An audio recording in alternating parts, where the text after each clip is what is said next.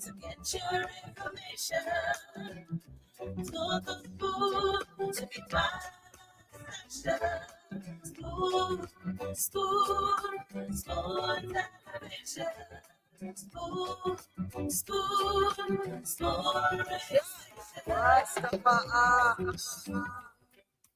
I'm gonna tell you what is happening in Liberia. I'm gonna tell you what is happening in Morovia. I'm gonna tell you what is happening in Africa.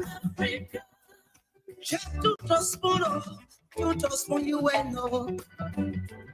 If the children crying for starvation, just don't trust for.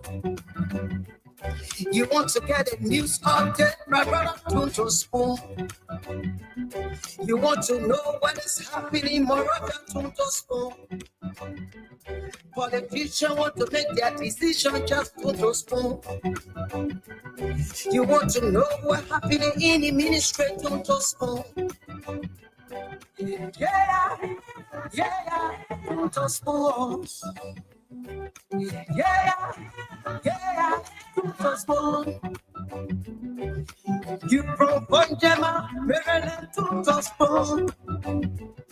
Yeah, don't trust for. If you eat my graduate, my brother, don't trust for. You got a small TV, you got a small radio, don't trust for. Yeah, don't trust for. You want to get a news update, don't trust for. Yeah, Rastafari. Kiribamba, kiribamba, kiribamba. Kiribamba, kiribamba, kiribamba. What I want? Yes, but you got it. Yes, but you got it.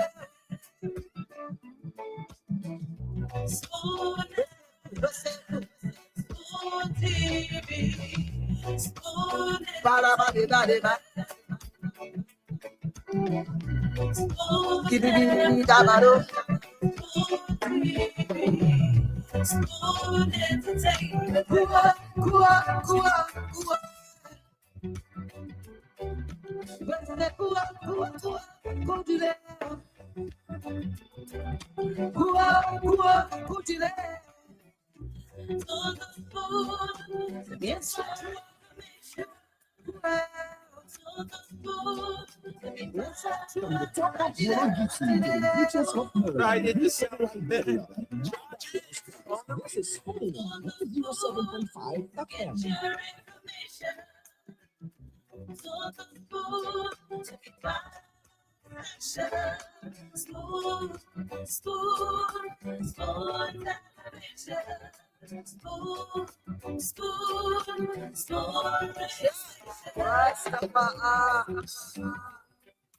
I'm gonna tell you what is happening in Liberia. I'm gonna tell you what is happening in Morovia. I'm gonna tell you what is happening in Africa. Just to trust you and know. If the children crying for starvation, just don't trust for. You want to get a news update, my brother, don't trust for. You want to know what is happening, Morocco, don't trust for. Politicians want to make their decision, just don't trust for. You want to know what happening in the ministry, don't trust for. Yeah, don't trust for. Yeah, don't trust for. You from Bonjama, Maryland, don't trust for. Yeah. I tell you, it's time for another thought-provoking show. And that is your program, Spoon Talk, right here on Spoon 107.5 FM, Fabric 101.1. We are also live on Spoon TV, Fabric TV, Super TV Live. Our YouTube handle is Spoon Talk. Good evening from Monrovia, Liberia. Welcome to Spoon Talk. My name is Lorena Honoré. I am your producer on this beautiful, beautiful Friday evening. In Liberia, it's 6 minutes past 8. That's GMT, West African time. I don't know what time it is in your own continent, your own country, wherever you are watching from. We welcome you to Spoon Talk. You know, for breaking news, reliable information, credible sources, diverse views, all happening right here on your show, Spoon Talk, the People's Show. And on the show, it's not restricted, you know. Oh my, in the corner second, listen to Spoon Talk. If you have a button phone, I'm always here encouraging them. 107.5, 101.1. Also, the panelists are coming on to analyze everything that has been happening in the country, breaking it down, presenting it to you, my people. As you are there, you also get a chance and opportunity to call as well and give your own views even before they come on.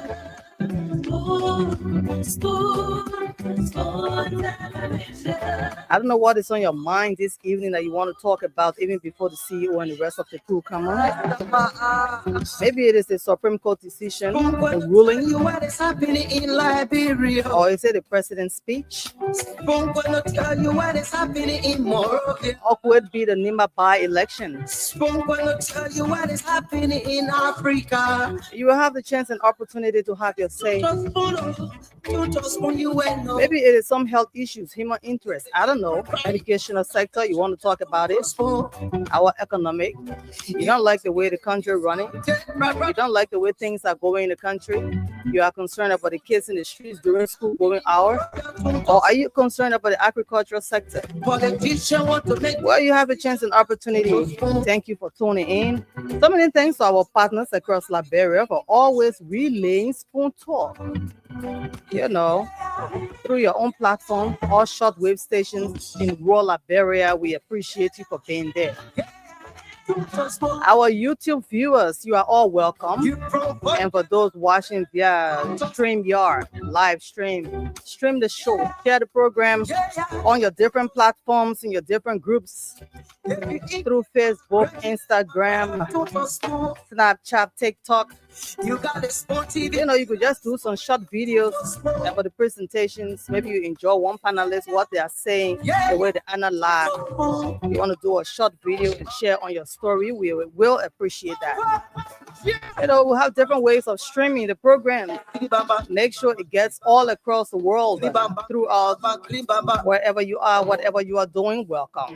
What I want? Yes,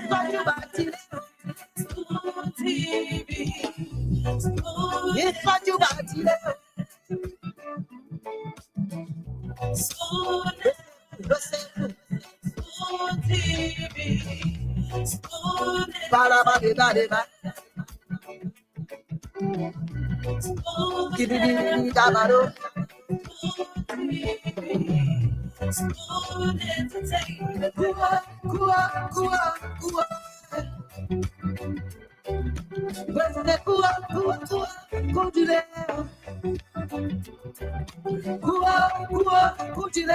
If you just tuned in, this is Spoon Talk.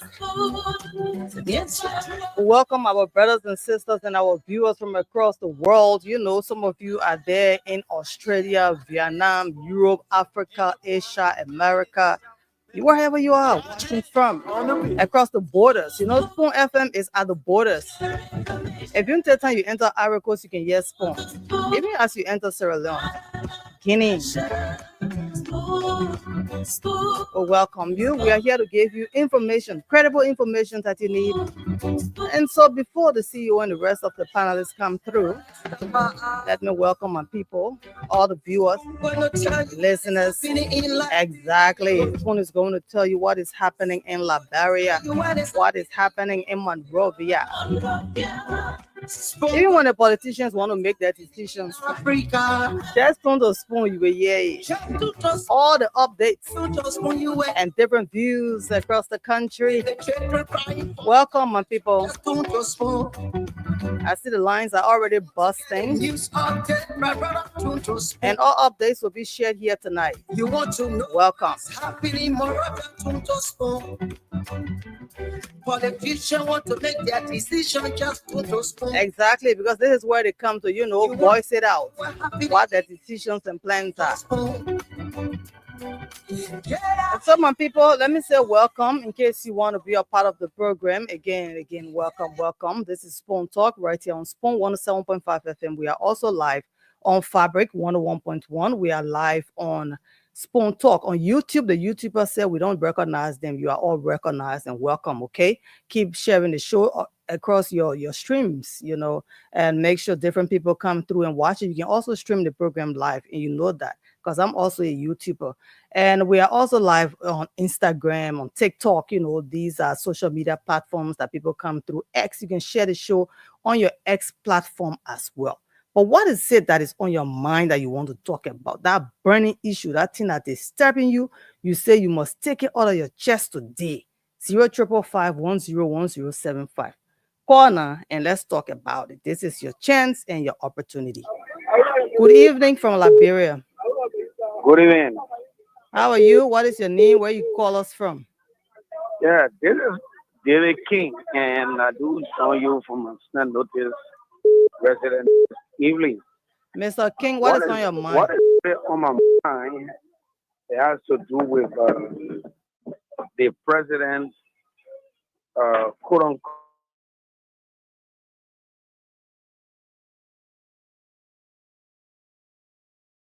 arrest agenda he has, the rule of law. And he has said that there will be no business as usual. But what we are seeing here is like it is more than business as usual. Because if this president continue to disrespect the Supreme Court and he want an investor to come to this country, investor will not come to this country. Because you know why? Investors come to a country where there are rule of law. Because if there's anything affecting our company, where do they go? They go to the court for redress. But if the court decision will not be respected by the president of that republic, it means the investor themselves, they are in trouble. Thank you. Looking at the president, quote unquote, they're respecting the Supreme Court decision. Similarly, what he did to the LTA commissioner, he came out, he said, yeah, I commend the Supreme Court for that decision. Only for us to hear, say, all of the commissioners was suspended and acting commissioner were appointed by him. It is the same that he had done Thank with you, the sir. Thank you. I think you have said enough. Please, we beg you, let somebody else call 05551011075. Call us and be live on the show. He is saying that the president is disrespecting the Supreme Court decision, and the president did it in the case of the LTA, and now he's doing it in the House Speaker for Nantikofa's case. Good evening. Good evening. Good evening. Oh, what is your name? Where are you calling from? Thank you. Thank you so much. I remain proper defender. Civil Ambassador Bob, Peter McCauley, and I join you for District now, Monserrato County. You got 30 seconds, sir. Okay, thank you. Lorena, the government on the watch of quote unquote integrated President Bob. The government look like anti-Christ, the Liberian people, and anti-Christ are the people that are against Christ. The government against the Liberian people. The government on President Waka was against the masses. Only those that in power, they are the one, the antichrist in favor. What I'm trying to say? If you just start the CPP were together, that gets sticking between them and they went to court. The court they went to, it will not go in Foya. They will not go in France. They went to the Supreme Court. And then former Vice President Joseph Boakai stood up and testified against Alexander Benedict Cummings in court. And the court granted whatsoever the speed of the United Party were able to withdraw from the city, quote unquote. Who gave him the satisfaction? It was the Supreme Court. But today, the Antichrist government had the audacity Thank you. to look at the rule of law and place it in a separate It's so worrisome. It's worrisome to even the dead body on the ground. All right. It's going to call the opposition community to stand up. The Muda coming for us. Thank you very much. Thank you. You are welcome. I'll tell you, he went back to the days of the CPP and the internal wrangling. 0555101075. Call and be live right here on Spoon Talk. Before the CEO and the rest of the panelists come through, this is your chance. You are the first. You are the people that always open the show. Good evening. Hello. Yeah, good. What is your name? What is on your My mind? name is Andy M. Siaka, and I phone from Johnsonville Township. What's on your mind? What's on my mind has to do with the troubling situation and the press statement from our president last night. We blamed the Supreme Court when they had a situation at the Capitol building, and we said their ruling was unclear. Now the kingdom is clear. We expected President Walker to withdraw all of the securities from Richard Cohen, who violated the Constitution and went against the rule of this country. He failed to do so. I think we need peace in this country.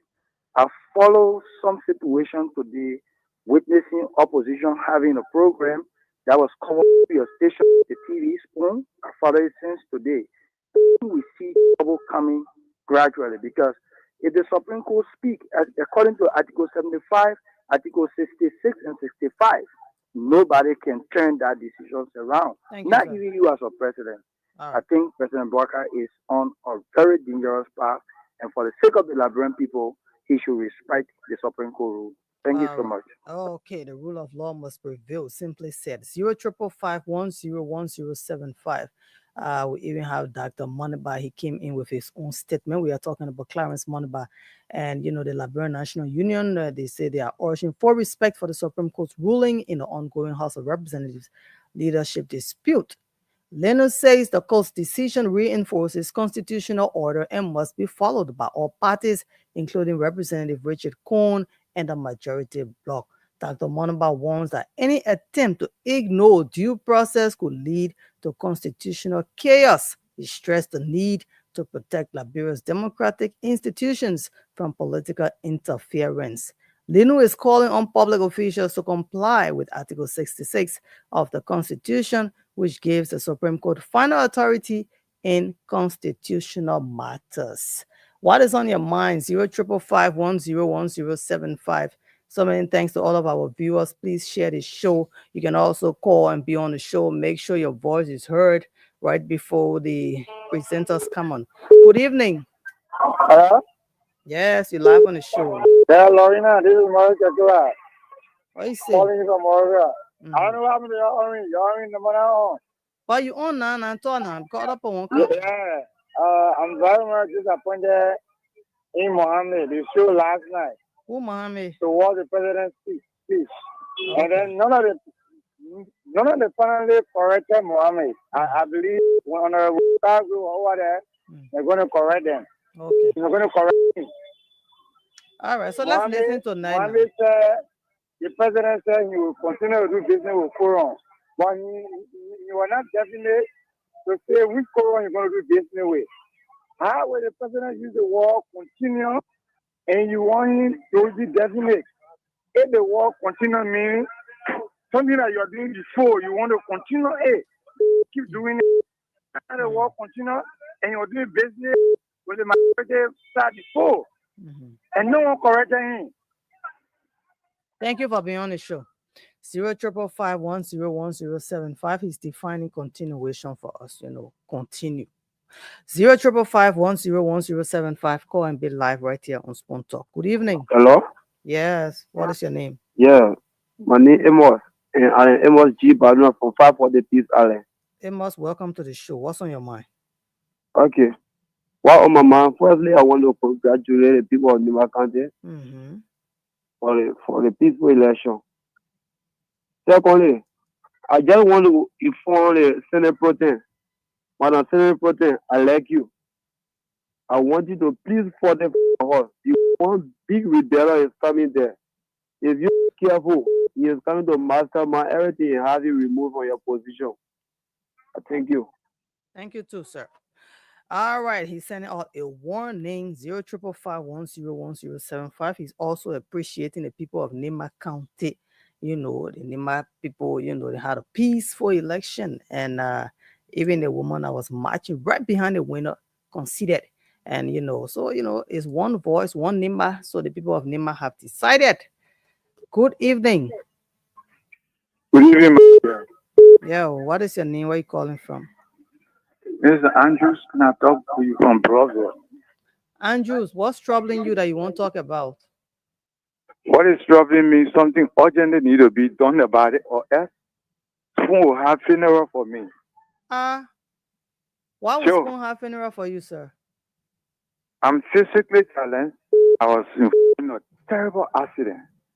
I spoke to the CEO, and he agreed to help me while I struggled my daughter from kindergarten to 12th grade. I got stranded. I couldn't complete the 12th grade last year. And I appealed to him. He agreed to help me along with Honorable Edwin Snow and Ava Tupa. It's been 3 months since this morning. I've been up and down trying to raise that money. They sent me to the office. I went there. How much the money? Couldn't get nobody. The total I owe in the school is 300 for wire, the mug, and So for portion of 3 the months school you've fee. been owing the school, yet your daughter been going to school.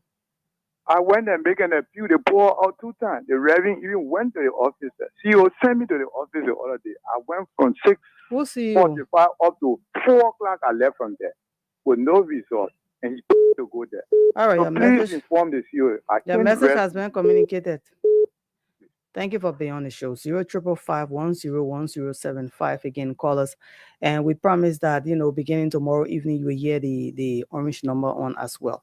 0555101075. Let's hear you. Good evening. Good evening, Mama. Yeah, you're live on the show. What is your name? Where are you calling us from? Oh, thank you. My name is Daniel Keller. I call you from Oro Fidiro. Okay, Daniel, let's hear you. Let me use your platform to say thank you to our president.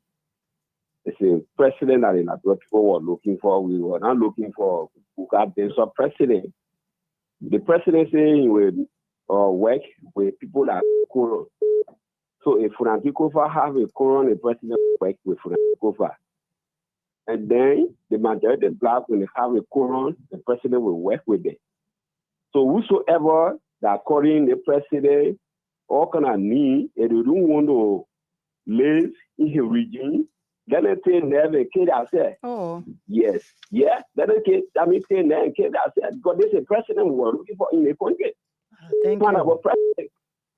So, President, thank you for your hard work doing. Nobody will go on platform and talk all kind of things there, and then you listen to. Thank you for your decision taking. That God bless you, Mr. President. Amen. God, thank you for your show. Yeah, the president listening. The president always listen. Everybody listen. The elite in society, government officials, the NGOs, INGOs, everybody listen to Spoon Talk. 0555101075. Call and be live on the show. Good evening.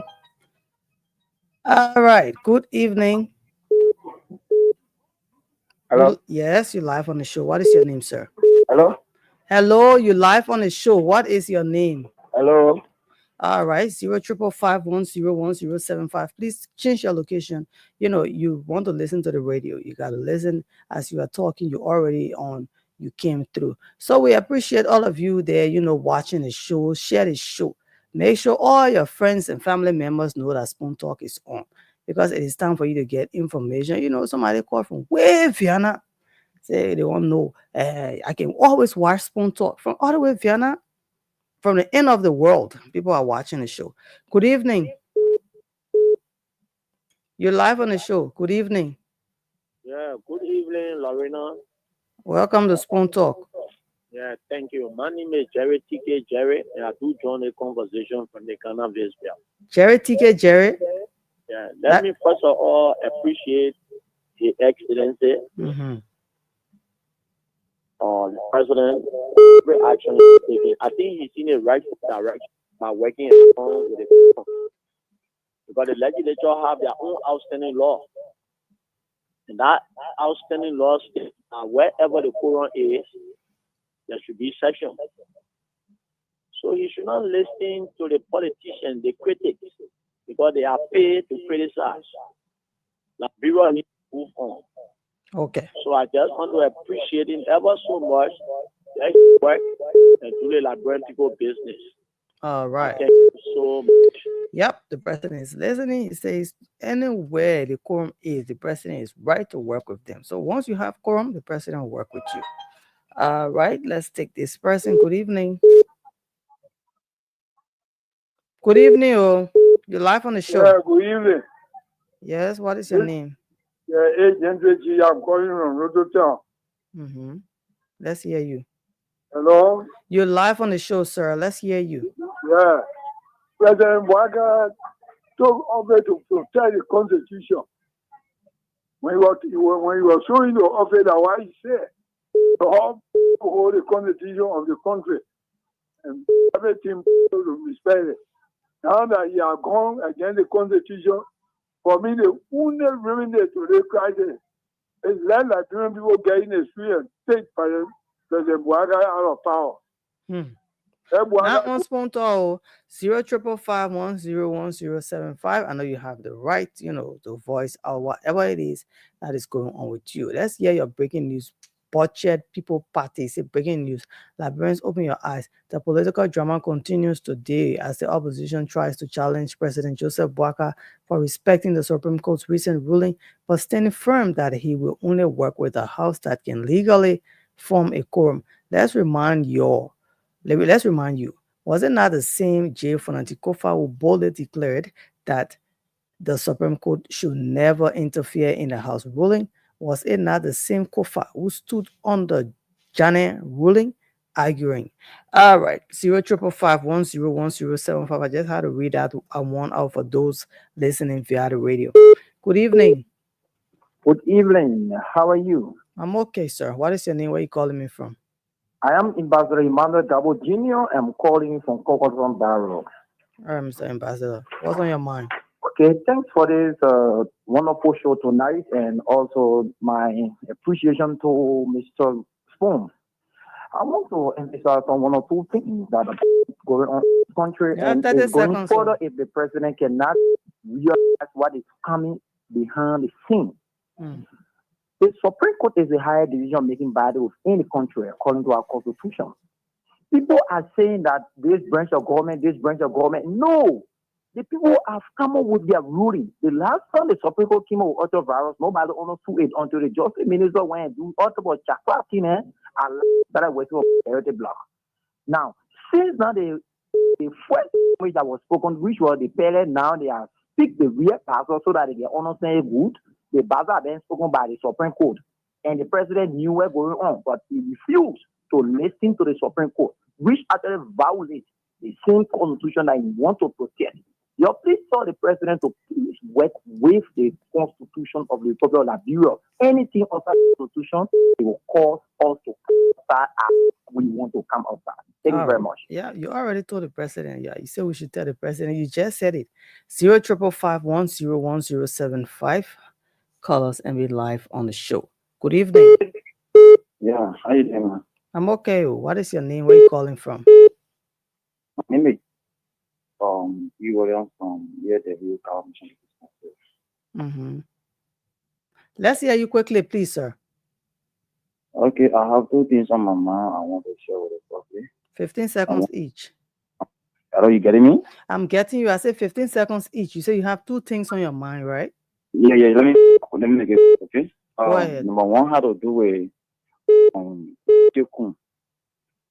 I did listen to EF radio on Wednesday morning, and then in the somebody was saying and was saying that as speaker he was to go to the southeast and then go and do a speaker tour.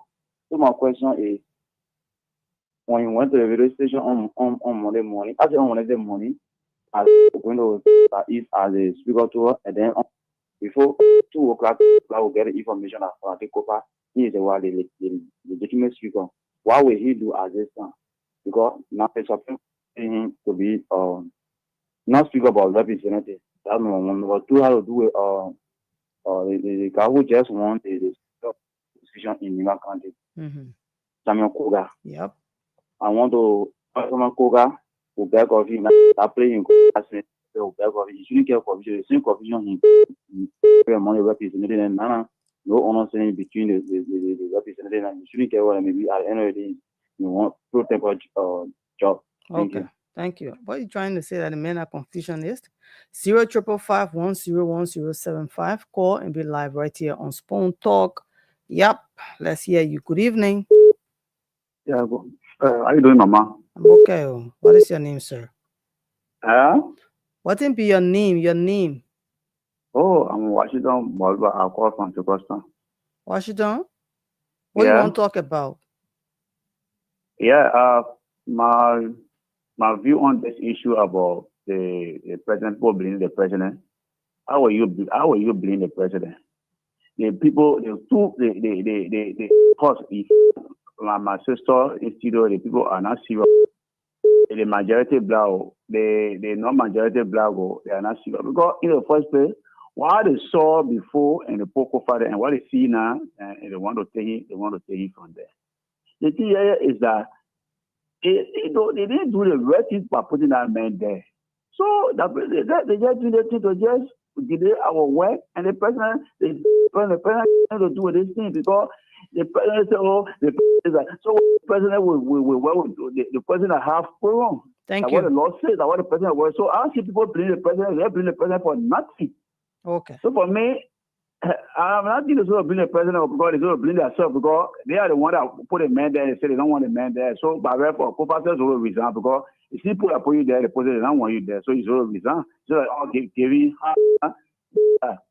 So that. All right. 055510107. Call us and be live right here on the show. All right. Let's hear you. I want analyze. Good evening. What is your name? You're live on the show. Good evening. Thank you, Lorino. Togu Fofana is my name in Kafaji. All right, Mr. Fofana. Oh, Lorino, my issue get to do with the impasse in the house or representative. Lorino, let's say this, right? So long the president said that, let me commend my president for yesterday, they see me what he made. Now I say I will for that leader is region and go to. Well, with the people that the forum. So if another one, the president will then forum. So that is very clear. But I don't know what we take in the dialogue context. The Bible say I will well with the forum. Tell the boy to be a speaker. Go for your forum. Why not get me? You can't say the other part of article. Then you need the other one in the constitution. You take the challenge. For the now, then you need a tally. When you put a tally, now get value again. The is in a cover of the law. The article 3, the people holding up. Article 30 says people majority. So that is for that you are legitimate figure, but you don't have quorum. So the other people will be. So the president, you can't say how you did that president will go to the for you. No, you cannot work. So that you go outside and you convince your friend, let the car on you. So now you get a today. Why the man calling on the Pope for them to go have a resolution? Thank you. Thank you, never sir. The minority and majority say you go to minority. That's separate branch of government. So the CDC people, your peace, we are sorry. The post-election trial from 2023 up to now, the monarch put anger up to the Bakai. You put the anger on George Weah. George Weah now do a who were good. That's why you was defeated. Thank you so much. Go all Uganda. Reggae is a speaker. All right. Finish. Okay. 055510107. It's like they just have two groups of people. Unity Party, CDC. There are Liberians who are just objective. Good evening. Good evening. What is your name? Where are you calling us from? I'm George Williamson, and I call from the Caldwell Bill. Mr. Williamson, what is on your mind? Oh, what is on my mind is great. I want to tell the president thank you for taking the decision and telling the Liberian people that he will work with the quorum. Working with the quorum is not bad. Look, hello? I'm here. Go ahead, please. Yeah, working with the quorum is not bad. If Furati Kofa think that he will get quorum when they get back to session, the president will work with him. The president respects the Supreme Court, and he always will respect the Supreme Court. So the people coming with this or feelings that they get, or with President Buhari, the best president ever we get in the Republic of Nigeria. Thank you. I'm telling you. Thank you. All so right. They can cry for now until tomorrow. Let it continue cry, and nobody will get on the street to cause chaos. Because when you get on the street to cause chaos, the law will hold you responsible. All Thank right. you. Thank you.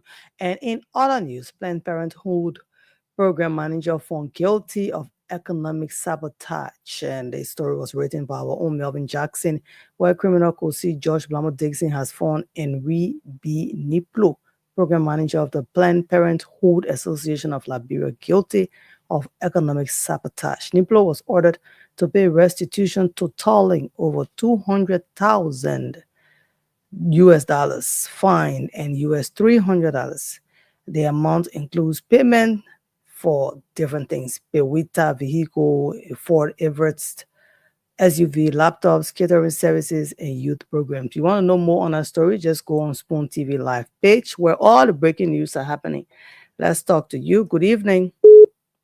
Oh, good evening, my sister. You're live on the show. What is your name? Oh, thank you. This is a gift. I'm calling from the Booster Island. Gift? Yeah. So in your passport, it's only gift written there? What? What is your full name, sir? Oh, Gift Morris. Gift Morris. The man force to call your full name. Oh, my sister. The president really has the wisdom.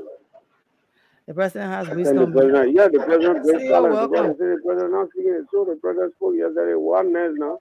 All right. Thank you for being Yeah, on the so show. thank for the president, man. Thank you. Okay. See, you're welcome. Thank you very much, Lorena. I know you're still taking calls. Let me upload some of the videos and pictures we have for the discussion today. So I'm just going to be in the back uploading, okay? All right, sir. All right, thanks. Yep.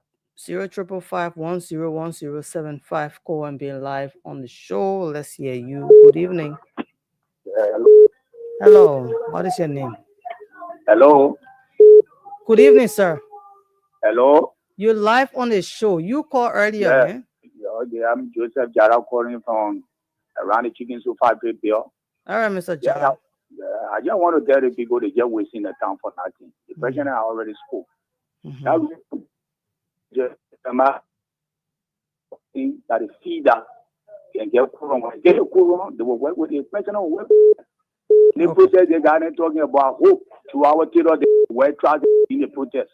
Because myself will be in the protest. I want for 2 hours terror. All of us will be in the protest. Thank you. All of them will be in front of us, will be in the protest. So when the police ready to whip us, they must whip every one of us. Seriously? All right. Thank you. All right. He said the president has spoken. He will work with the group that has the quorum. So that Brempo should relax. Good evening. Good evening. Hello? Yes, you're live on the show, Mama. What's your name? Yeah, this is Patricia son calling from Baton. Patricia, what's on your mind? You want to talk about? Yeah. I really want to tell the caller that calls, say, everybody and I'm lucky to kill themselves. But to know, we the Liberian, we only want the all what's happening in this country. Time for us to lift up our voices and bring down, call God to come and intervene in this identical case. We giving talk to each other and say that what we're fighting in this country. Okay. I want that some of the people go kill themselves. Then we go to ask that now to read it from up and from one way down. Let him and then he know that God are in heaven. He is the one that watching over this country. He is the one that created this country. He is the one that we appointing the grandparents to build the place here. So we now build the country with wall and we now build it with blocks. So more than the God in heaven I was thank you at the here. All right. Well, she's bringing in the gospel. She said, look, it's time for us to pray. Yeah, we should fast. Go read Isaiah 59. It's time for us to go before God. All right. Good evening. Hello. What is your name? Where are you calling from? Hello. Yes, you're live on the show, sir. What is your name? Yeah, my name is Jerry. I'm calling from the go now. Okay. My name is Jerry. I'm calling from the go. You're live on the show. What is on your mind? Yeah, what my mom had to do with our legislators. Mm-hmm. I suggest that some like when people get money after every 2 weeks. After every 2 weeks, they can buy election. That money they can use it. We can use it, to re-elect our new legislators, the people that will represent from this various district. Because they want to, I forget that we dismiss all of them. We should not get new, for now, the current certain representatives, we should dismiss all of them and bring another people on board new that will be willing to represent all the amount. All right. Okay, 0555101075. Call and be live right here on Spoon Talk. Before the CEO and the rest of the panelists come through to discuss all of the talking points tonight. Those ones you are raising, those ones you don't know about, everything you need to know, going to unveil things that you need to know, you must know, and it's going to be right here on Spoon. So let's hear you. Good evening. Yeah, I'm Samuka calling from Bank. Samoka, what are you thinking about? You want to talk about? Please Yeah, lower your one thing monitor, Samoka, please, yeah? one thing All right, 0555101075. Well, they are making reference to the emergency meeting held today by the ANC, ALP, CMC, and MOVI. Yeah, so everything will be discussed tonight on the show. I can promise you that. I know. Good evening. Hello. Yes, you're live on the show. What is your name? Where are you calling from? I'm Josephine Saki calling for district number 4. All right, Josephine, what's on your Yes, mind? I want to know people who talking that the people elected from that profile and then they say they not want and I want you. So if you marry a woman on the law, and you just come and say I not want you for the woman, just say yes. And you go back to the law and say what they want to say one or they want to say one. So the procedure of the court or of the law, but you just say they put not want you, say they not want you. Yes, but yeah, what you putting in the gas for the way place, it will not be. Thank you. It will not be good. They must know that we are all agreeing. Not only they will agree. And not only they, we are all agreeing. Now that we are more than us. How they should be careful how they talk when you call. Let them know what they're talking. Let them really educated people. Oh, we are not educated, but we are Thank you. listening. All right. Thank you. Okay, 0555101075. Call be live right here on the show. CEO still take calls? Okay. Yeah, we'll be taking calls. But how you doing, Lorena? How's everything? I'm okay, sir. Thank God. Good. And I understand everybody is just waiting, Lorena. What's going on today? We got CPP, ANC, ALP, and CDC, right? Am I correct? It's not Yes. CPP no more. I see MOVI. MOVI? Who's the political leader for MOVI? That's Dr. Moniba. No, Dr. Moniba is Leno. Oh. Dr. Moniba is Leno. So it cannot be MOVI. MOVI will be somebody else. And it So, can be Moba Molu. Moba Molu, no. Moba Molu represents Stan. Yep. Yeah, so, but you have all these opposition coming together. It's kind of like, I don't know. I mean, where were you when the program was happening? I'm no Spoon Carry Live. We have almost 80,000 watch. Yeah, it's concerning though. I mean, I saw Madam Joa Howard Taylor. She was there. She spoke. We played that video. Saw Moba Modu. From Stan. I saw Jangako, and Jangako is coming on the show with the chairman for CDC. He's coming, and again, we'll be speaking to the chairman of ANC. Orosho Good is coming as well. Yeah. So, everybody coming on the show to say their own. But are you concerned? Are you just off the back? Are you concerned about what will happen? I mean, are you thinking that, I don't know, since the president spoke yesterday, a lot of things, a lot of concern, people are nervous like hell. I mean, the country remain calm, but the precaution got to be there, right? Yeah, see, it looks like the country is calm, but across the streets and the corners in the marketplaces, people are complaining, people are whining. There are diverse views. There are so many people that are not happy with the president's speech. At the same time, there are people that are happy with the president's speech. So it's just that way. It's opposition and imposition. Yeah, we agree. The imposition we talk, the imposition we want to be on the position because they are already in the opposition out and they got to do what they got to do. But to see four political parties, my thing is that, and the guys are coming on, by the way, I want to ask those that called it, right, Lorena? So, can this four political party stay together? Can they stay? Because that's the question people are asking. I didn't see CMC, my friend Musa Benete party. Well, I mean, Movida Kemaya party. Yes, The one Kimaya. talking about is the former foreign minister Kemaya. But again, but what was CMC? Is CMC not part of the? Let me mind my business. CMC had a representative sitting in the back. I mean, but they had quorum though, right? And the opposition had quorum. Yes, they have quorum. It was an emergency meeting. When you get something, 1,000 people follow you or 80,000, you must have quorum. And I think they have more. It was one of the biggest things today in the country. And a lot of people begin to think, they begin to wonder what's going on. Have this happened before, Lorena? Did we see something like this before? No? See, every time Liberia politics is just kind of confusing. It's like a political crisis, and everybody, most times, see, also now you won't talk again, but it's like, I don't understand. CEO, it's not about the country. That is the troublesome part. People are not worried, about the country, about the hardship in the country and the things that happen in the country. They're not looking out there. They forget to know that and that's why you're right. The Liberian people are not going to talk, right? Everybody will come to talk their own, but those people in leadership, are they listening? That's the question, Lorena. You think President Barker listening though? President Barker came with quorum. He said he will work with quorum. Quorum that he won't be now though. And when we check quorum today, there were less than 22 today. You saw Richard Kuhn and his people.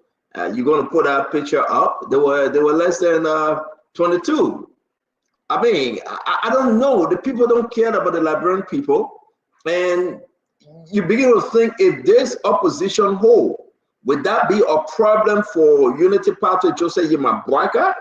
When you have the ANC, when you have the CDC, you have the ALP, you have Lano, Movi. Do you think if these opposition come together and hold together, would that be a problem for Unity Party? Would that be a problem for the next person? And that next person probably going to be Jeremiah Kwankun, because Joseph Yimabwaka will not run the government anymore. He's not going to run again. That I can say for free, he's not going to run again. So would that be a problem for Jeremiah Kwankun? Because listen, gentlemen, and just continue to share the show. We appreciate you on the warm. From my end, it's very hot here, Friday, the 25th of April.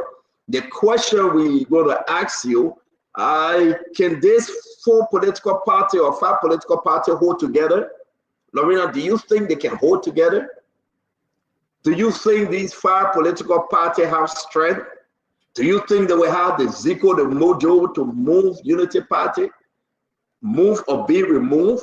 Can this Daniel Buzizi, can this party hold together? David Pele, thank you for joining us. Can they hold together? Peter is here. Peter Topa, we want to recognize you, my brother Peter. That was said no. I tell you, Prof. Louis Honorary say, I tell you, Prof. Again, I'm concerned. Can you give us the picture, the logos? It's out of there. We want to show it. As I see Tama coming on and Fubi Herring says, Fubi Herring, man, he part of this opposition. So I love that he coming on early. I don't know who told him that the show started already. He's coming on early today. But I will say to you, can these parties hold together? My question to you, Amos, can these parties hold together? Patrick Nipper Davis, Can these parties hold together? Ask for Anthony is here. Ask for love, Anthony. That's the name. Nathaniel Cahill is in the house. Harris Jewel. Fasu, hey my sister, how you doing today? I want to say Mary is in the house. Who's there? They call him Hassan. Mute. Hassan is here as well. And Harold Williams is here. Morris Nipo. Afra Kelimi is the name.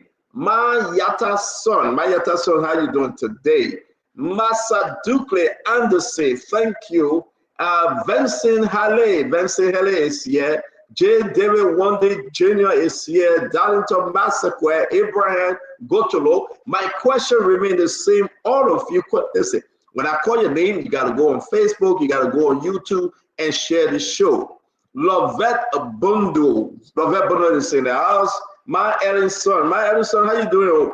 Kemon Baye, Robertson Zoe, James Barkley. Is this James Barkley, the man that running to be senator? Again, Uncle James, is that you?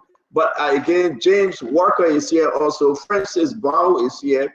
We want to welcome Isaiah Smith, Navarus, Mumbo, Edward Colley, Billy Lord, thank you for joining us. Charles Russell, as always. Say good afternoon, family. Charlie, how you doing today, my friend? Let's welcome this person. The name is James W. Walker Stanton. Please open the phone line. Hey, James, you are calling me. I look at the picture, James, and I'm afraid to answer your call because I don't know this person, but I got your request. You called me today, and we will speak later. Let me bring in my sister, Tipos. Oh, that's the guy. The guy is not a woman I met, or maybe I don't know. The picture is deceiving me. Tipos, Pickett Dempster. No, just a showmanship. Okay. Can the 4-5 political party hold together? Watching from Beaumont, our former district is Arthur K. Robert Jr. Arthur Robert Jr. is here. Let's bring in Fede Bala. We will break them apart. Fede, you and who make it we? I beg you. Now you and myself, Fede, you alone, you're standing on your own because I am an independent individual and I'm for the Liberian people. Andrew Colette. Colette is here. My name is Andrew Colette, watching from my Gibby County, Kakata. Colette, how you doing today? Gus Coman is watching from Massachusetts. Oh, yeah, Mass, right? Where is it? I'm missing my man. Your name gone. Let's see who's this. 01 in New Battle. Edward Corley is a 01 in New Battle. Billy Law, what say you? They can't hold together. C-A-N-T. C-A-N''T. They can't hold together. Billy Law said no. So the question to you, we're going to be bringing in the chairman for CDC, Councilor John Cole. He will be coming to tell you exactly the plan of the meeting that was held today. We'll also be speaking to the chairman of AMC, Orosha Gould. And again, Orosha Gould, that's my friend, he will be joining us today. And also, we look forward to speaking of Mr. Cummings, the standard bearer of AMC, shortly, anytime when he's available. Let's bring in James Barkley. James Barkley, what you say here now? They have to hold together. No other choice. James Barkley is running for his seat. He's running to take that seat back. He will talk to us when he's ready. Again, let's bring in our sister, our brother, Francis Bao, watching from Ganta. Ganta Nimakante Pabwa Ao Ida man, please Ida man. Let's bring in who else we have here again. Joseph Lasana. Joseph Lasana watching from the US. Where in America are you watching from, my friend? Saturday Yalate. Saturday, how you doing today? Today is Friday. Today is not Saturday, my friend. I'm going to bring Boyman Passaway. Boyman Passaway Stanton, your question is irrelevant and useless. Oh, how so? Boyman Passaway, what make my question irrelevant? What make my question a useless question? I am not asking the question. The Liberian people are asking, can these parties hold together? But it's good that you're joining us by my passway, as always. Let me bring in somebody I wish they do, CEO James Etta, Yasa, Guido, Kokoro. My sister James Eto, you got to call. Again, people are saying they pray that these guys hold together. Hey, Spoon family, how you doing? Emmanuel Tawe, great job. Great job to you for joining us as well. Samuel Cody can help them. What you mean? He just said can help them. Let's bring in Philemon Johnson. Philemon Johnson say, hi, Spoon. How you doing, Philemon? How you doing, Fork? As always, it's good to see you. We got to run down this thing as I'm hanging here early today with Tamba. Tamba, I cannot pronounce his last name. I always mess it up, and I will just keep it as Tamba. Fubi is in the house. Likewise, let's recognize more of you out there. Share the show. When I call your name, please share the show because we will be talking about re-argument. That's the big one coming up. We have received information that the majority black is going back to the Supreme Court for re-argument. That is big. I don't know. Somebody got to clear this up. President Biden said, I'm going to work with quorum. The majority of blacks said we are going for re-argument. We will explain that. And thank God that the person coming on the show, Councilor Janga, he's coming, he's going to explain. And also Councilor Rushagu going to explain, what do you mean by re-argument? The majority of blacks said they are going for re-argument. Oh, I thought you said you won the case. I thought you said President Biden gave you the right to operate. Why are you going for re-argument? But no. We will discuss it later. And on the other note, I'm going to bring you other development about MCSS superintendent. We got some development on that, and I'm going to bring you the latest Sonita Dakan, what she's saying about the gentleman that put your money in her account from Sky Insurance. Okay? And I also want to bring you, that's a major corruption case. It is developing though, but we have to go into that case. Maybe Monday we'll bring it to you. Major corruption case happening somewhere, and we can only say where. I'm going to tell you as we move on. Finally, I like to say that there's a major, I don't know what I should announce this, but maybe you're looking good. Somebody head on the road from the executive mansion, executive mansion got to let somebody go before the month of May ends. Now the executive mansion going to let one of the big people go. Don't ask me who. I don't want to get into I don't want to get in your gossip. I don't want to get in your trash, but it is confirmed that President Bwaga have agreed to allow somebody to go from the executive mansion. Now they are looking for a replacement. And have you seen the show, The Replacement Killer? Have you seen that movie, Fubi? The Fubi, you can watch movie, man. Have you seen The Replacement Killer? Fubi? Oh, boy, Fubi, what my man, bye. He has spent time, go watch some movie. Tell me, have you seen The Replacement Killer? No, I haven't seen it. People, man. I mean, who am I sending your way? Depend what year? What year did you watch the movie? My man, hey man.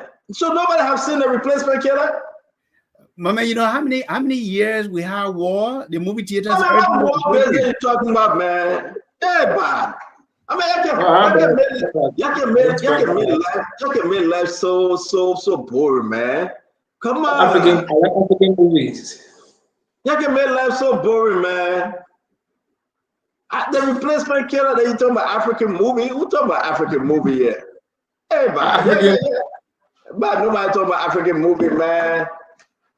Can somebody tell us? You know what? Can somebody tell us about The Replacement Killer? Seriously, that's a unique movie. You need to go and watch it. I mean, seriously, you need to go and watch it. I'm not going to talk about it because I got a lot of stuff to talk about today. But I want to say to all of you, thank you for joining us. The rest of the guys are coming. I want to bring in this guy. Say, and again, I should tell you, somebody about to leave the executive mansion. I'm going to say this, if you jam me too much, I'll put the person name out, but I don't want to do it. The person have to go. That's what I heard. The person have agreed for that person to go, and the person will be going, who's here? Charles B. Yates. Child, you say that's an old movie. Yes, it is, Child. I don't know. Yeah. That's an old movie, The Replacement Killer. Again, but that's a fun movie. So I will say to you, today is Friday. Make it your Friday night movie. You have Netflix? You have Netflix, Tama? Yes, I do have Netflix. I hope you're not using somebody's Netflix, though. Oh no, I'm a law-abiding citizen, man. I have. No, it's not a crime to use somebody's Netflix, man. Come on. Well, James is all the way. James using my Netflix, but I took it from him, and you know, it's not a crime though. Well, as a family, you can share. So James is a member of your family, so there's nothing wrong with that. No, James was. He's no more. Okay. But again, if you want my Netflix password, yeah, you're right. You know, The Replacement Killer, you can find it. If you don't find it, go on YouTube.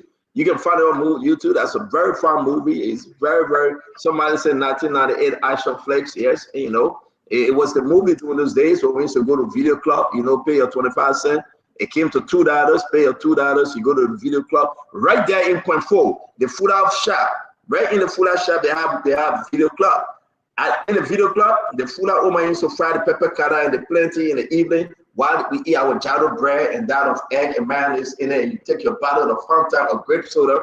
We call it soda here now, but it was, you know, you enjoy yourself, you know, easy. And when the movie over, everybody walk home, nobody's scared. Right in North Panto, you go, you sleep, you wake up in the morning, a brand new day. A brand new day. There was nothing to be afraid of. We used to just do our stuff and, you know, and you go hustle, you eat, you go over there, you play your checker, you just have fun, and you just go back home, you relax.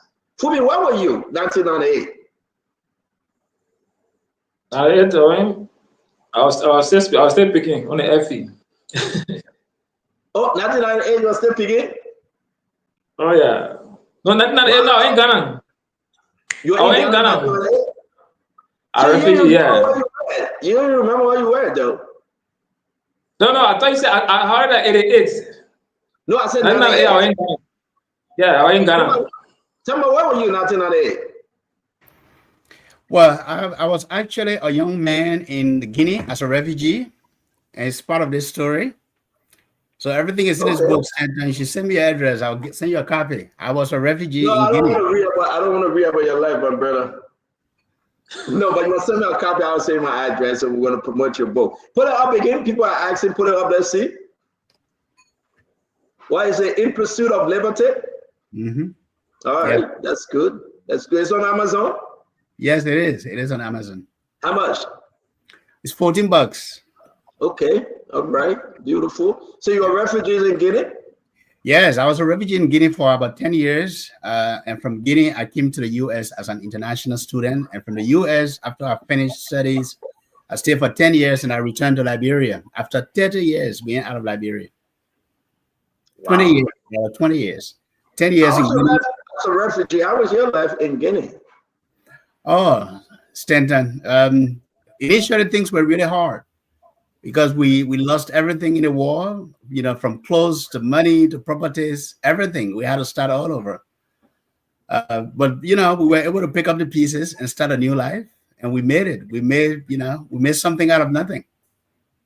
Well, I want to know refugees in Ghana, you know, some went to Nigeria, but the Guinean refugee or Sierra Leone refugee, I really didn't follow you guys like that. So, but it's good that, you know exactly where you're from. And it is why it is. Only you now can tell your story. So we look forward to reading your book. Absolutely, Stan. Thank you. Fumi, do you have a book too? Have you written one? Oh, it's still in manuscript.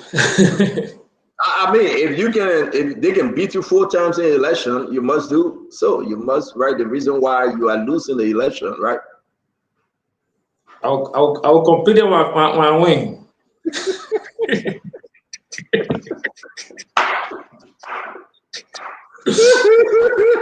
I'll be a complete story. The journey. But you can make money out of that, you know. I mean, there's a reason why you're not winning. But why you are not winning? Why? No, I know there are some that I had some personal commitment that I've made, so I know the reason. So I'm working on that. Oh, those reasons cause you not to win.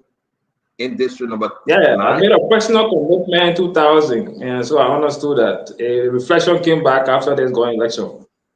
Are you still part of ANC? Yeah, I'm still a member of ANC.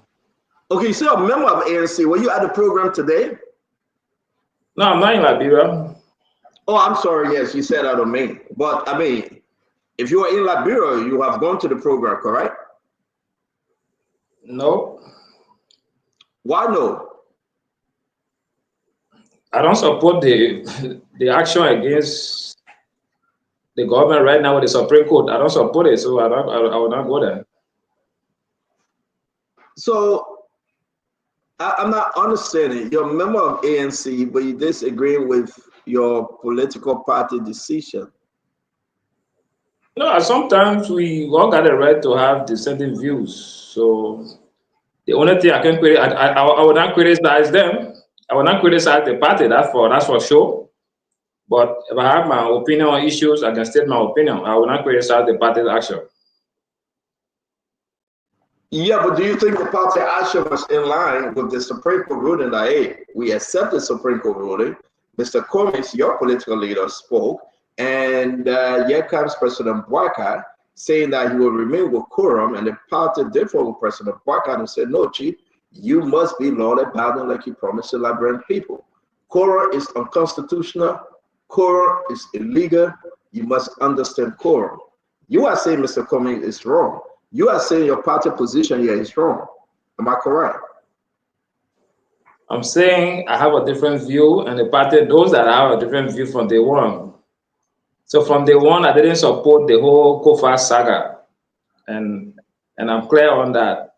So it's not about disagreeing with the party, but that's my position from day one. When they started on October 17, I spoke against the whole minority black. But this is not about Kofa now. I'm saying your party position here. No, it's still about Kofa. No, but in the party position, they decide with, they are on the side of the Supreme Court. And anybody that is on the side of the Supreme Court then support Kofa that he's not an illegal speaker, that he was never removed. And you say that your entire party disagreeing with them because they take that position. So you're in disagreement with them. So are you a Unity Party sympathizer? No, I'm not. I support Liberia. Like our party motto say, Liberia first. You know, in 2019, when the opposition took side with the We Are Step Down campaign, I stood against it because I believe that we're against the interest of Liberia. The same thing I've said, the Supreme Court does not have jurisdiction over political matter of the House. So I maintain that. So it's not for the party position. That's my position that I've taken long before the party came out with their position. So I respect the party's position. I got no issue. I'm not going to criticize the party. But I say the Supreme Court does not have jurisdiction over the legislature. The Supreme Court, the legislature is not subject to the Supreme Court. The president does not have the authority to. How can you convince how can you convince Mr. Cummings to say, Mr. Cummings, as a party, this decision is wrong? And I understand your party chairman is coming on, Russia Good, a good friend of mine, is coming on. Janga Code, a good friend of mine, is coming on. How will you convince them that that position is wrong? But we will get to it though. I'll turn back. Are you an independent or you're a Unity partisan? Thank you, Stanton. Right now, I am an independent. I ran in Lofa County in 2020 in the midterm special sanitary election as an independent candidate. And since then, no party has actually recruited me, and I haven't actually found a party to join. If I ever have political ambition, that's what I'm going to look at. But I remain an independent at this point in time. Oh, okay. Okay. So you ran how many times? I ran one time, Stanton. Why they didn't choose you? Why were you beaten, defeated, massacred? Well, very good question. I think there are a number of reasons why newcomers, in both senatorial and representative election lose in Liberia. I think first of all, being a newcomer was one of the factors. But also, I think I was in an institution at the time, so I didn't have the support. And elections are expensive. I didn't have the support, needed to really be able to, to hit the pavement and do the organizing that is needed. I visited over 50 or 60 towns and villages across Lofa County. So I did campaign, I did reach out, extensively, but it wasn't enough. And also there was a big field. There were 11 people who ran in that election, Stanton. There were people like Brani Samuka who was in that election. That was the election Brani Samuka won, but he couldn't take the seat. All right. There was incumbent George Tengbe who was also in that election. Councillor Jala, who is now the Senator Jala, was also in that election.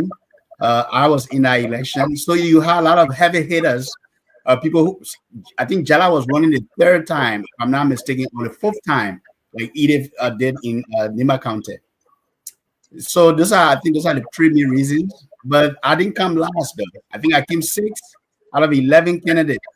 So that was a pretty good feat for a newcomer for JJC. And the people love my message. But yeah, but I mean, if they love your message, now the thing they should have voted for you. But I think you were in battle with the Goliaths. That's correct. Samuka, Brian Samuka, 12 years, the man that brought the devil outside.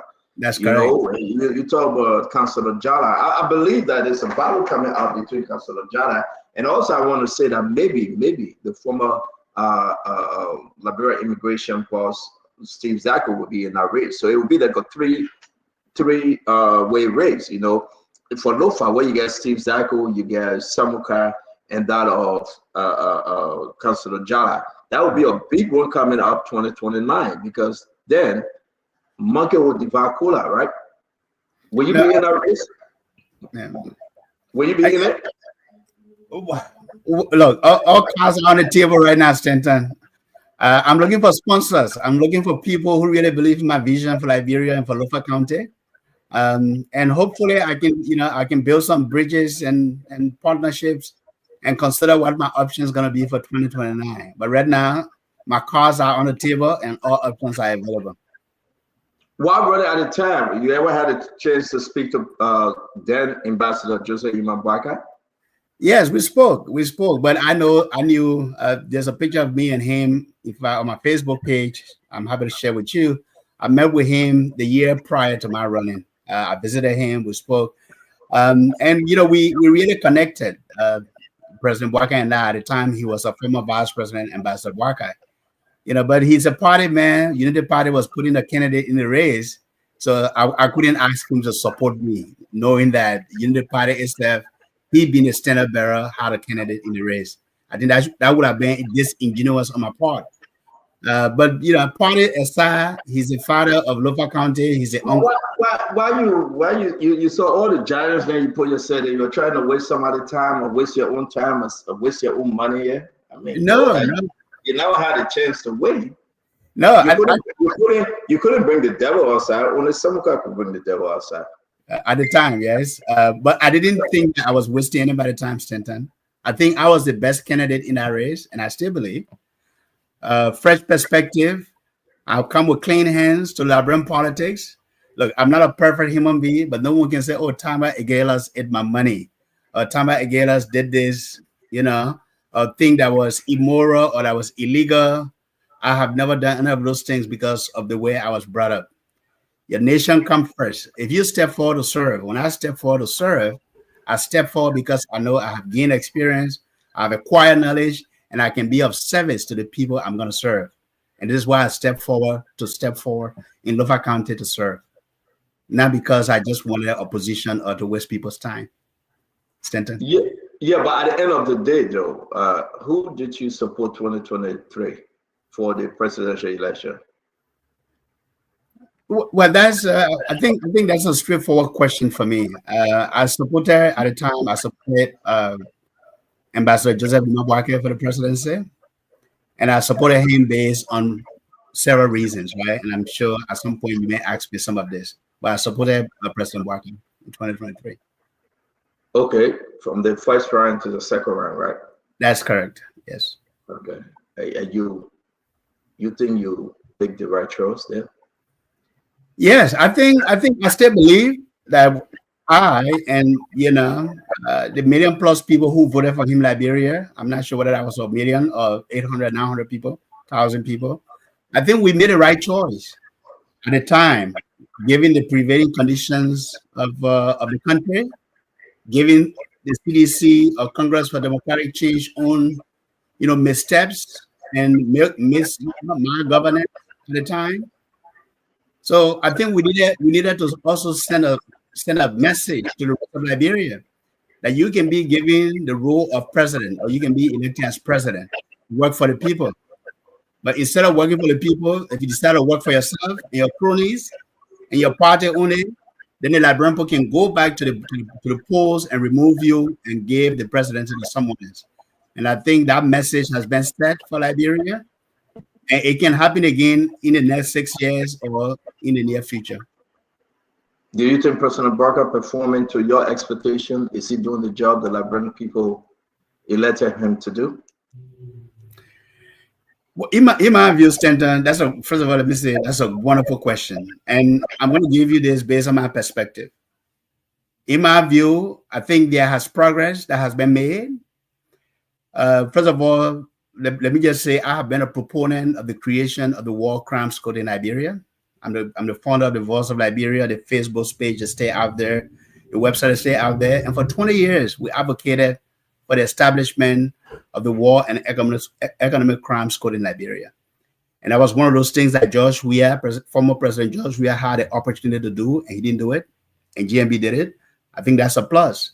I have also seen that he has, started several investigations and audits of former government officials.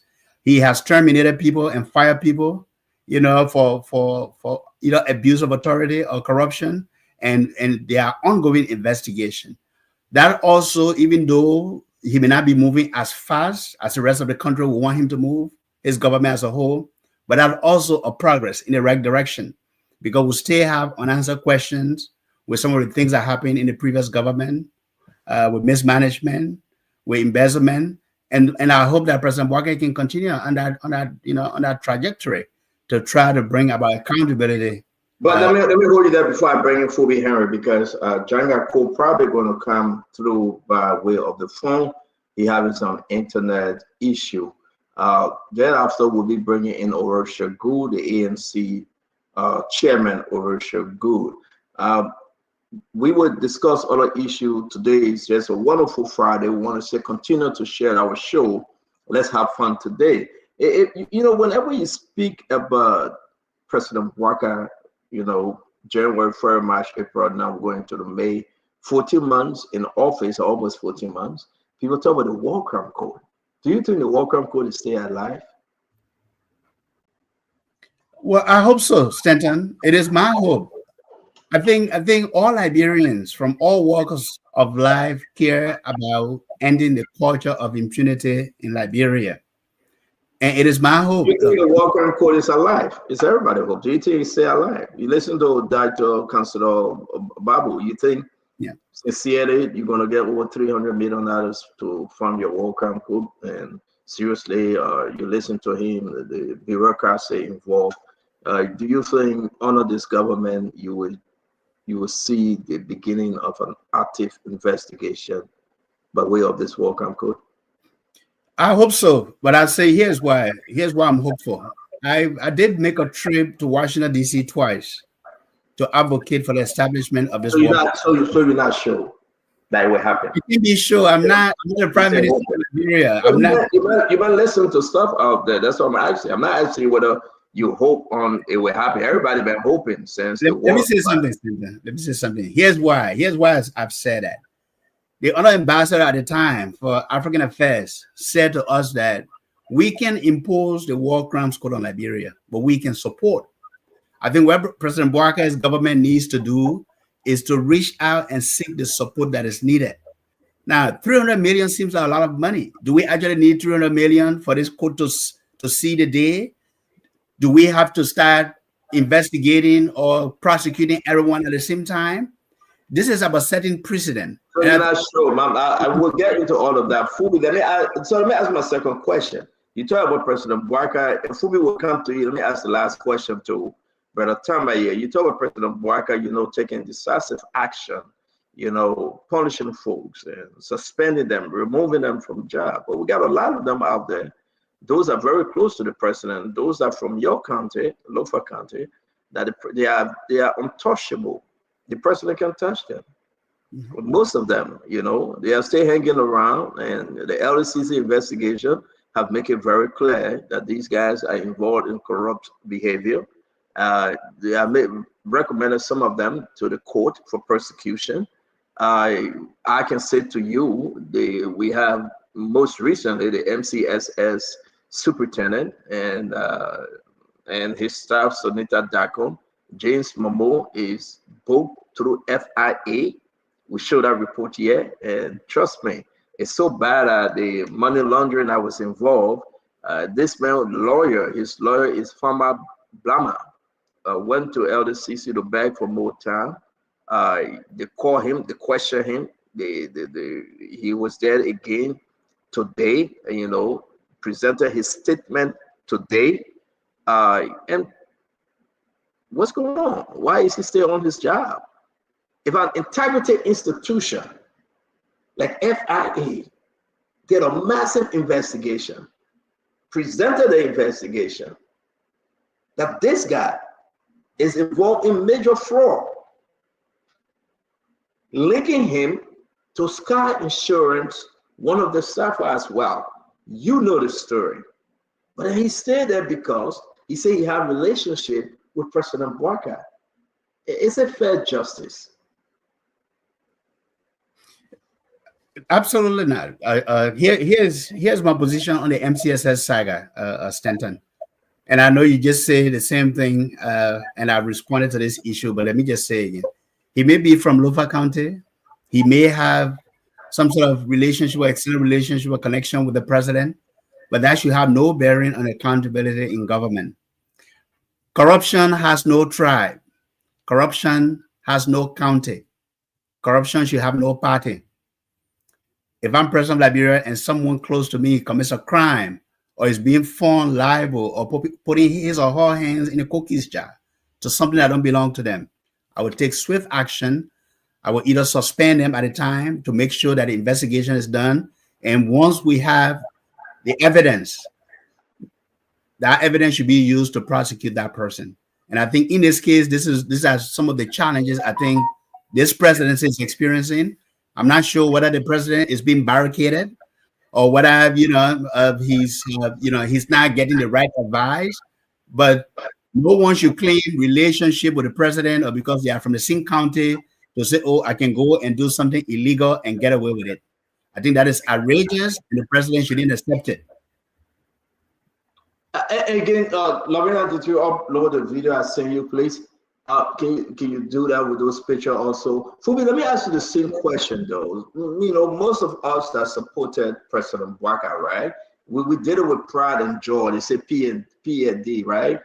We were happy in doing it because, if you talk about the president achievement as vice president, he's quiet, he's sober, he's sound, he's man of wisdom. We saw those things to the Liberian people. But hey, investigation upon investigation. As you can see, Fubi, let's be sincere with the Liberian people tonight. The president very swift to remove those from the other side and very slow to even remove those from his own party. And don't tell me about Amin Moda's resignation because he resigned. Because I'm looking at your face, that's what you're about to say. Amin resigned. Let's talk about those that year, like I make mention, I will call the name. James Momo, he was invited, the MCSS superintendent, for money laundering, for corruption, for stealing the people money. It's in the FIA report. James Momo was right there. You got to understand this one. Sonita Dakin, the lady that worked with him, they went to LDCC.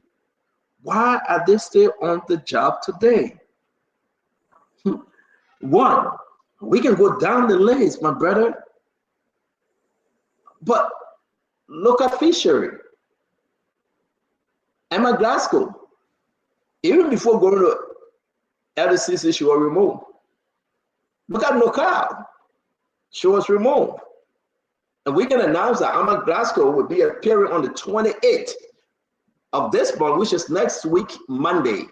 Emma Glasgow will be appearing at LCC with our lawyer, Kabina Jane. Kabina Jane been asking for more time. And the LCC said, Emma, it's time for you to show face or we'll come and arrest you. We received the information today that Emma Glasgow will be appearing 2 p.m. With her lawyer for full investigation at LCC. Now, that's a big one. But the president took it from there, Fubi. But James Momo, he's still sitting on his job, and the other people that we name them, they still sitting on their job. Why do you think the president is selective here, Fubi? No, I can't speak for the president, but there's this adage they say goat luck and sheep luck not the same.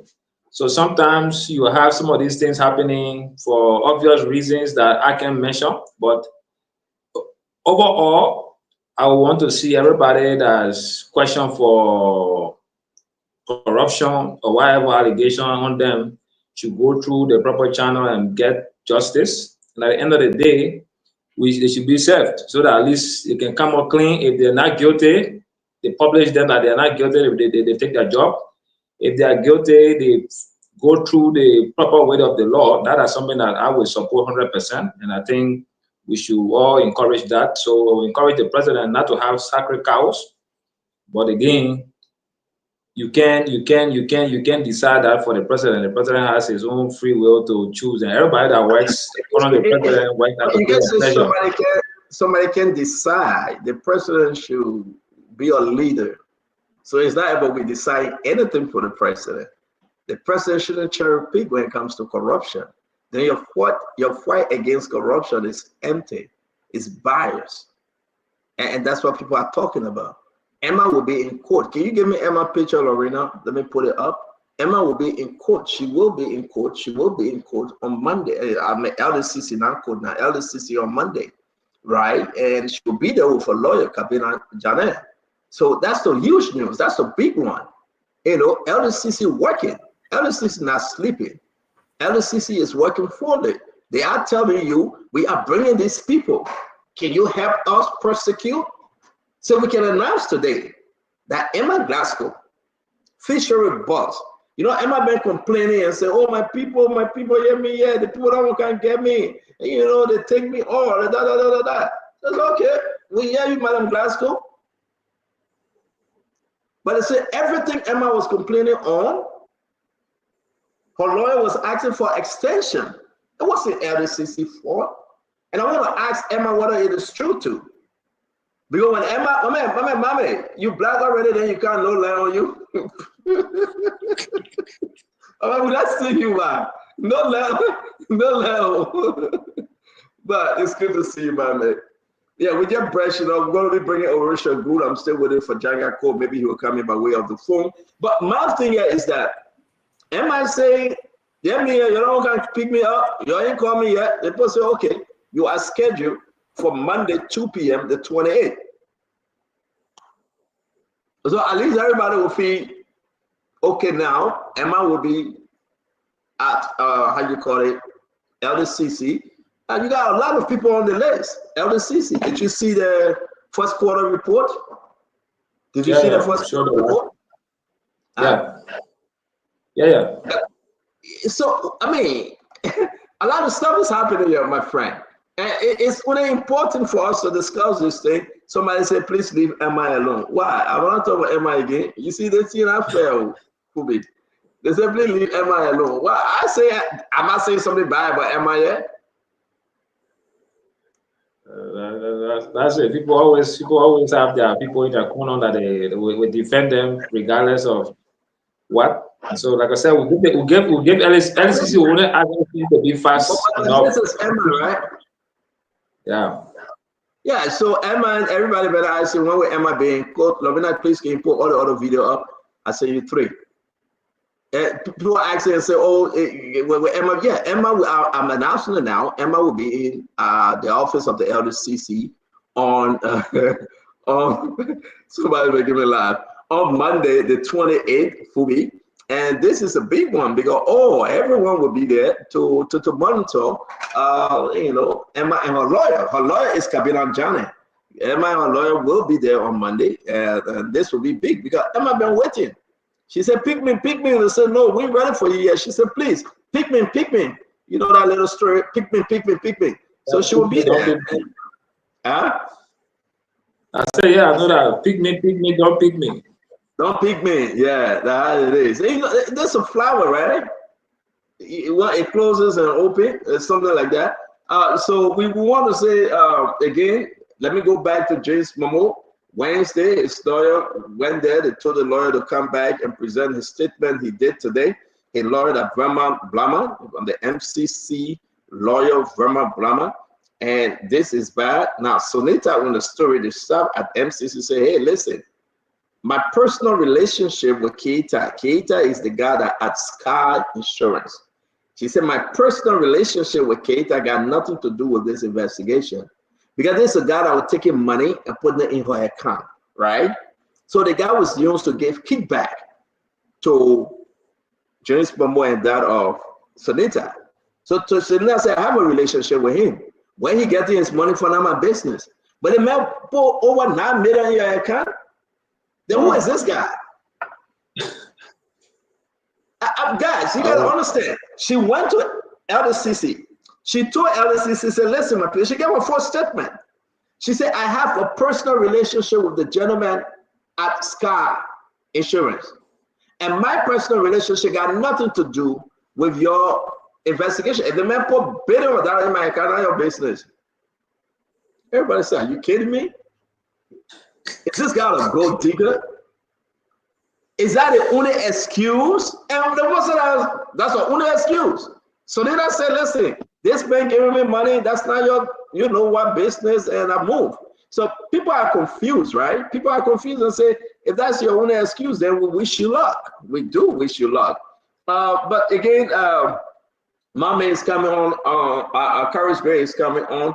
This thing about re-argument, the majority of Black is asking the Supreme Court for re-argument. And what is re-argument? We'll wait for Orisha Good to tell us what is re-argument. It's very important for you to know wherever you find yourself.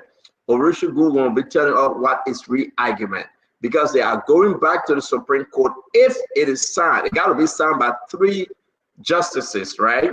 3 of them got to sign, or maybe the Chief Justice will be 1. They have to sign. It got to be 3 or more to accept the re-argument. They say something you missed in this case, something you missed. So we ask you to please reconsider and have a re-argument. Now people are questioning, are you serious? After the president came down and told you, say you won, I'll work with you. Why are you going back to the Supreme Court? Why are you asking for re-argument? Do you think the court will change her decision? This is a big one for today, but I'm waiting for Gracie. I'm gonna wait for him, and Bobby said I should wait before they get into this one. Why are these guys going back to the Supreme Court for re-argument? Tell me, you know anything? You get any legal mind sitting somewhere in your head that we can tap into today? Why are they going back for re-argument? Why is there fear? Today they said they went to regroup. They had less than 22, less than 20. People are saying they don't have the numbers. People are leaving them. When will Fonati come back on the 10th when they open and Fonati have quorum? Then what become of Richard Cohn and the rest of them? This story is not over yet. So talk to me. Talk to me. Thank you, Stanton. I'm not a legal scholar. I may have done some business law in college. And we'll follow, right? We've read, we try to really understand what is going on in our country. Now, this is news for me, Stanton. But it raises more questions for me if this is true, that the majority bloc is wanting to go back to the Supreme Court for re-argument. I know I have heard it, but usually there's a threshold there that Hopefully the legal scholars can educate us who are coming on later. There's a threshold, there's a time frame in which you have to want to go back for legal argument, and you have to have like a substantial backing, evidence or references that you want to come back to show. But I don't think what's the point of going back for re-argument at this time. This is 6 months going into this impasse. The Capitol building has been burned because of this impasse, because of this disagreement. We have two gentlemen who are bent on burning this country down. That's what it's coming down to. And it is scary. I think people are concerned. Look, I think it is time that these people really be called out. Reggie Kuhn, Representative Kuhn, and Speaker Kofa needs to put their egos aside and come together and move this country forward. The executive can do. Let me say that real quick because you asked a good question, and we'll bring in Fubi. The re-argument, they have 3 days to file. This is day number 2. Because when we receive the information, we'll begin to investigate, and it is true. They are going back for re-argument. But hey, they got 3 days to file. I reached out to lawyers out there and said, listen, they still got time, not weekends, not Saturday, not Sunday. So they got up to Monday, right? They have to do this by Monday the latest.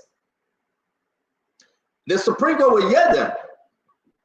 The lawyer will go and say, listen, you missed this point, you missed that point. Can you reconsider your decision? Now, we already have 1 dissent, right? So we are operating with 3 justices and the Chief Justice, 4. Will they change their decision? Fubi, even in re-argument, before people want to know, why are you going back to the Supreme Court? If you say the Supreme Court was in error, if you are telling me, Fubi, that the Supreme Court got nothing to do with this thing, why are people going back to the Supreme Court now? Yeah, so if they go to the Supreme Court for re-argument, I'll be disappointed in them. And that's why I said last time that, look, the guys are sit at the Capitol building, they don't even understand the authority that they have, that the Constitution gave them. So that's the reason why you will see them running. Article 42 grants them immunity from prosecution and trial for every act that they do in chambers. So there is no, the Supreme Court cannot resolve legislative issues. So running to the Supreme Court is a waste of time. And that's the reason why even the president's statement said the Supreme Court ruled, but the Supreme Court did not solve the problem at the Capitol building. And that's the same thing. So if they run into the Supreme Court, I'll be 100% disappointed in them that they didn't even understand what they're doing. Because I said the same to them before. The first thing that you even gave the Supreme Court, you legitimize the Supreme Court by going to sit under them. So when they got the added that when you put yourself in tomato cup, they will dish you a broomstick. And that's what happened. So you cannot, like you saw with Gray and Buffer Chimo, in 2018, they wrote the Supreme Court until the Supreme Court stay out of our matter. This is 100% legislative issue. You got no say in it. So there are some privileges that the lawmakers are granted under the law. They need to use those privileges and stem their authority. And the issue at the legislature, the power that is vested in the majority. So if they can maintain their numbers, good for them. If Kofa can get the numbers, good for Kofa. I tried to what they got it. I know I'm gonna get into the show because listen, you celebrated this thing. The Supreme Court ain't got nothing to do with this thing. Oh, the Supreme Court, oh, Lord, have mercy and save grace. Oh, Mary, for the grace, the Lord is with thee. Blessed are thou among women, blessed are the fruit of the womb, Jesus. Oh, the Mary, mother of God. The man go. Fully go. Tama, fully check out. My people, fully go. I saying my cabinet words, Fubi disappeared. Can somebody please bring Fubi back? I'm not going to have this show till Fubi come back. Taba, the man gone. Senator, you drove the man away. No, you can't put it on me. The man went. His internet took him out. I mean, you can't put this on me. Fubi know exactly why. Oh, there you go. He's coming back. Fubi, did I take you out, Fubi? No, I can't run away. But I didn't take you out. My thing is that I was trying to say this thing, Holy Mary, full of grace, the Lord is with thee. Blessed art thou among women. Blessed are the fruit of the womb, Jesus. Holy Mary, Mother of God, pray for us. Sinner now, the hour of our death. Amen. Fubi, you said everybody was wrong, Fubi. Why you guys going back to the Supreme Court? Why you guys going to beg for re-argument? Is that something they didn't tell President Bwaga, and now President Bwaga is fully aware? Are we going to have another decision yet?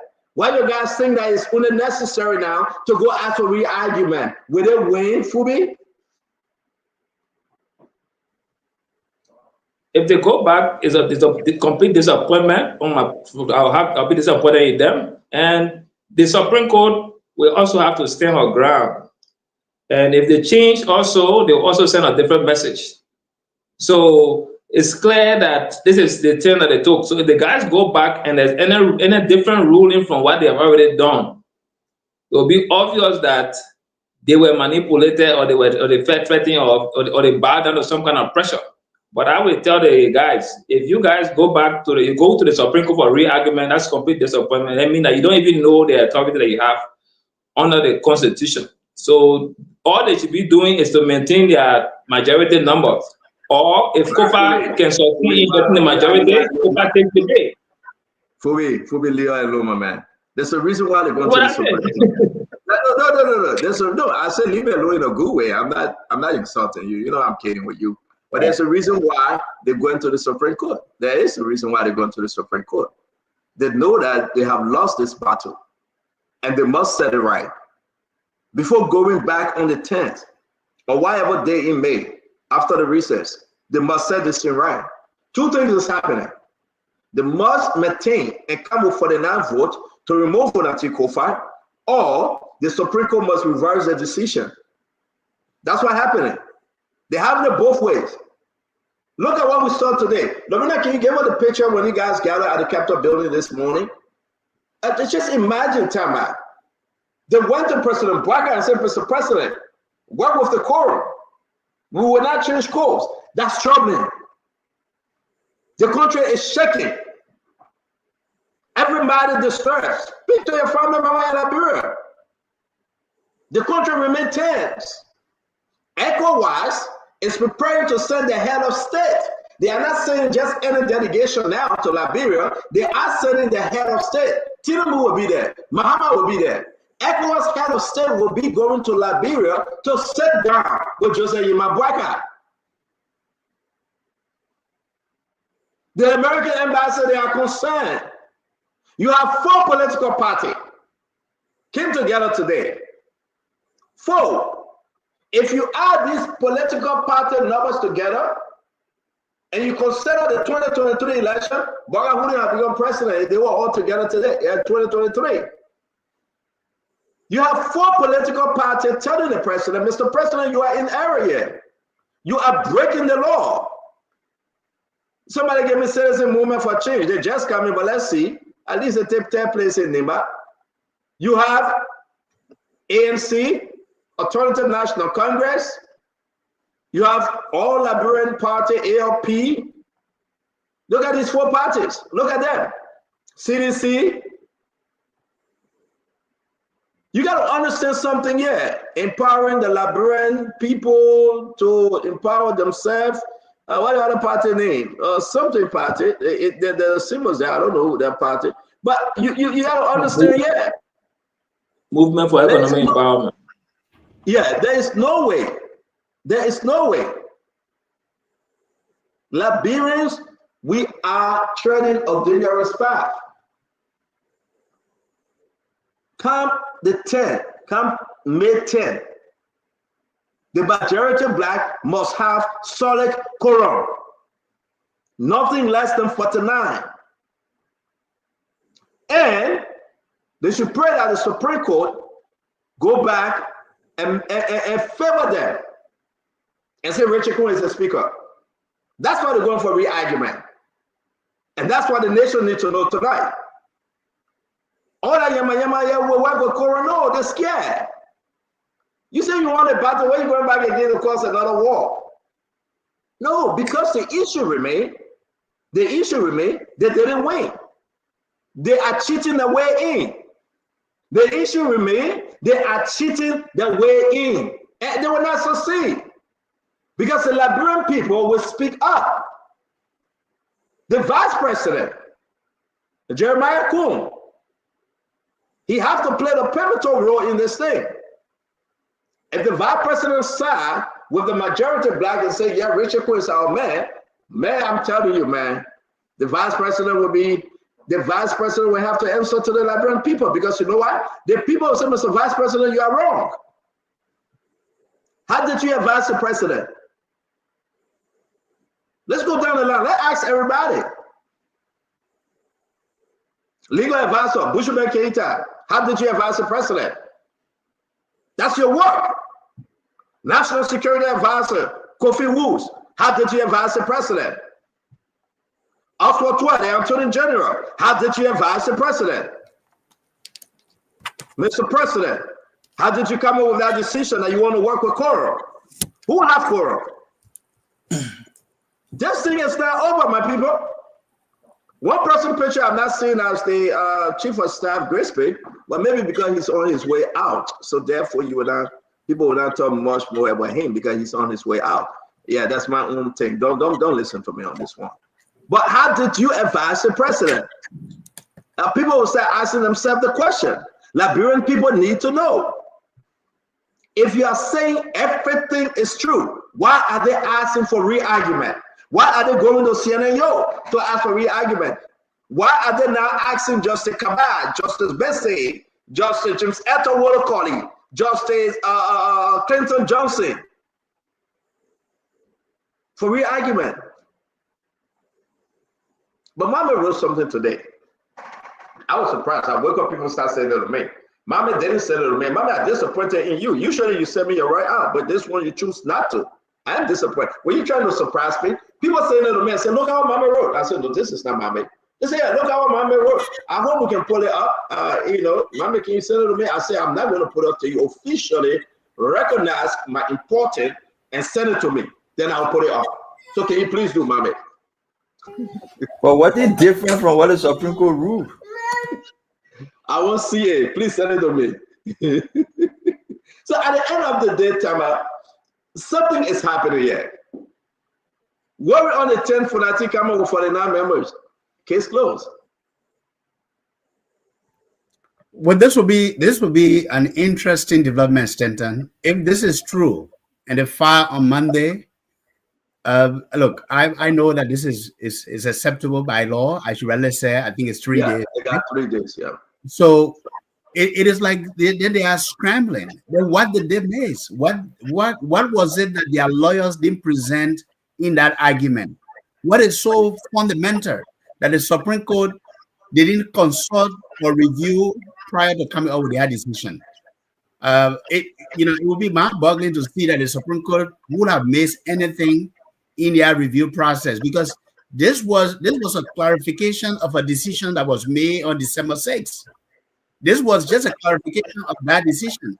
So the ultra-virus actually was referring to the majority bloc.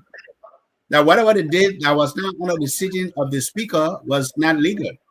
And I think if they do file, then it opens a Pandora box, right? And I don't know what is in our Pandora box right now. But what is needed is that we need people who can think of the greater good of the nation, alive in their own individual interests, and they have become so intransigent over the last 6 months. And I think for me, that's my concern, Stanton. We can argue all day.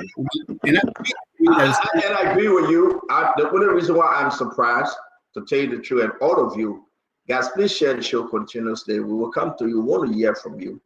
My disappointment, it's not even a disappointment. I think these are the challenges our country will be faced with till the 10th.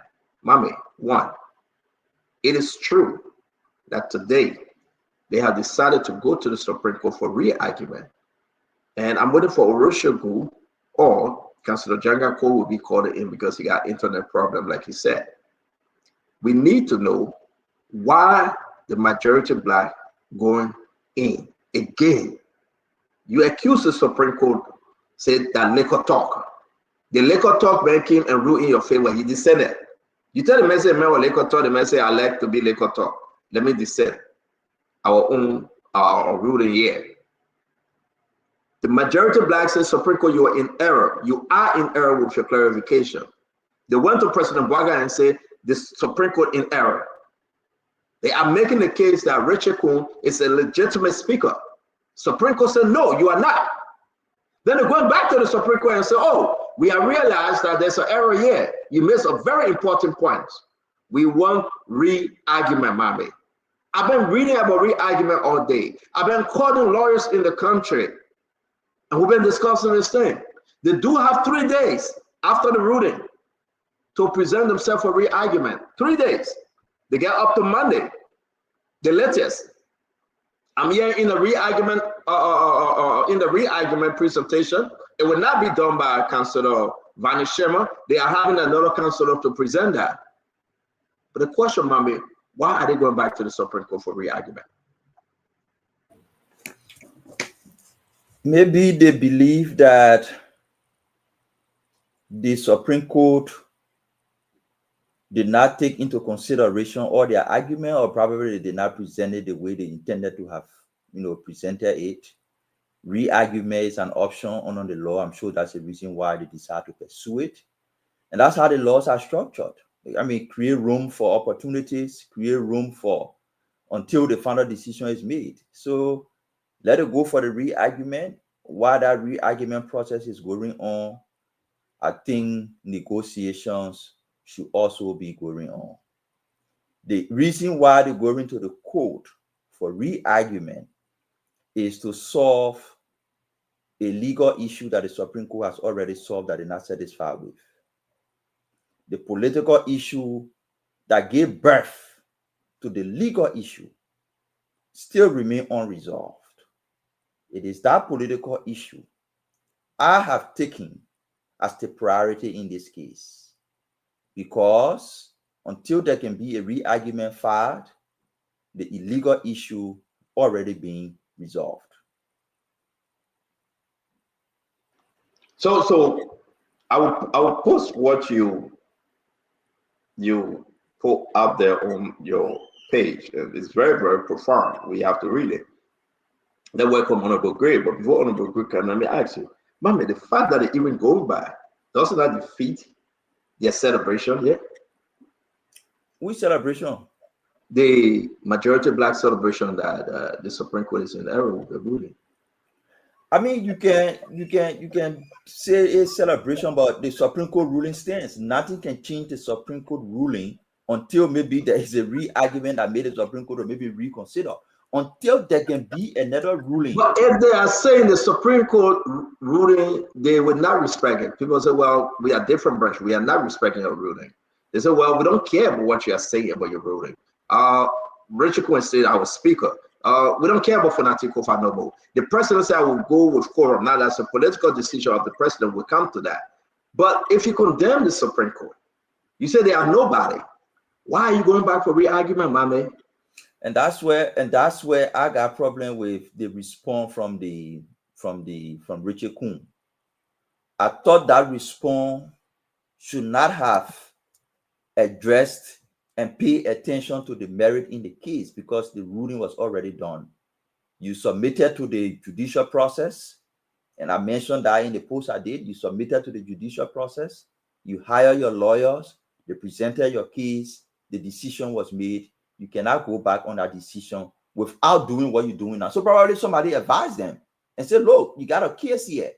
Instead of you going and making the case on Facebook or posting it in a newspaper or on your page, why don't you take it through the formal process of a re-argument? Probably somebody advised them. Probably somebody read it and said, look, this thing you wrote here providing real legal arguments.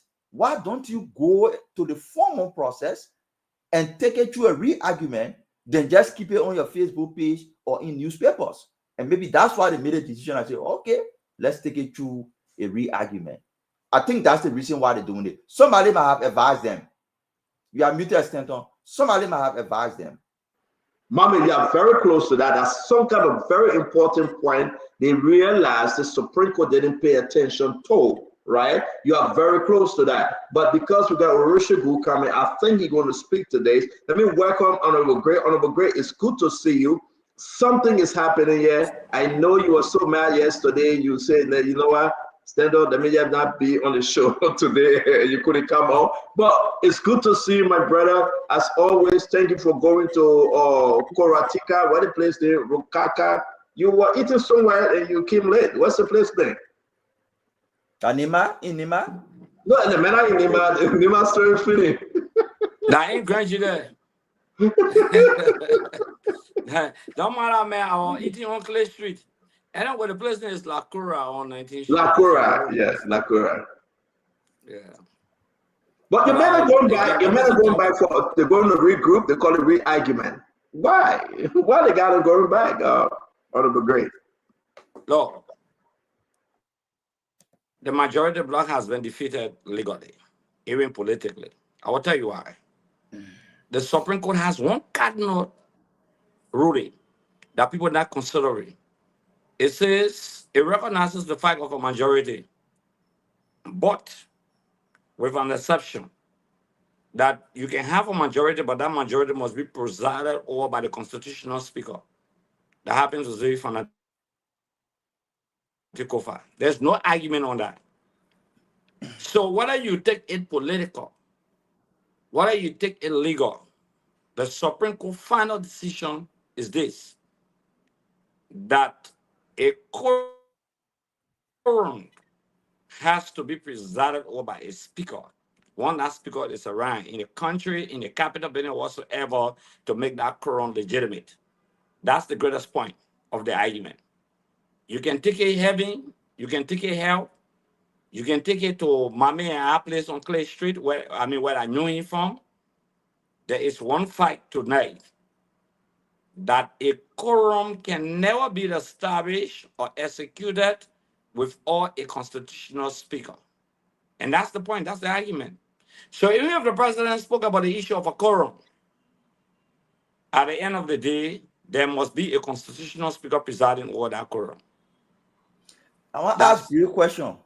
Yeah, ask all the question whether we're not going over the Supreme Court ruling. I mean, yeah, all the question ask me. Yeah, that Supreme Court ruling we're done with it, but somebody brought this up, and it was an interesting question I read on Facebook. And you being in the legislature, the Supreme Court says once the speaker is not presiding, anything you're doing there is wrong. In case you have issue, the majority in chamber have issue with the speaker, and because the speaker is aware that the majority has issue with him and willing to use the floor to take action on him, the speaker say, "I'm not going to session." He sat in his office. What would the majority do in that case? Because the Supreme Court say, I come in. Yeah, because the Supreme Court say once the speaker is available and you're doing anything, once he's not there, it's illegal. So I'm saying, okay, the speaker is available, but the speaker knows that when he comes and preside, you will take action against him as a majority. So for that reason, he just stay in his office. You asked a question. Let me answer the question, Mami. I want to be fair with you. I will answer the question on the basis of the current situation. In the absence of the speaker, what the guys did was that they went and created a new, how they call it, session. The deputy speaker did not preside over that session. Clarence got presided over that session 2 to 3 days before the deputy speaker deflected. Because I went to session when the deputy speaker and the speaker were presiding over the minority, the lower number. I went to that session. There's a pictorial evidence to that. Okay? But the majority were having a session with Clarence Guy. And under the law, it says one thing that I will answer it. The rules. In the absence of the speaker, the deputy. In the absence of the deputy, there must be a speaker pro tem elected by the body. The body never elected Clarence Guy as speaker pro tem. They only look at seniority. Because he was the chairman on the public account committee. So they are 3 sessions with all the deputy not involved. That was pure violation. Great. Okay, so I will answer you on the basis of that. I don't want you to answer me on the basis of that, because that one the Supreme Court say is wrong already. I'm saying this is a situation. The speaker is aware, because this Supreme Court ruling now is a law. It's a law. So this law now will have it 2-3 years from now. The majority in chamber, they're not going different chamber. They're sitting in a chamber. They have an issue with the speaker. The speaker is aware that if he leaves the office and come and preside, the majority will use his presence there to take action against it. So on that basis, the speaker sits in his office and lock the door. The Supreme Court is saying nothing should go on until that speaker comes. I'm asking you, in that case, what do you do? Because the Supreme Court is saying now. I will say this to you. This is the first ruling of the Supreme Court, in my opinion, in my thought, except I'm corrected tonight, where the Supreme Court is saying, the first ruling, unlike the Snow ruling, because Tyler resigned after we created a parallel session. He resigned. That's how we elected a new speaker. Okay. So under this condition, I think the majority can now go and say the speaker refused to come to session. That means where they should go to session. Then they can argue that legally until the Supreme Court can have a ruling on that. Because that means the speaker refused to come to session. That's a new argument. So until the court can rule on that the speaker refused to come to session, I cannot argue on that tonight. So guys, thank you very much. I think let's just move on. Let's stick with this thing on the welcome to the show, Governor Clinton. It's good to have you. Thank you, your lawyer here. We are still waiting for Oroshagu from ANC, the chairman. Well, guys, Janga Cole, maybe we'll reschedule Janga Cole for tomorrow. But again, I want us to stick with this re-argument. The re-argument story here is true. Number one, they have filed. It's done. The filing is done, mommy. So they are not waiting for money or whatever again. They did a filing today. And you can file through one justice. So they filed through Justice CNN Clinton Johnson. As you can see right here, Her Honor, CNN D. Clinton Johnson, the Associate Justice, Supreme Court of Liberia. So they did a filing today, and guess what happened? She got to take it now to the full bench for approval. So everybody that said, well, Stanton, you just no. When we get the story, we verify the story, and we announce the story to the Liberian people. They did the re-argument filing. I'm not worried about this thing. Greg, don't tell me that you ain't a potential green or go for you won't give me hat. No. Tell me, no. I want to ask my brother Fubi here. You said the Supreme Court decision, they were in error, and the president was right to say I will work with Koro. And you said the Supreme Court decision, they shouldn't have gone there, but your people are going back. They're begging for re-argument. They say, oh, wait, brother. I shouldn't say my Holy Mary yet. I shouldn't say John 3:16 yet. Beg you. They are going back. They are saying to you that no. You guys missed something. Mommy, that's the argument here. You missed something. We want to bring your attention to something. So they went to CNN, Clinton Johnson. She accepted it. She filed it. Are they afraid? Have they come to the realization that they are staying in error and they lied to the president? You say you are disappointed if they do it. I can confirm 200,000 times that they have filed. Are you still now defending them? Or will you now retract all your celebration here to say that the Supreme Court was in error? No, I'm not doubting your statement that they filed. I said if they did, I'll be disappointed in them because they got no business to do it. All they need right now, both sides, the Kofa side, the Kun side, all they need is to maintain the majority. So if Kun can maintain his majority, Kun is the speaker. If Kofa can, within the recess period, overturn that and win people from Kun's side to his side, which he should have done from the onset instead of running to court, he will legitimize himself as speaker. That's all they need to do. The Supreme Court got no fish to fry in it. I say that again. Because if they run to the Supreme Court for retrial or whatever, the Supreme Court is not going to change her ruling. Because if the Supreme Court does that, the Supreme Court will also paint yourself negative in the public eye that look, these guys have sat down in the Supreme Court bench and they have bribed them and they have not accepted to overturn what they did before. So all the both sides need to do is to maintain their quorum. Because once you maintain your quorum and you can do business, like they did with Kofa, they made sure they cripple him and took all the numbers from under him and he couldn't do business. And that's how they became right. So if they can't do that, it's a different time. Yeah, but you wasn't talking like this when you were celebrating that it was nonsense to go to the Supreme Court. You wasn't doing that. You're my friend, but let me be fair. You condemn the act of going to the Supreme Court. You said it shouldn't respect the Supreme Court. You said it shouldn't respect the Supreme Court. The Supreme Court got nothing to do with this. Now, the very people that you're championing said, no, Fubi, you are wrong. We are going back to the Supreme Court for re-argument. So don't change your story now, Fubi. Don't do this. I'm not changing. Let me bring the counselor. No, I'm not changing. I'm going to keep the story. No. The people seeing through you, Fubi. You're my friend. And, you will always be on the show once God allow you. But let me say this to you, Governor Clinton. Welcome to the show. Man, keep going man. So you're not be on the show. You sound you can be all kind of diction. Seriously, yeah, mommy. That God will allow me. That God allow you to be here. So now you. I'm the Look. I want to help you. The man said one guy like you. Mommy playing that. Nothing wrong with that. Nothing wrong with that statement.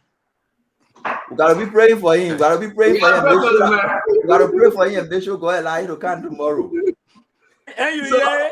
But Clinton, this is big, right? The Supreme Court is running. The majority black is running back to the Supreme Court. Can you imagine? So did they lie to President Bwaka yet? What's the hell going on? No, today I'm going to Bible study again. I'm not going to use hell. But what's going on? What's going on here? Well, this is a lot of the political maneuvering that has been taking place from the very beginning. In one instance, they don't respect the decision of the Supreme Court. They're not going to buy by the decision of the Supreme Court. Yet they appear before the Supreme Court. The lawyers presented before the Supreme Court, and when the Supreme Court makes a decision, then they take on different posture. I don't know where Fubi comes from with his constitutional arguments, but look, on our system, the Supreme Court is charged with interpreting the laws, and the Supreme Court decides what matter is to be heard before the Supreme Court. So it is not for you, Fubi, to say that this is not a matter of the Supreme Court. It is the Supreme Court who decides that. So when you come on this show all the time and say the Supreme Court has no fish to fry in that, our constitutional framework gives that responsibility not to the president, not to the legislature, but the Supreme Court. Only the Supreme Court can decide that. So look, the majority black it's just a lot of confusion with this re-argument motion. I personally do not believe it's going to go anywhere. I think if you read the opinions of the Supreme Court, the court addressed many of the issues. I think all of the issues over there. So I don't think any motion. I seriously doubt any kind of motion for reconsideration will even be accepted by the court. I think the court did a good job in addressing this issue. So it's Clinton, let me interrupt you, and I would love to hear from Tamba, Honorable Gray, Mambe, and Fubi. And ladies and gentlemen, continue to share the show. This is a developing news. This is so big, Clinton. You still have your time, but let me squeeze something in. Against Gray, all of the majority of black members, they didn't know that this guy went back to the Supreme Court. You know that? You know they had it from the members? Clinton, you know they did it secretly? I know about that. Most of the things they are doing it in secret. Listen, they were discussing this thing last night. I'm not going to call people names because then they will know my sources.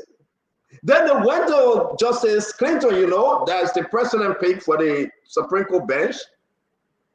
They negotiated, and the only opportunity is to file for re-argument. But if some of the members now calling me, some members of the majority black states. Did you say they negotiated with the Associate Justice of the Supreme Court? That is unethical. No, I didn't say they negotiated. I don't want to be here in content. I don't want to be here in content. I beg you, my man. Don't put me in a slippery slope. I'm saying They went through her because she could be the one, and she did. She fought for them. They went through her. But my thing here is that understand the whole scenario here. They didn't tell the black. Not all the black members get to know that they were going back to the Supreme Court. Clinton, this whole majority of black people, man, it getting bad every day. Can you imagine that? It's been bad from day one. I think it is this whole push again. This is why I keep going back to the executive. It's because the executive has emboldened these people. Had President Bouaka not sent his officials to sit before them, had President Bouaka not withdraw security from Kofa, had President Bouaka yesterday after the Supreme Court ruled in his statement said, now that the Supreme Court has recognized for IT, it is my responsibility as chief executive to do the same. Had he done that yesterday, and I said this when Foley were on the show, Foley and everybody from the majority black were missing. After the Supreme Court ruling yesterday, once the president spoke, because they wanted to know whether the direction, that is their support, that is their backbone. It is executive power. Once you withdraw that, and this is why this big negotiation we're hearing about was happening at the president's residence, and they came under pressure of President Bouaka somehow to come and scheme his way through that statement. Yeah, But I this really is wanted not to speak on that. Yeah. right. This is not going to work. The Liberian people are not going to stand for this. The opposition community are not going to stand for this. As we speak, there was a major opposition meeting today. As we speak, there are meetings in Washington. This is not going to work. We are not going to allow a few group of people to undermine the rule of law in our country and plunge this country into chaos. It's not going to happen.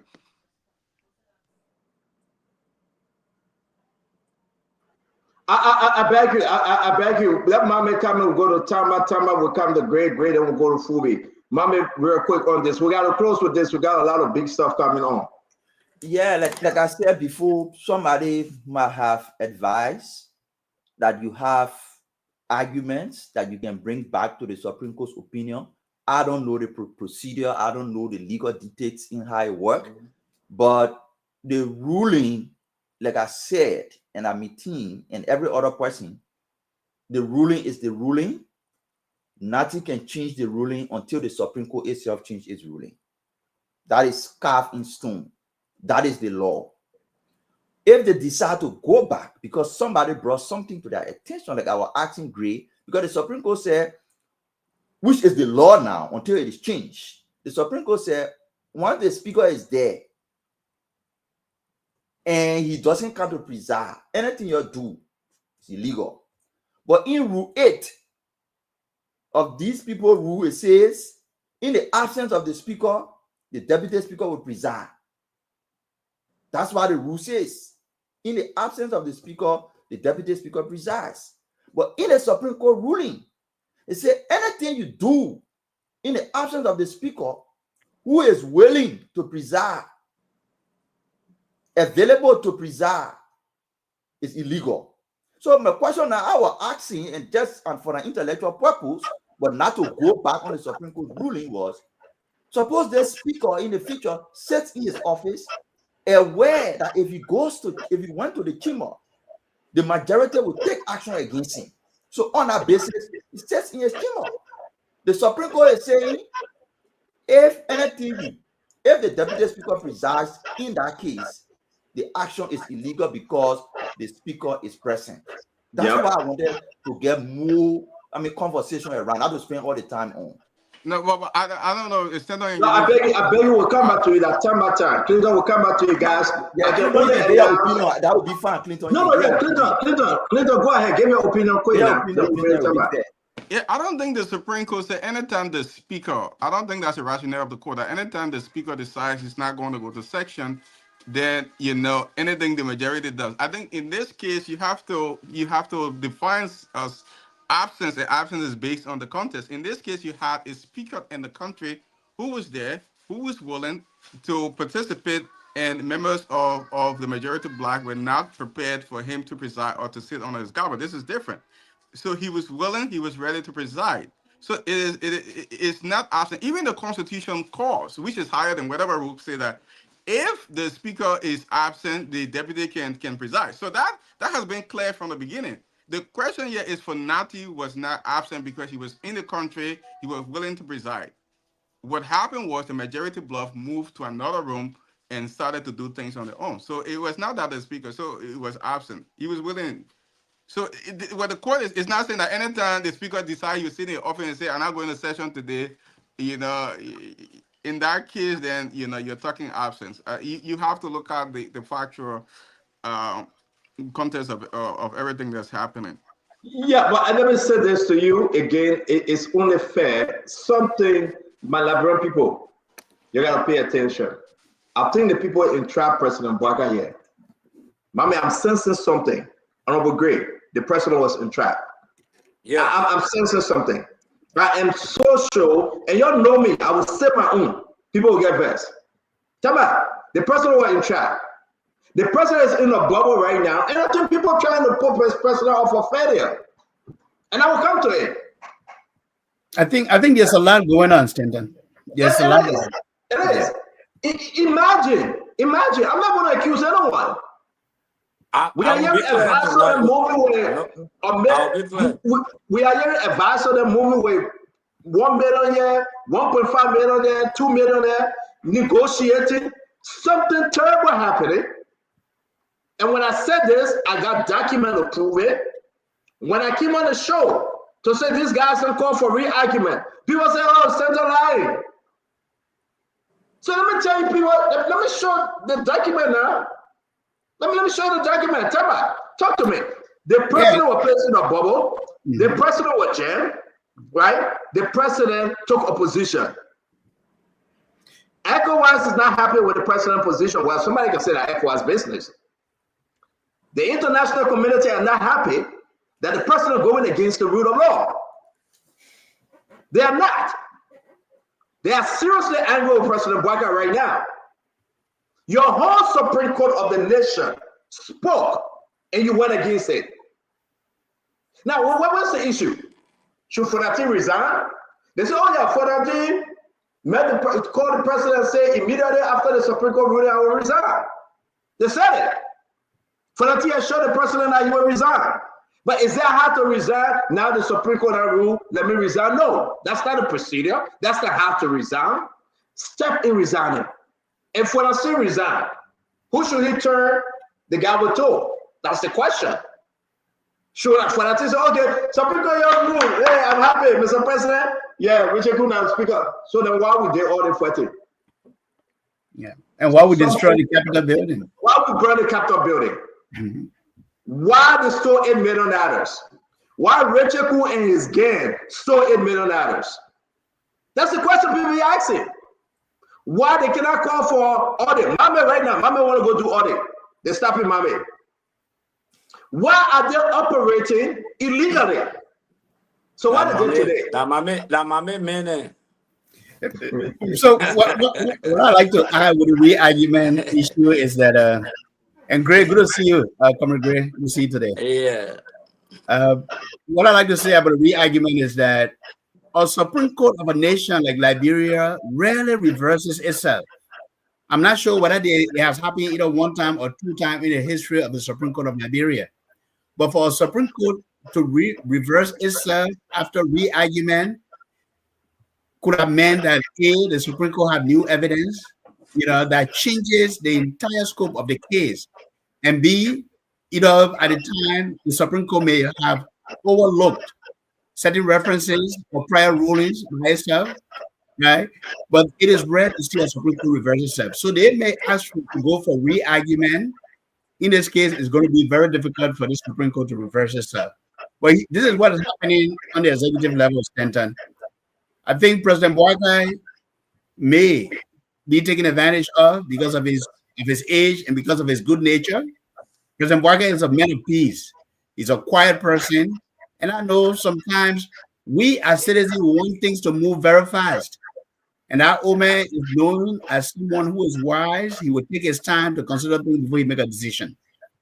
He arrived in the country on the day of the Supreme Court decision, and he needed to speak to the nation. I understand there were meetings in his office, and there were the pro and cons on that statement that came out, even though he acknowledged the Supreme Court ruling, but his statement may not have been strong enough.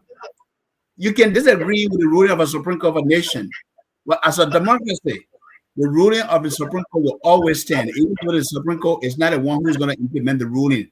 It's not the president, and let the actors know that the action has been illegal and not to go back to the status quo. And I think if they had listened on December 6th, this would not be where we are today. But this is where I think it has come to these two individuals, and I want us at some point, Stanton, to call them out to talk about them, because we cannot look. We can do all the legal argument here. We can dissect the law, but now we are at a moral leadership issue. This is a moral cost now.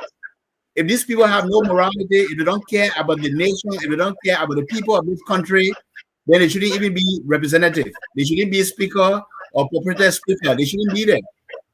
And I think this where is the crux of the matter today. Even though the president may have been having some challenges in his office, and he needs to go back to say who are the advice, what advice they are giving him, and how he's getting the right legal advice to come out with these kind of statements.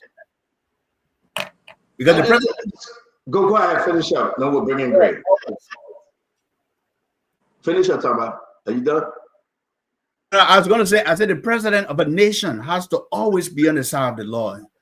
Both the representatives and the senators, took an oath to defend the Constitution of Liberia, as well as the president of the Republic of Liberia. The president should never go against the law of the land.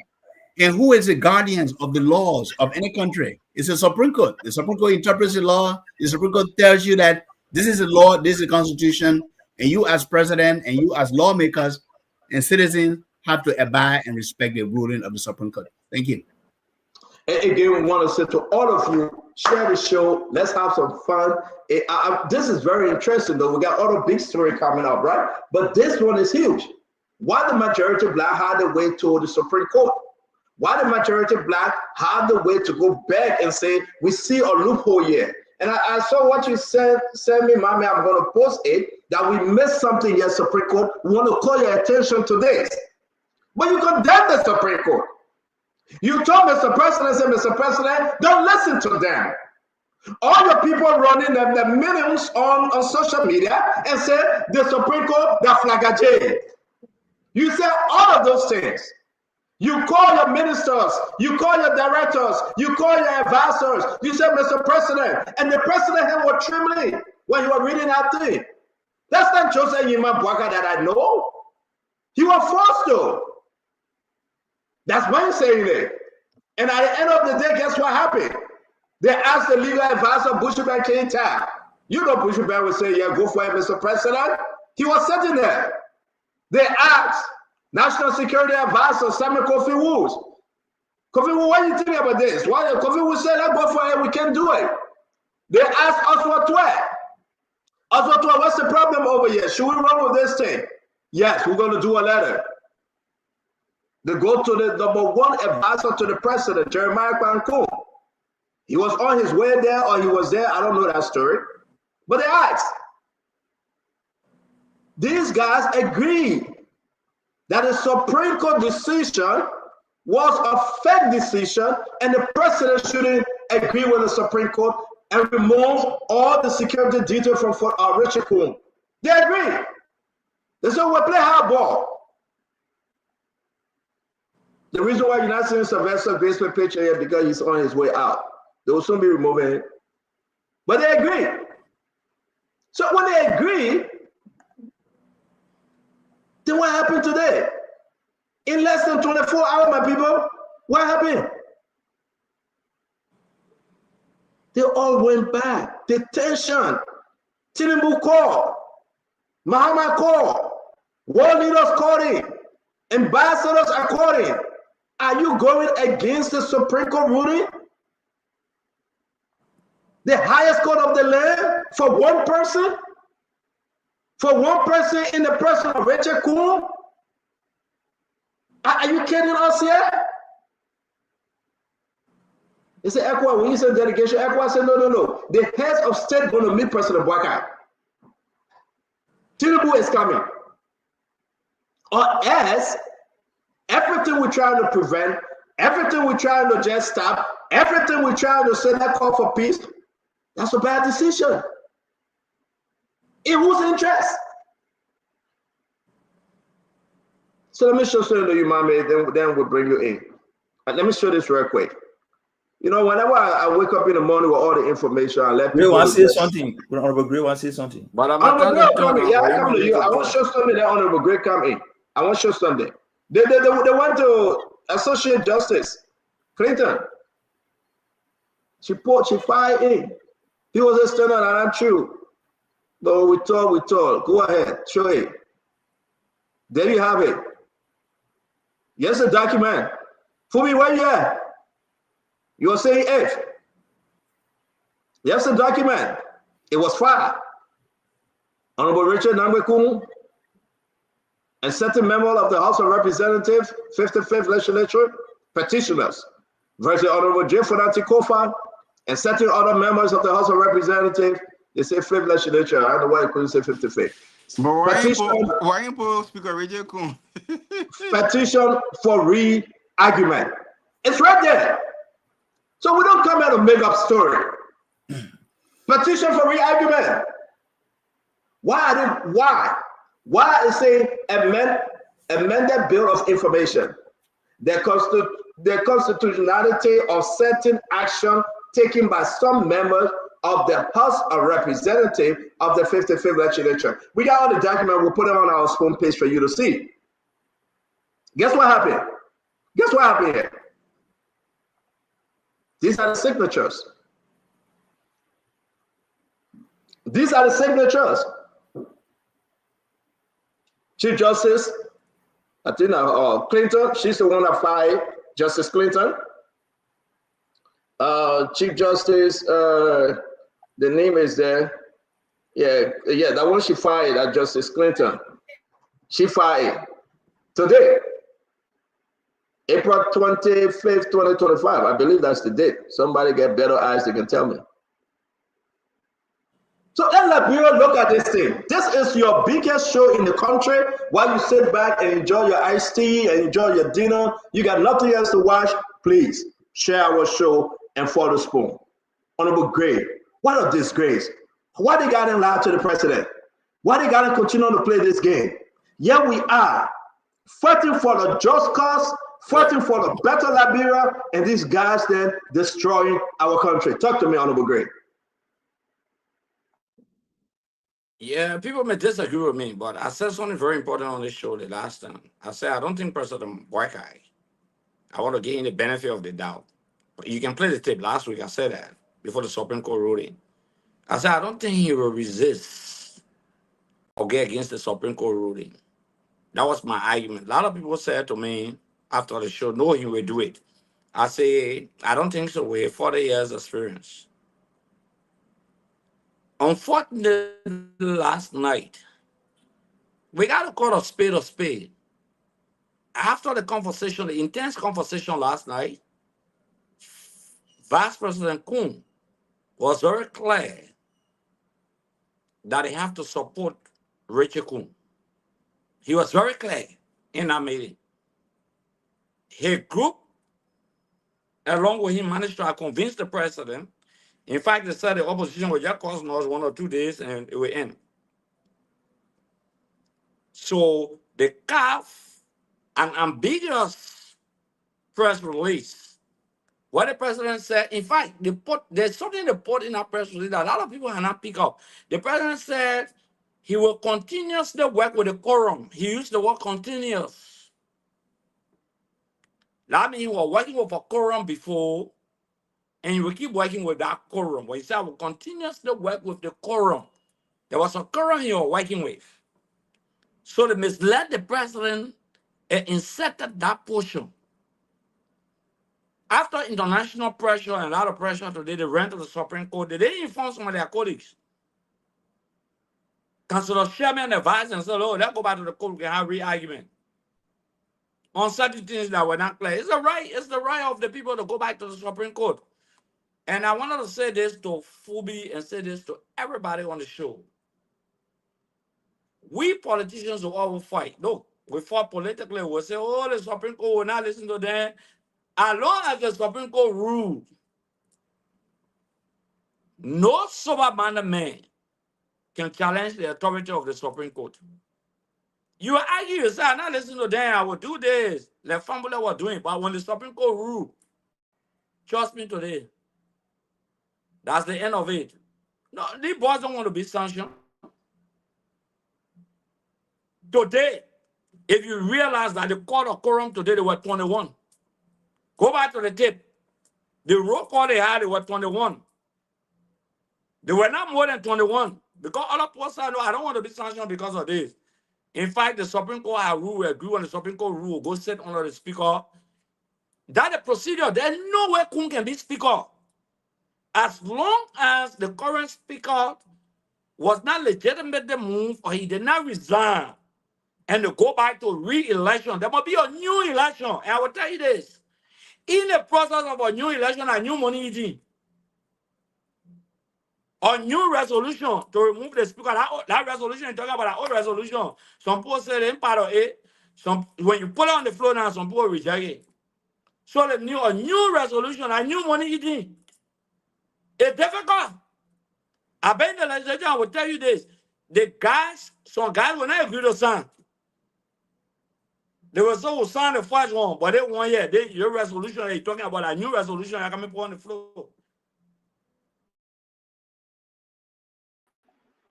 People fighting for committee. Some people felt that Rachel Kun did not get them committee.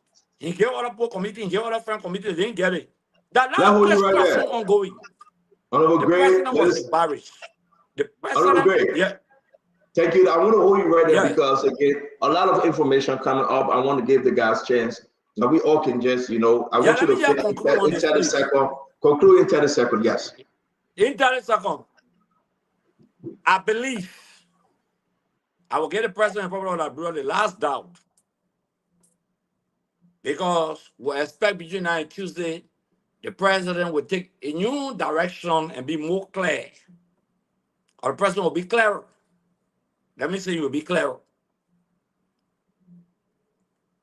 All the deception, the lies, for them to go behind the president and run back to the Supreme Court. Ain't saying respect the Supreme Court to be. Ain't saying respect the Supreme Court, but I went to the Supreme Court today. Okay, I believe that Jeremiah, who is in error, he won't get a president stroke so he can become president. That's what Jeremiah wants. He undermining the presidency. I call on my friend Jojo Boyka. I call on his mother. I call on Tantan to save their father. It's not good for him. It's not good for the family. Thank you. If he want to run, he can run 2029. But now, we will make that. We will sit out to the end. I want us. Thank you very much. Thank you very much, guys. Again, thanks to all. I really, really appreciate our program tonight. When we come on the show, we just come to say what we know, but at least it's important for us to, discuss the issue at hand. And this issue at hand, Mami, I'm coming to you. Let's welcome the retired Colonel Remy Gray. Thank you for joining us, Chief. We're going to bring in Councilor Lafayette Gu and Orisha Gu. The two guys and their counselor in the family, they're going to give us their own take on this one. I want to say to you, Babadu Mame, please, before we go to Colonel Gray, and then we'll bring in Lafayette Gu. Mame, something is happening. Nobody wake up in the morning and say, let's go to the Supreme Court. After they decided and they say, yes, we won the victory. Nobody. Mame, how can you win the victory and the president on your side? Then you still go to the Supreme Court for re-argument. Wow. I know what you sent me. You want me to show you? I will show it. No.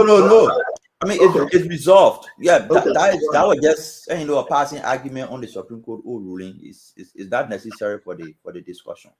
Okay. But like I said before, I think other people believe there is a need for re-argument. I'm not a lawyer. I don't know what the procedure entails. However, like I said here yesterday, the president is faced with a political situation and he made a political decision. The president did not say the Supreme Court ruling is wrong or the Supreme Court ruling is going in the trash. That's not what the president said. I want us to reflect on few issues here. Every time, and that is the nature of my post. My post is the legal issue has been resolved, the political issue is unresolved, and there is a need for negotiation to address the political issue.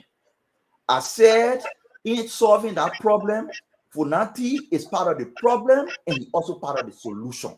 You cannot solve the problem without him. He has to be part of the solution, like he is part of the problem. Every time, because this Supreme Court ruling has far-reaching consequences.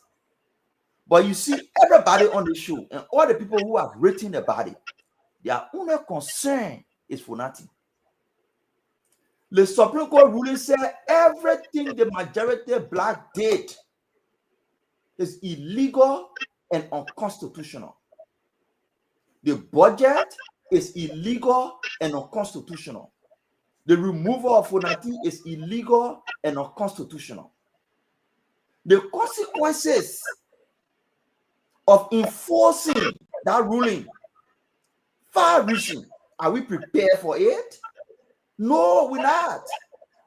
And every time in our country where we are faced with similar situation, what has happened is exactly what President Bouakai did, making a political decision. Let me use 1 minute to take you back. Akaros Gray is here. The Constitution says, and people who argue to be constitutionalists, the Constitution says every time you conduct census, you must set threshold. When they set the original threshold, Bomi County and other counties were not able to have more than 2 representatives. Against what is required, the lawmaker passed a resolution and say there should be no county that will have no less than 2 seats. That is not what the Constitution says, but it was expedient for political purposes. So the country met and said, let's leave the constitutional issue because we cannot afford this. Even the election, they say 50% plus 1. But we say the consequences are daring. We can't afford it. So we stick to simple majority of a representative, and under president will take absolute majority, which is 50% plus 1. The CDC case, the Supreme Court ruled that CDC is not the owner of the property they're sitting on. There's a Supreme Court ruling.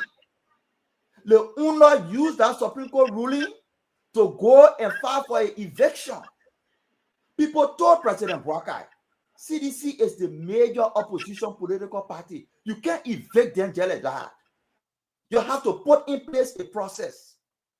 That process was put in place. None of the people who are arguing today are arguing that President Bouakai, why you did not enforce the Supreme Court ruling on the CDC headquarters.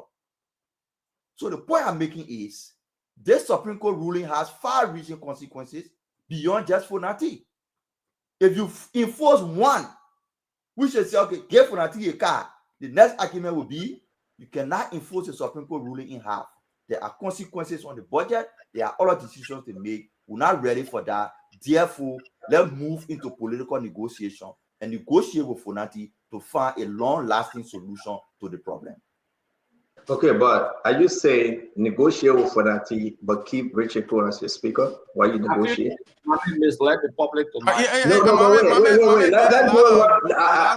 do it one at a time now. Mami, keep Richard Cohen as a speaker and negotiate with Funati. Is that what you are saying? Just Richard Cohen is not a speaker. The Supreme Court ruled that Richard Cohen is not a speaker. But you are saying that you agree with President Bouakai that you want us to go and negotiate, but notwithstanding, he will work with quorum. He will continue. They used to work continue, which is important here. He will work with quorum continuously. And that quorum working with continuously is Richard Cohen and his black who are sitting illegally. Even if it is Richard Cohen, it is not Richard Cohen a speaker because Richard Cohen is not a speaker. There's a deputy speaker there. There's a presiding officer there. That's the majority black. Then I agree with you. If you have deputy speaker, the presiding officer is also illegal because Funati Kofa was in the country. So you cannot have it both ways. Who was the presiding officer? The presiding officer, there were none. You have you have a certain speaker in the country, then you're looking for presiding. Come on, man. You are still going in a pass. I'm saying. But Clarence guy was not even elected as Speaker Pro Tem, and he presided for almost 3 days. But the public information, okay, that be realistic as you can be. Mama, let me tell you, we got to be real with ourselves. At the end of the day, the guys will have to come. Let me tell you what we did to Tado. Instead of using the communication, we use order and entertain the order. There's another provision of the rule on the doctrine of order. Okay, there's a lot of way under the rules. But the guys, they refuse to learn these things. And they decide, look, that whole election of Rachel Kuhn is illegal. Then, even if Speaker Kofa resign, Rachel Kuhn can be Speaker. Even in hell, he can be Speaker. That means the Deputy Speaker will extend for 60 days and have election. Even if he resign. That's the fight. That's the rules. That's the law. Okay, so they will have new election for the Speaker. If Speaker Kofa resign, but the Deputy will have to preside for some time. If the Deputy says one election tomorrow morning, that's different thing. So, I like the fact, Mami. Let me be frank with you. For the fact that you are very clear, I respect you for that. Kuhn is not a speaker. You guys have embarrassed President Boakai. It's a serious embarrassment for the power march of the country.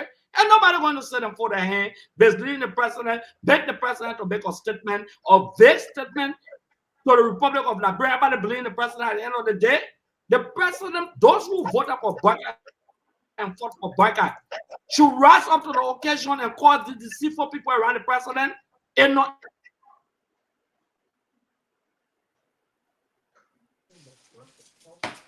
Our guy is freezing. But mommy, my question is, why can't any negotiation, political negotiation, begin first with the president recognizing Funati as speaker? Why does it have to be the opposite? The Supreme Court has, when you've acknowledged that Richard Quinn is not a speaker, Funati is, why can't the first political move of the president be recognizing Funati as speaker? That's exactly what I said. Whether the president or who or anybody, I'm saying Funati, as per the Supreme Court ruling, is the speaker. Richard Kuhn is not the speaker as per the Supreme Court ruling. The political negotiation to solve the political issue will have to begin with Funati, who is the speaker and the part of the problem, and Funati, who is the speaker, who is part of the solution. I don't have to say the president have to recognize him. I'm saying per the ruling, he is the speaker. But he doesn't have the quorum to do business. But the Constitution, and we're forgetting that the Constitution anticipated this, right? The Constitution anticipated this. That's why there's a provision that says the minority members will adjourn from day to day. The Constitution anticipated this, and it will compel the majority. Look, in the U.S., we know the sergeant of arms can go and bring people and compel them to come to session. The first thing President Boakai needs to do is that recognition. Once he does that, give Funati back his privileges and let Funati now start to exercise the powers of the speaker. But it's not only that, you see, that's where now I get confused. Because this Supreme Court ruling is not only giving Funati his car and his security. It said every other thing that was done was illegal. Why your focus, why your focus is only on Funati and not on all the other violations? Are you prepared to execute all the other violations? Of course. There are certain things, and I said this yesterday, Councilor Gu will help you. It is not every time a court rule, you will go back 10,000 years and undo things that are not possible to be done. If you are civil servants and pay your salary from the budget, what can you do? Were you going to tell the civil servants to bring the money back? So there are certain things that you just can't undo. You go and correct the wrongs that can be corrected. Certain things that have already been done, they can't be done. The court has ruled that they were illegal. That's it. That those moves were illegal. That's it. Now we begin to correct the wrongs. It doesn't mean that necessarily that we have to go all the way back and undo certain things. And you see. So my thing is that at the end of the day, guys, let me make progress. Let me hear from Colonel Gray and let me hear from Councilor Gouye. It's very important for us to all understand that this whole re-argument thing is a mess. When their lawyer filed, Councilor Sherman through Clinton signed, she accepted it.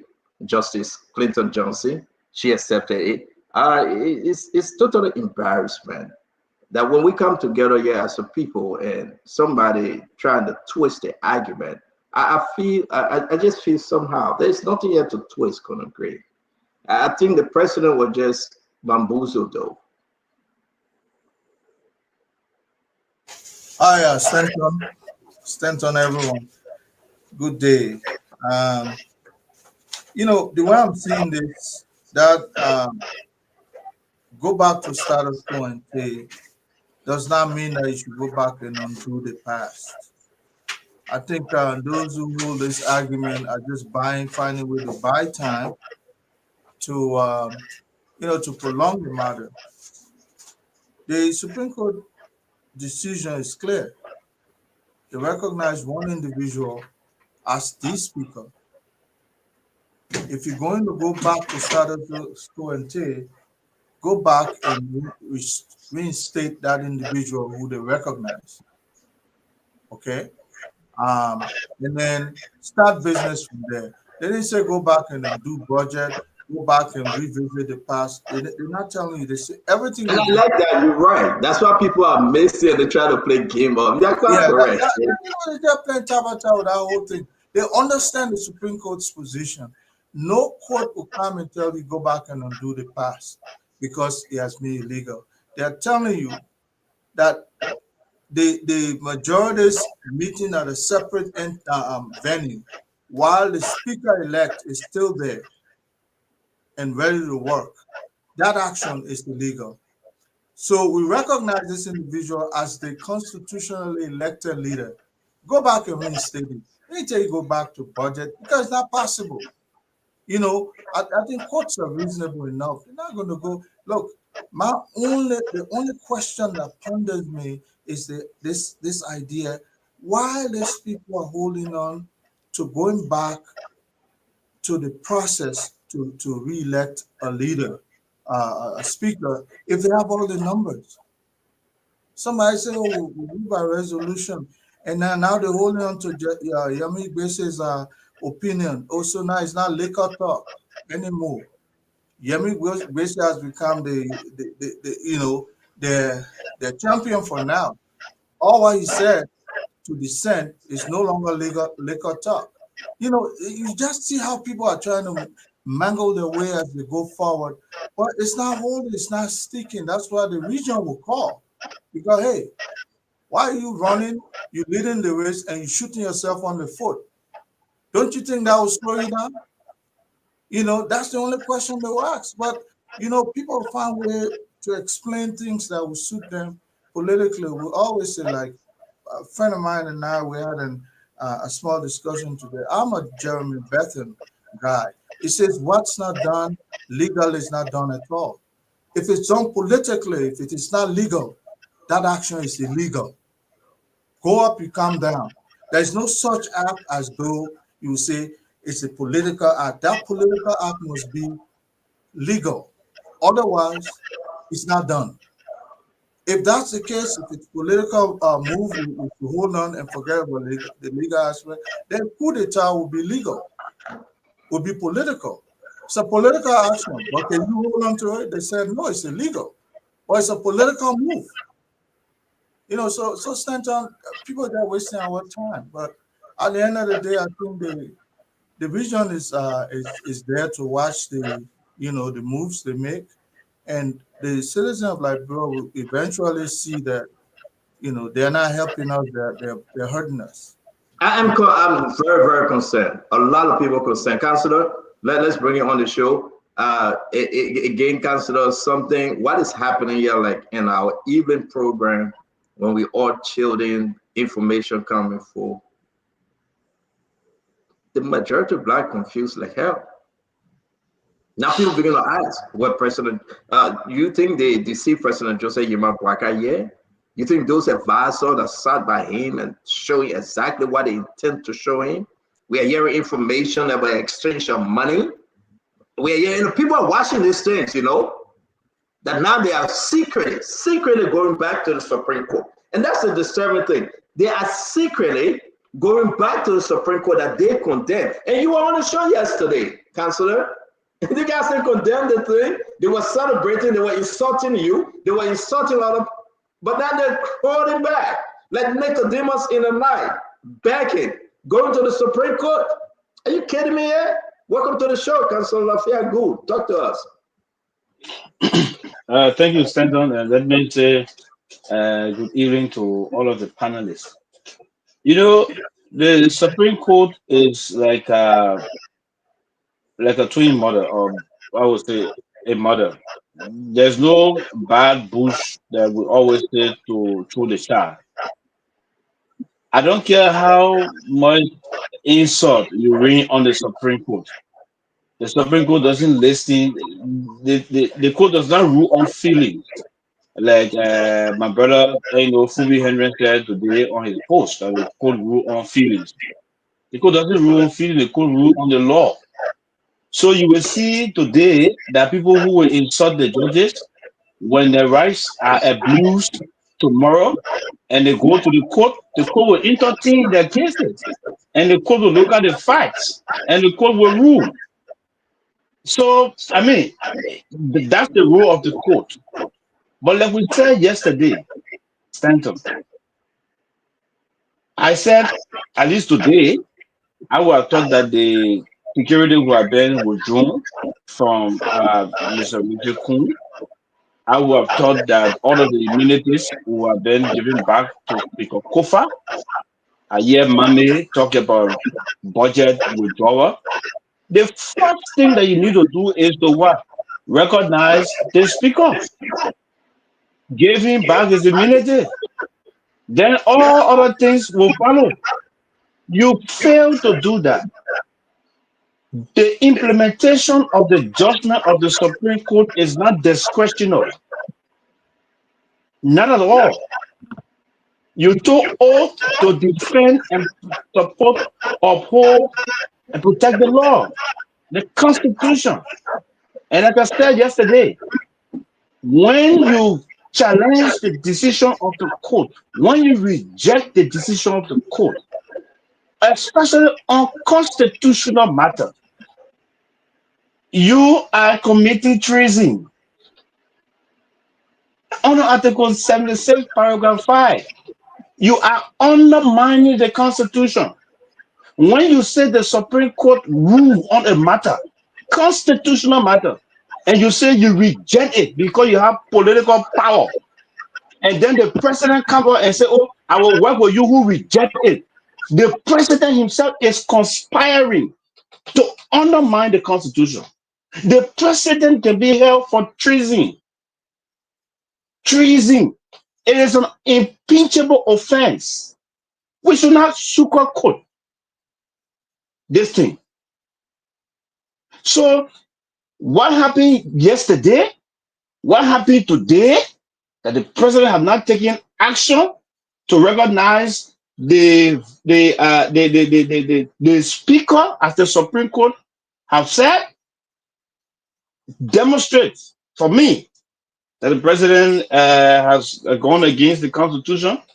He's violated the oath that he took on January 22, 2024, and that is treason against the Republic and everybody who involved with it, except the president. Because unless you move, except you move the president from office and prosecute him for that act, when he leaves office, he cannot be prosecuted.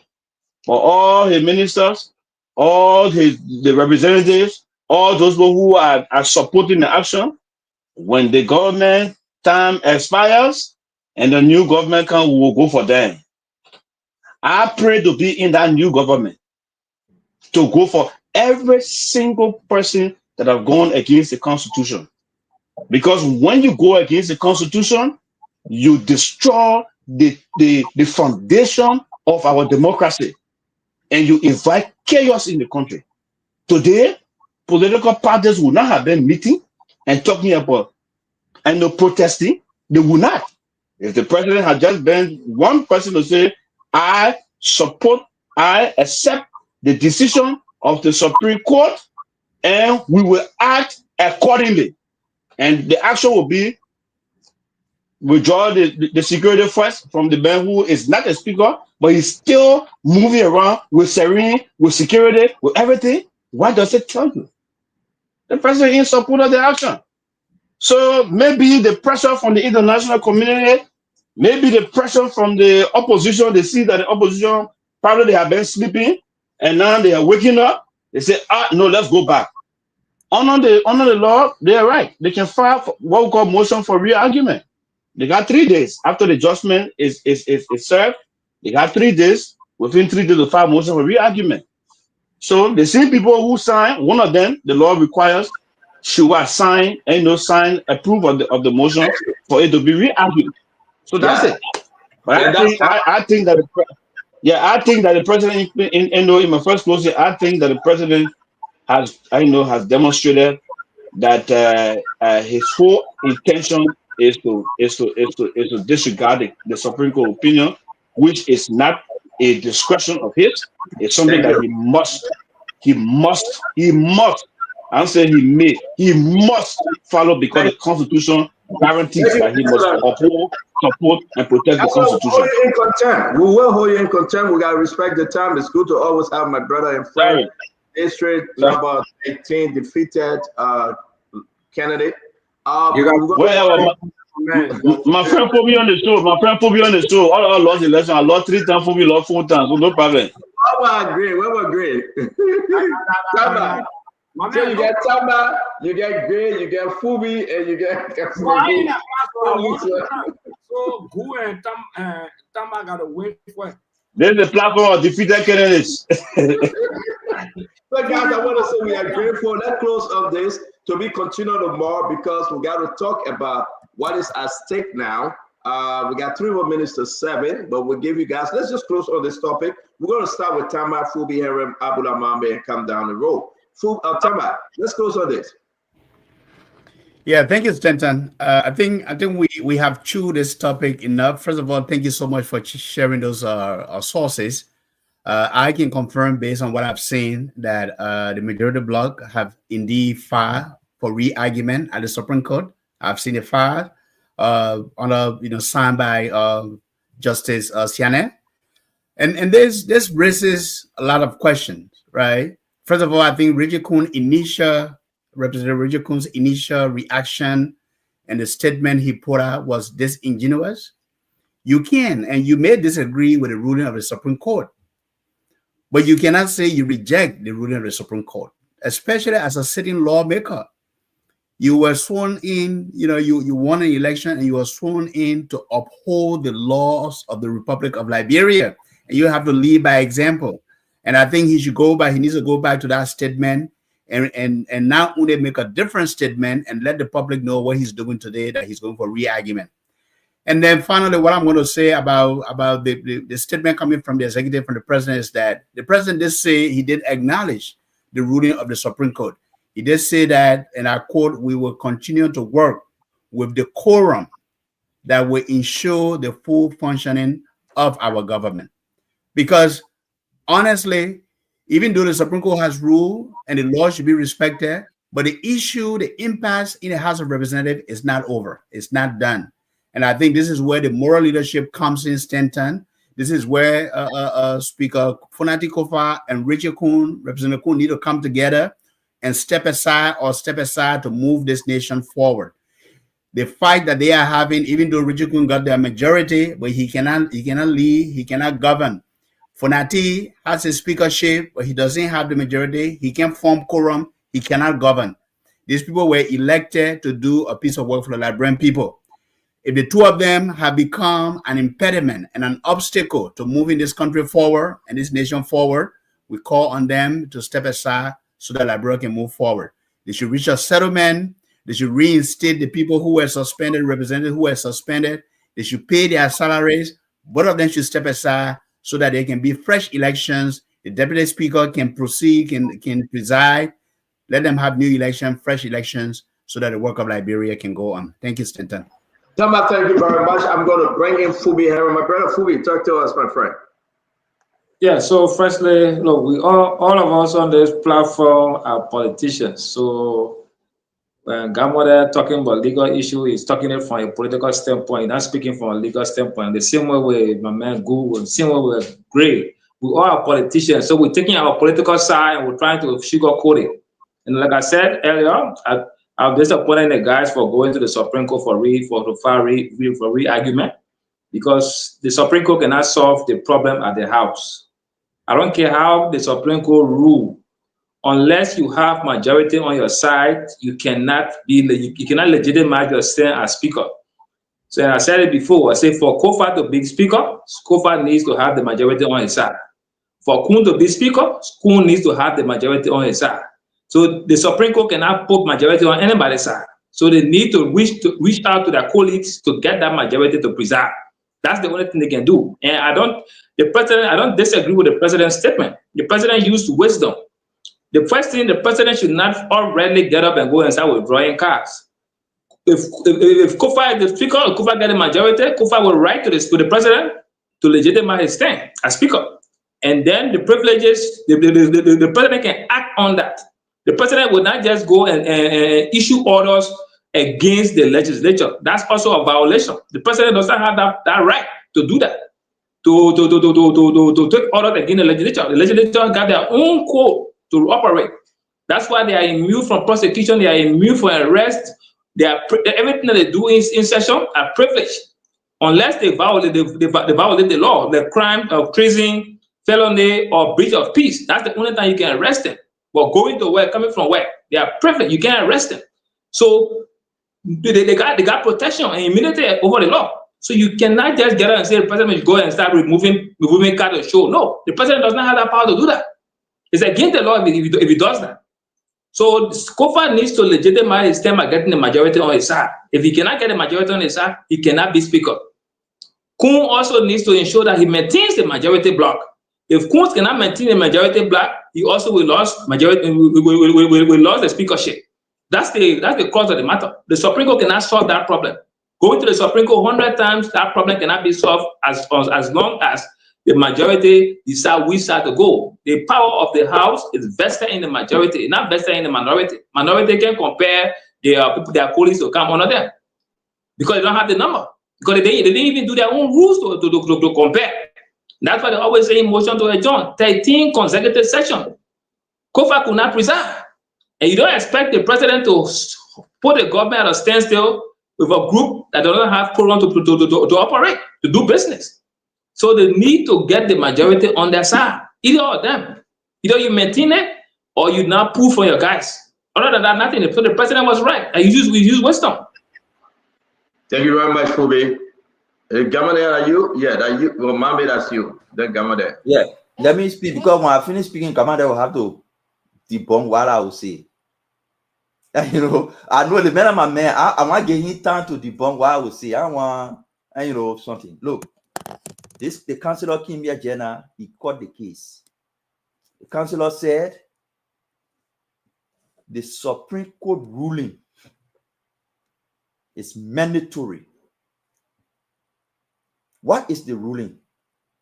He said the Supreme Court ruling is you can't choose which part of the ruling to uphold and which part not to uphold. You must uphold the ruling if you want to do it. For me, I know where I stand. The solution is a political solution.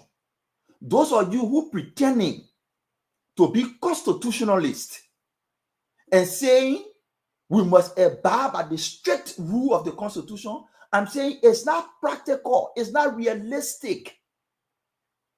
And every time our country was faced with a situation where either the Constitution or a ruling becomes problematic, political decisions were taken. I can take you down memory lane and give examples where there were times where the Constitution, the laws, it was not practical to implement them. We use political decisions.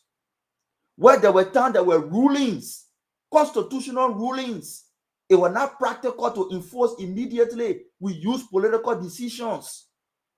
But you come here now and want to present yourself as the constitutionalist. Oh, we got to uphold the Constitution. Yes.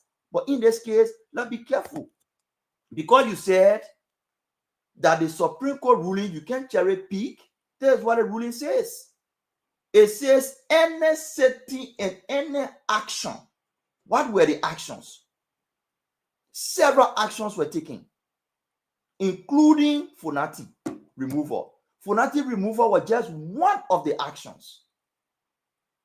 Since you preaching to be the constitutionalist, why are you not calling for the reversal of all the other actions?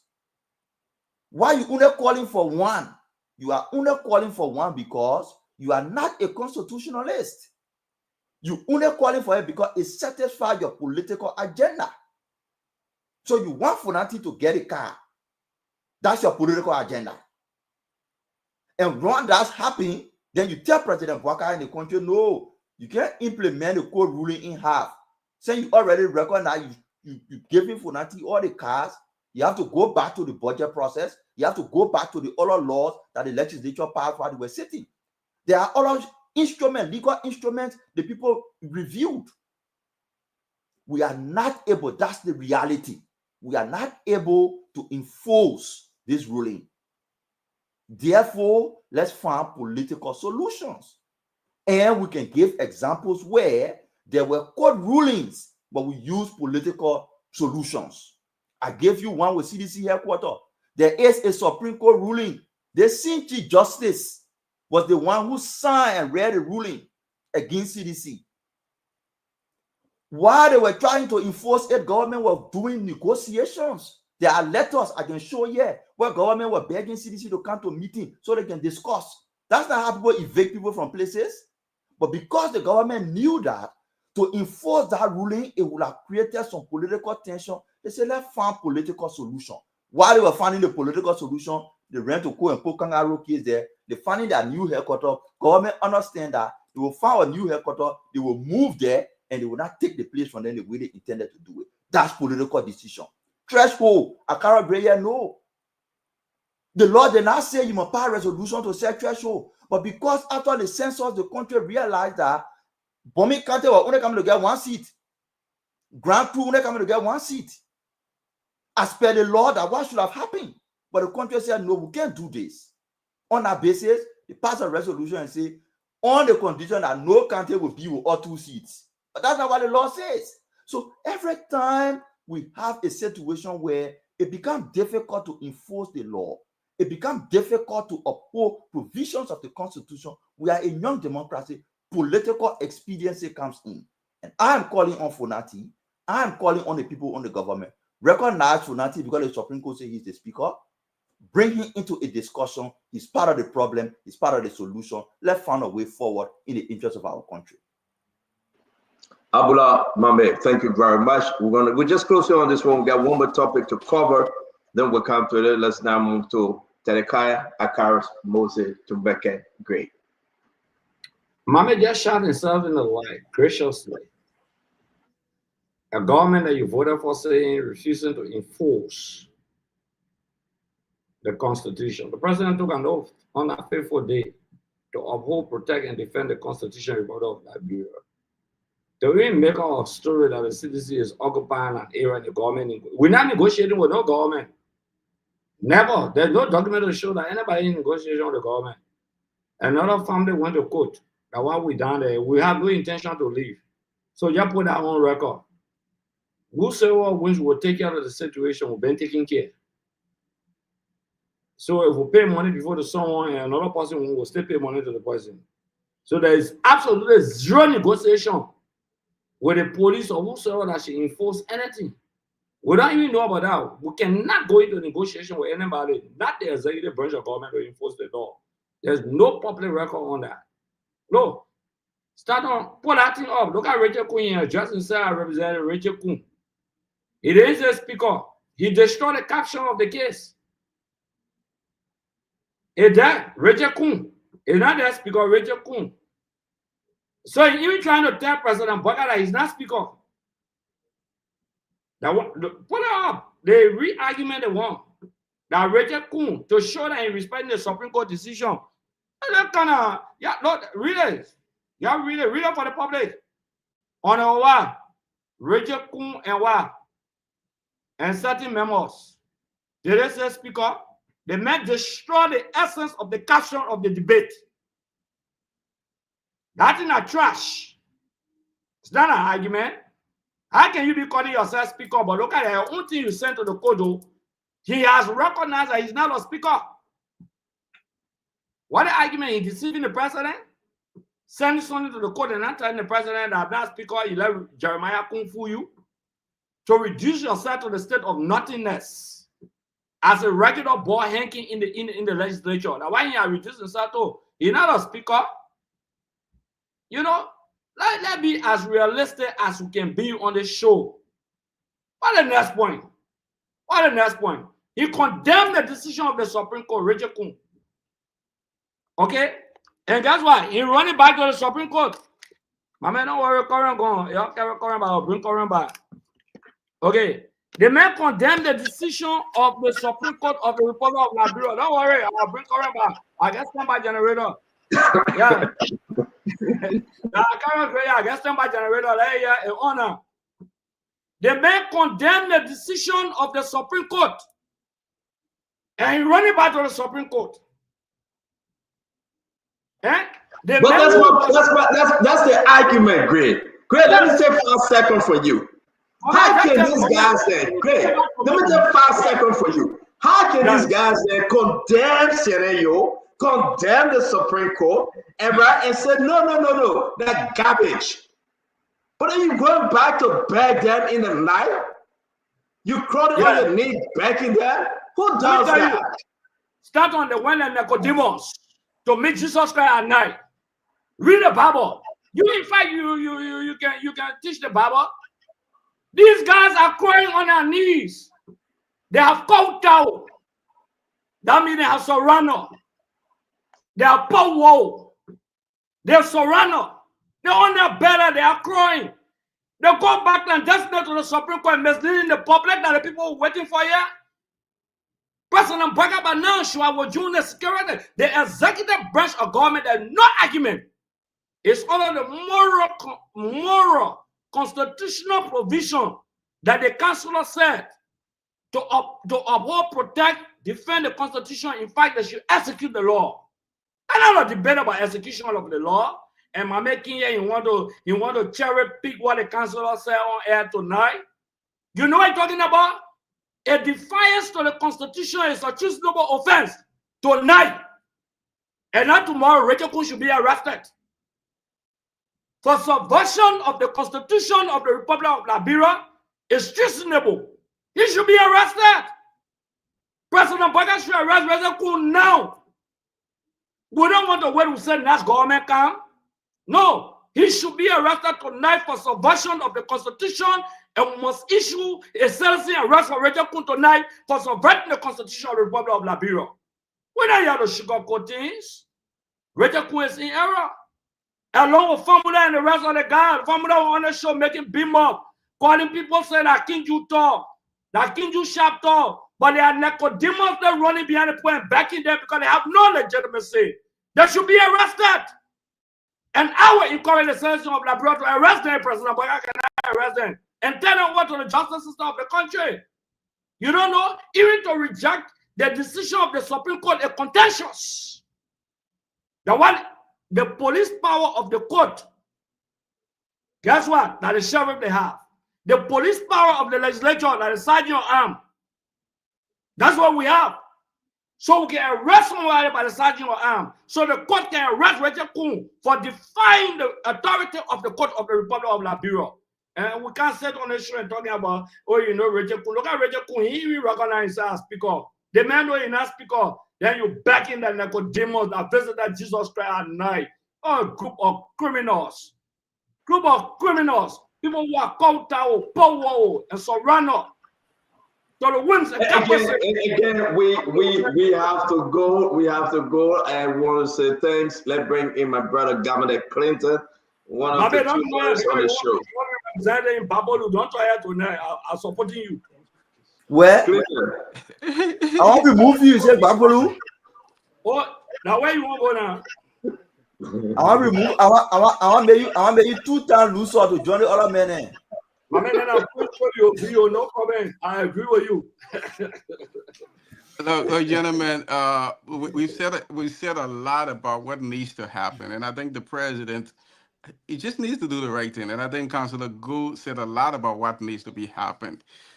And then resolution of this conflict must begin with the president taking some action that include giving back the privileges to Speaker for Nati Kofa. Richard Coon is not a speaker.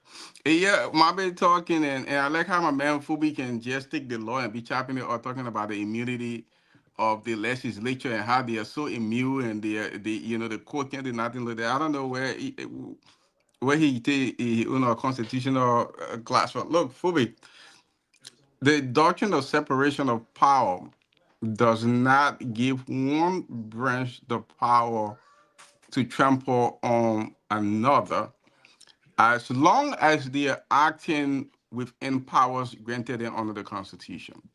The Supreme Court's power under the Constitution is to decide the law. And if the Supreme Court decide the law, that is not trampling on the powers of the legislature. Legislature want to make the laws. There's a reason why the framers did the constitutional framework that way. Legislators make the law. They don't interpret the law. The Supreme Court doesn't enforce the law. It has to be the executive prerogative. And this is why we keep saying it's the president who has to make that decision. Now you're saying, well, the president can make the decision to just go and remove the privileges and stuff like that. But what informed his decision then to remove all the security from beyond Fanati Kofa? You keep missing the point or being disingenuous intentionally that this president, from the very onset with his vice president, members of his government, they've made a very deliberate decision to support Richard Coon to undermine the Constitution, and this is a fact. This is the fact, and this is what they would do everything to kind of dance around not abiding by the ruling of the Supreme Court. But again, this is not going to stand. It's not going to stand because the people of Liberia are not going to stand for it. It's not going to stand because the opposition community is not going to stand, as we've seen by the meeting today. It's not going to stand because people like myself who are outside the country are going to mobilize people, and we are going to march to our partners and inform our partners that this has to stop.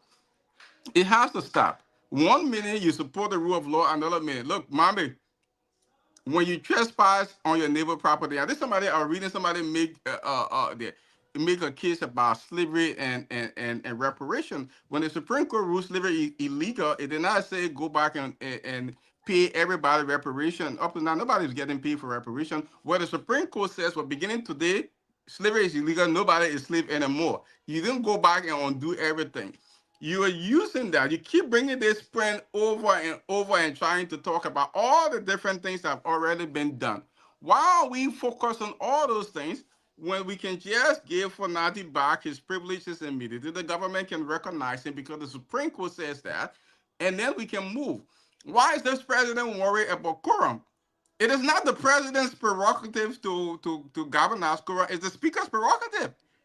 The president's prerogative is to ensure the speaker has his privileges and immunities.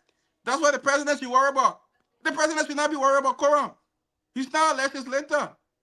It is the speaker who is supposed to worry about quorum. Let the president do what is within his executive power, and then let the speaker worry about quorum. The fact that they are still dancing around the thing just shows that they are not interested in abiding by the Supreme Court ruling. But look, there is going to be a day of reckoning. Whether it happens through mass citizen action, whether it happens, look, Tubman ran the country for 30 years, he left. There's going to be a day when the UP is going to be out of power. There's going to be a new administration. And there's going to be a day of reckoning for all the subversion of the Constitution. And it's going to happen. Very much. Thank you very much. Thank you for closing. I'm going to bring in Edward McGray. Conor Gray, can you close, please?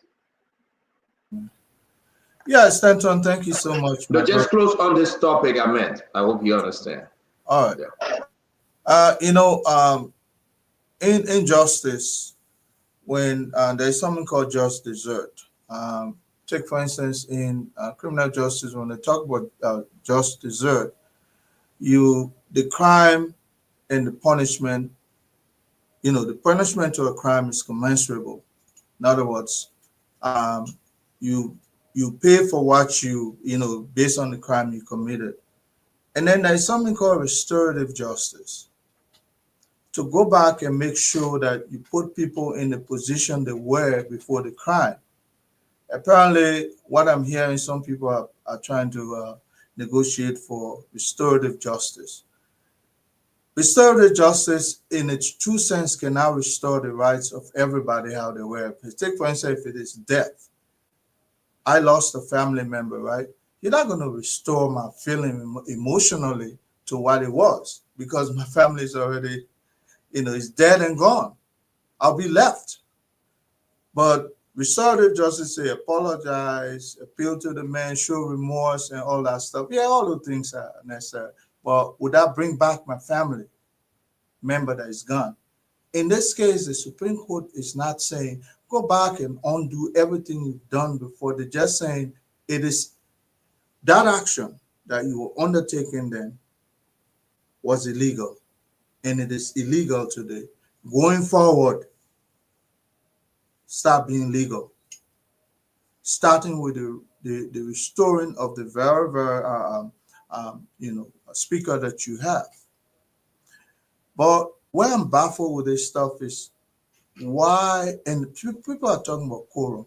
The Supreme Court was clear in defining quorum. It was clear. They said there is no quorum in the absence of a speaker. There's no quorum. So whether you think that group of people come together because they are plenty, they are majority over the others, as long as the speaker is not present there, when the speaker elect is present and ready to work, that's not a quorum. So I think they've gone after this.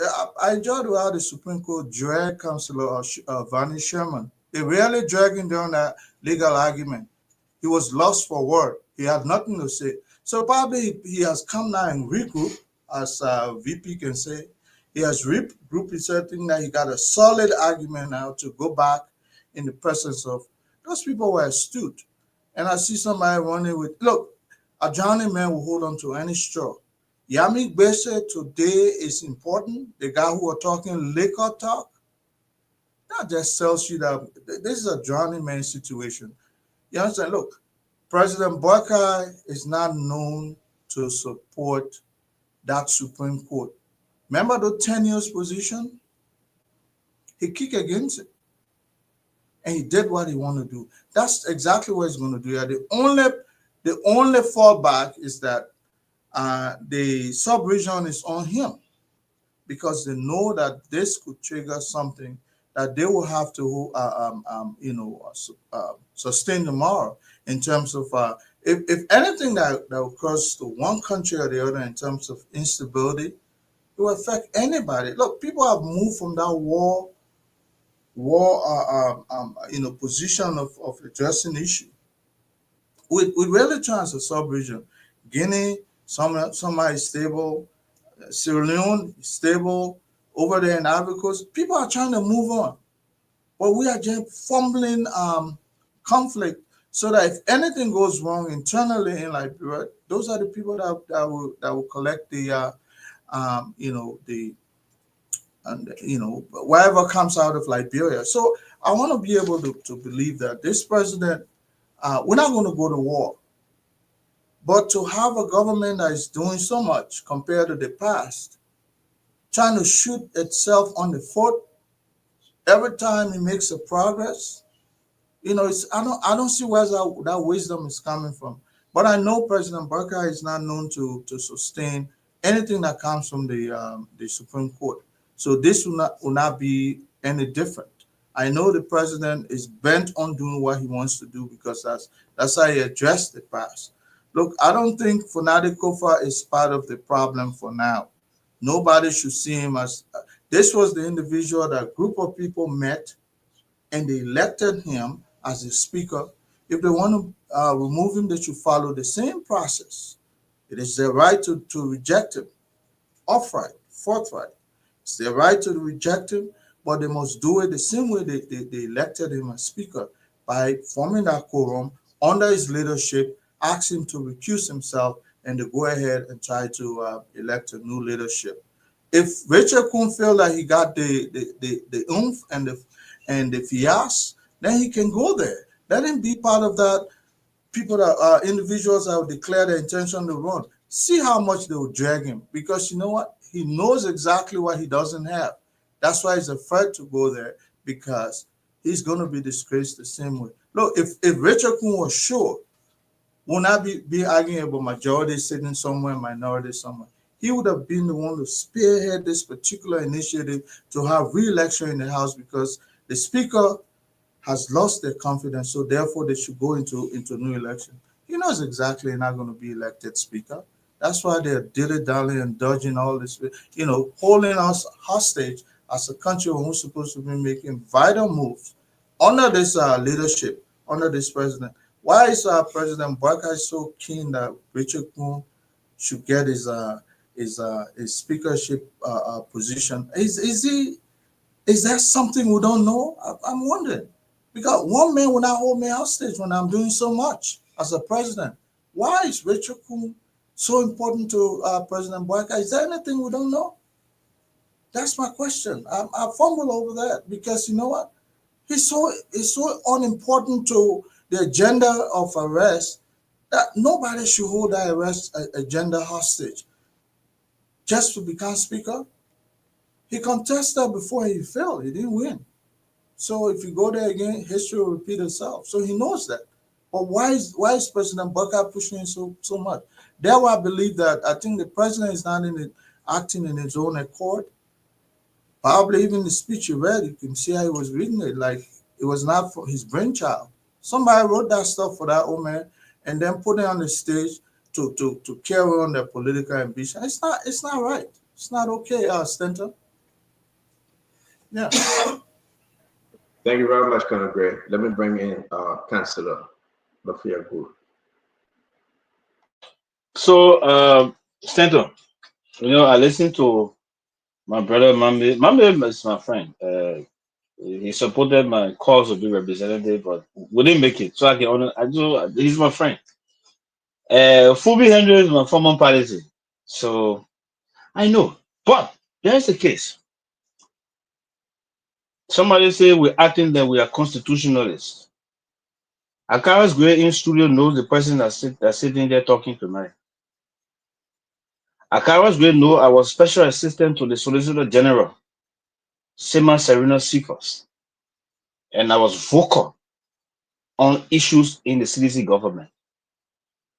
Akara's Gray know when the president made a mistake and appointed the guy to the US as ambassador. I said the person was in error.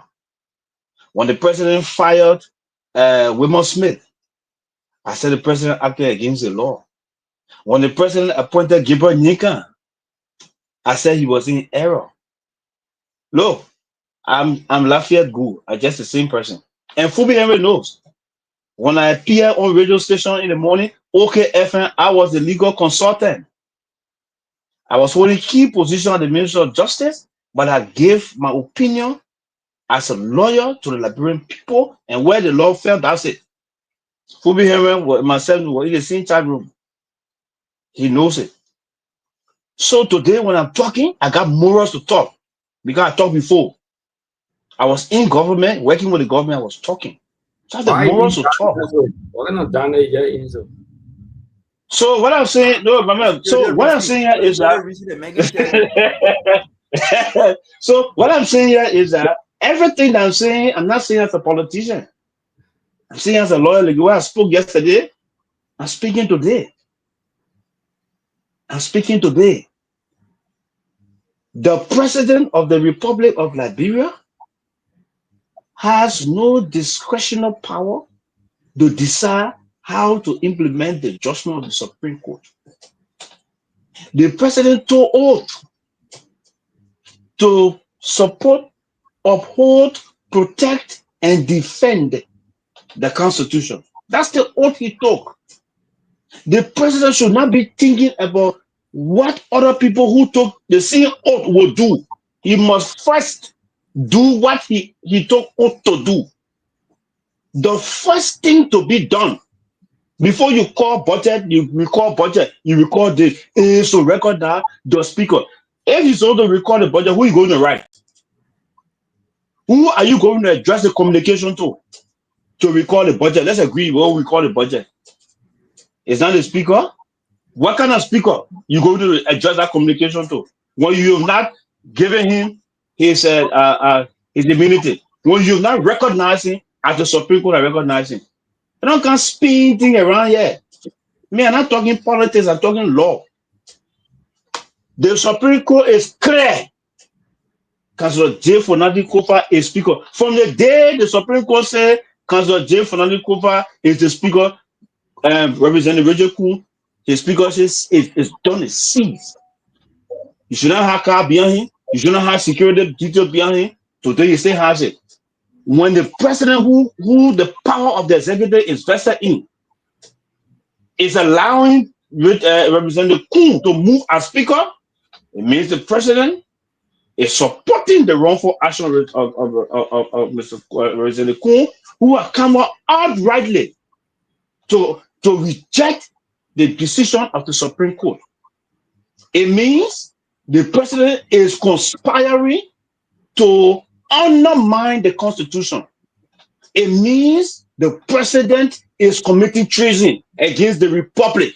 That's why the framework of the law did not say treason against the government. They said treason against the Republic. That's what happening. We will not sugarcoat anything here. The president must do what is right. He has failed to do what is right. He's committed the act already. They can go and correct it. Me, I don't have the power to change it. But one day, like I said, one day, one fine day, we'll live. God will keep us. The government will leave. One fine day, a president will come up who believes that the rule of law must stand up. And we will be there. And we will take the necessary action. So all I can say tonight, Stanton and the rest of you, my fellow and my friends and Liberians, we have a democracy to protect, to keep. The same way Mame and Fubi Henry are talking to Ned, protect him. That the same way other people talk and protect that Tobot. 1980, he was gone. The same way they protect and protect the door from wrongful action they were taking. You got the power, you can do this, you can do political thing. Even though the court said that, but you know that political thing, you have to do it. 1990, September 9, he was gone. The same way they sat behind Taylor, President Taylor. 2003, August 10, August 11, he was gone. Maya Sadikin, I know they tried. She herself, first time she did well. Second time she became grandmother. She started putting her neck on the book for ministers and other things. At the end of the year, she left. The same thing they did to George Weah, who is ex-president today. When we were talking to George Weah, telling him the things he was doing were not right. 1 minute, council. Was the same? No, wait. Was the same thing that made today he gone. The same group of people. Maybe you may not be. I just being in a nutshell. I'm not accusing you of the. I'm just saying that people in this the way you defend it for you, you're educated man, you don't defend. Other people can defend blindly. The same way the defending President Bonga today, he will go. He will go. And the good thing when President Bonga goes, nobody will hold him accountable for what he did because he immune. But those who help him to do what he did will grab them. Will hold them accountable. That's what I can say. Council, thank you. Thank you. I think after you was Remy Gray. Remy Gray spoke already, right? We all spoke. Everybody done. Yeah. So I wanted to ask, I mean, we can go another round, Stanton is not. I wanted to ask Council this question. This is not a justification. I have made the position that there can be rulings, and because of the complexity in implementation or for other reasons, people can see reason to follow political path. You, Councillor, here, Akaros Gray is here. 2021, the Supreme Court ruled. In fact, before even the Supreme Court, the lower court ruled for the House of Representatives to pay Yeke Koluba. They refused that ruling. They did not pay him. That was a court ruling. Yeke took that court ruling from the lower court. He carried to the Supreme Court. The Supreme Court again ruled that they should pay Yeke. They did not pay him.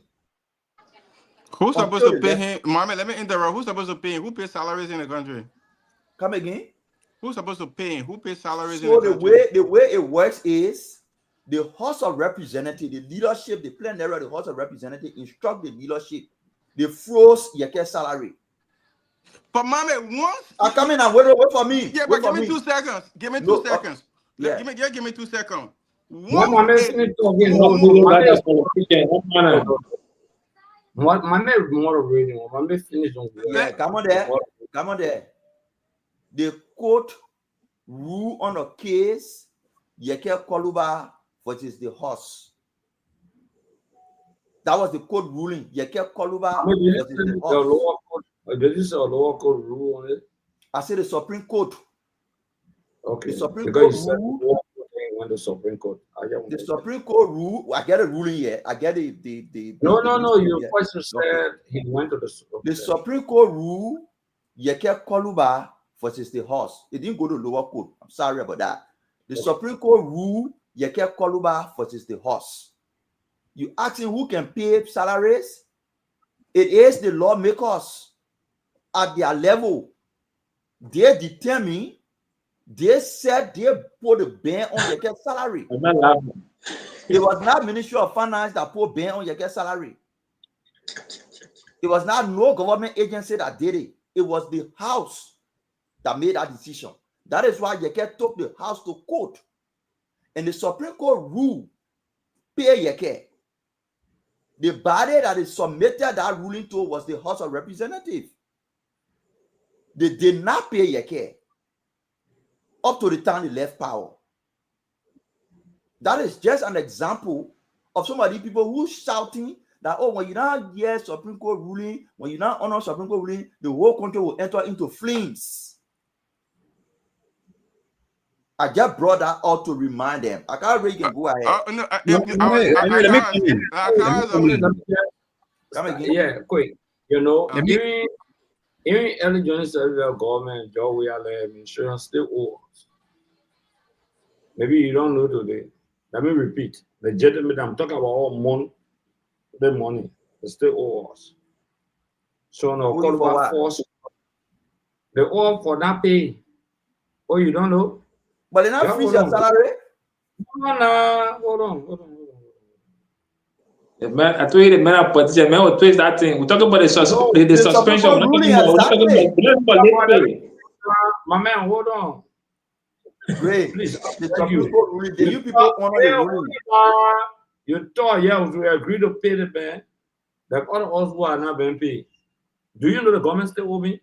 I'm not talking about your court ruling. Let's talk about hold on now, my man. You honor that arrangement, and the government started paying some people. They started paying some money.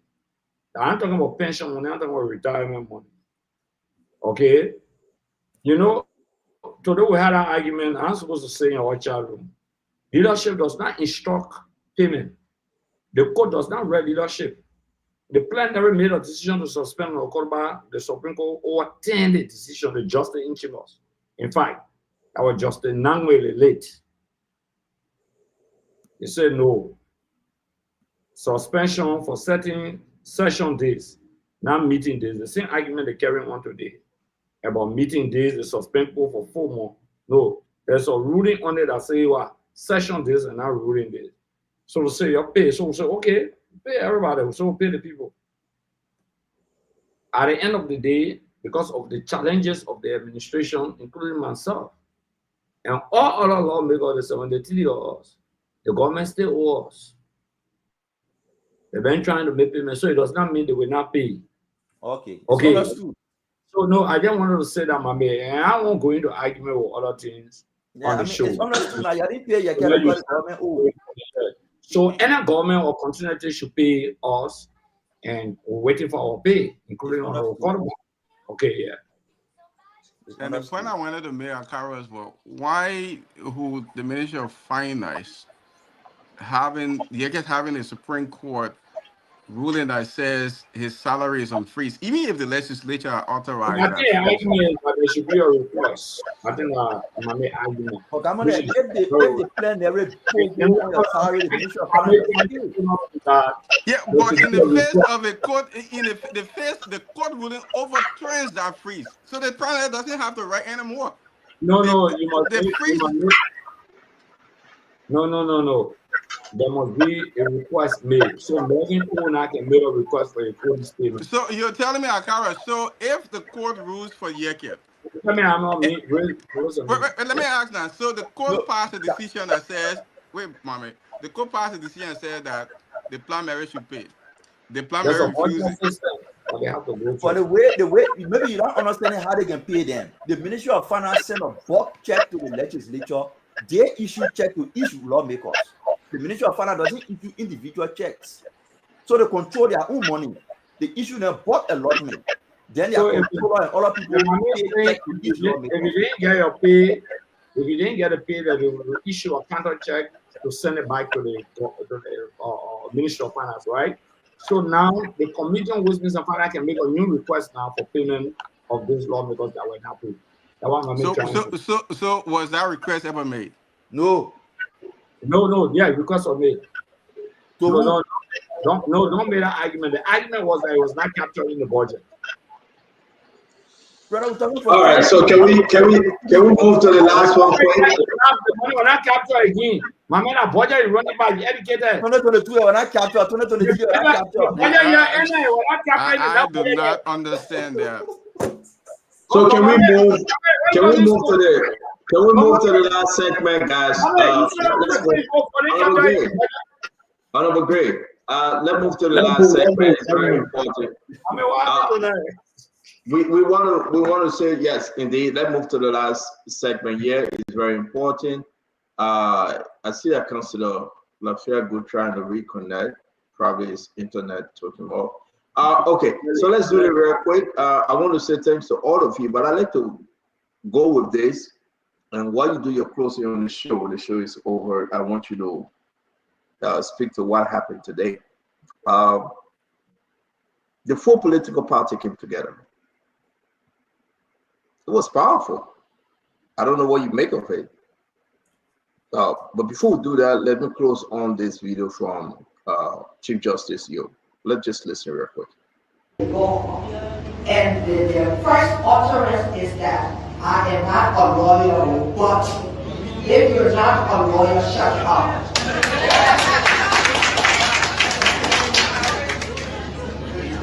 Take this advice also. There is so much to do and that can be done without money.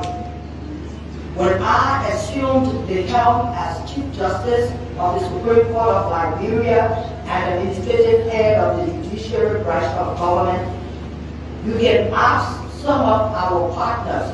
One thing I told them that my administration will not be going before a microphone and calling upon our partners and calling upon our traditional partners to come and help the judiciary. I told them this would not happen.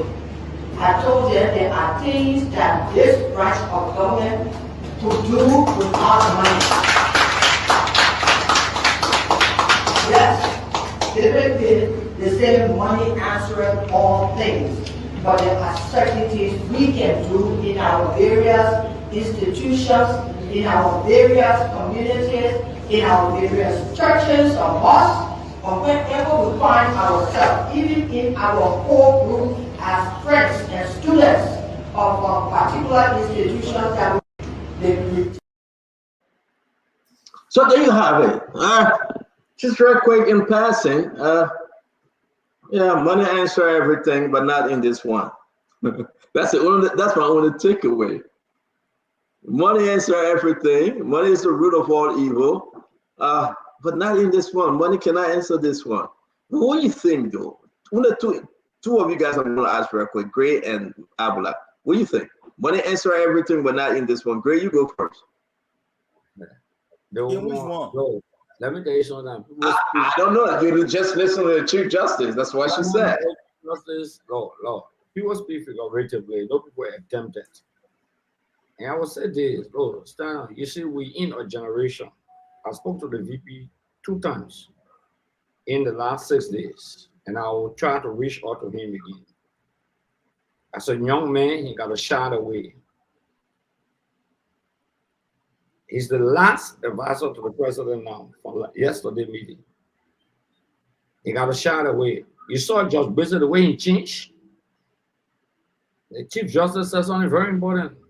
That money can't buy certain things, can't change certain things. So it shows that there were attempts. They're not hidden secret, they're open secret. That there were attempts financially to overturn their decision. But it stood their ground. And I must commend them for that. They saved the country from chaos. I will close on this note to say to President Baka to get in the final. But when I close, I just want you to speak briefly. I got something to show before we close. Let's give Mamba the chance. When I show this video, then you can close. I beg you. You talk about no, Mamba just I want to tell a second. Not everybody. I got to play the video from the. Because two of them won't be president. No, we're not talking about Gafwan. Gafwan won't be chief of staff. We're not talking about Gafwan. Go ahead. Yeah, I know, but chief of staff president. I just throwing things out there. Mama, go ahead. I mean, this man, he left from here. He said he was worrying Nima. They put a 3 hands susu. Eba we na greba. Jeremiah Kuna get control in nothing. Right in their face. The men play around Europe, you can America, he dance around. I just go in there 1 week. Get 1 week, the ball pass around him and take 50%. Then you can be talking. All of the thing. Let me say something. I'm not the one hitting you, but let me say something. Let me, like your man, like your friend, my man, yo, in CDC. But that man told us we gotta go though. Seriously, so I get revival to go pray for our sake. If I did, I'm a man. I will talk to him. Yeah, I mean, Safwa Great calling you back. Talk to her. Safwa calling you. Let me say something on the go ahead, my man. I'm my man enemy. Then you calling so. Are you say that my enemy? Get out my friend. Say that my enemy. That my CEO, that my friend. Say my enemy. I agree. I don't have enemy. So on a Chief Justice statement, that Chief Justice will go down in history as the most compromised and politically moved Chief Justice in our country. Yes, I'm saying it on public record. I'm here. Not somebody for using great. That my voice, Amula Mame. I'm saying it. That Chief Justice. She telling us. You can say if I'm not lawyer, so close your mouth. No, you yourself have said something that have nothing to do with law. So close your mouth too. But that is not how we run country. That's not how we have discourse. People who are not lawyers have opinions. You're not an economist. You're not running governance. You are a lawyer, but you have opinions. You have expressed those opinions that are not related to law. Outside of your judicial functions. So you don't tell people shut up because you are not lawyers. Yes. Greg, please give me a chance, man. You're going to the vote one day. We don't give me a chance. So don't Greg, let's give you a chance now. We gotta go, Greg, please. So don't tell people shut up because we're not lawyers. I said shut up, I didn't say so. I say you, but Greg, how are you doing so, man? I'm talking to you. Oh, man, put the woman statement in contest, man. The lady said, before we can speak, we can say I'm not lawyer. So as soon as you say you're not lawyer, you must shut your mouth. I'm telling her too, there are instances where she have made opinions that are not having anything to do with law. So you gave a ruling. The ruling is clear. I went to school, I can read and understand. Then you tell me I'm gonna shut my mouth. I can't shut my mouth. There's Supreme Court judge, and Grace said it here. Grace said there is no case in the court. The family that sue another family. Stanton, I just sent you the bill of information. It is CDC versus the owner of the land. It is not no other family. CDC versus Ibrahim Dempster at the Supreme Court. I come in at the Supreme Court. She holding that case. She holding that case at the Supreme Court. The same way she held the asset recovery case to get CDC time to buy a chance. She held the asset recovery case for more than 9 months. Great, let the man finish. Great, I think we got to go back. I think we can't wait for the voice. recovery case for more than 9 months, unprecedented in the history of the Supreme Court. Constitutional matter. I mean, why behaving like that, man? Now, Greg, don't do this, man. With all due respect, my man, don't do it, man. I beg you, man. Constitutional No, matter. let They me finish. talk to the Supreme Court for more than 9 months. She held it without making a ruling. Only for her to come and say, for the Supreme Court to come and say, we can't rule on the case because the reason was just flimsy. The same thing they're doing with the CDC case. CDC versus the landowner, not no family member. Let me ask you a question, Mame, because we got to go there. Let me ask you a question quick, Mame. Who usually put those cases on the docket? Who called for them? Is that the Chief Justice? The Chief Justice is the head of the Supreme Court. Who called for the assignment? Who's the assignment? So, okay, I get Mame versus Akaris Gray. The court opening May 10.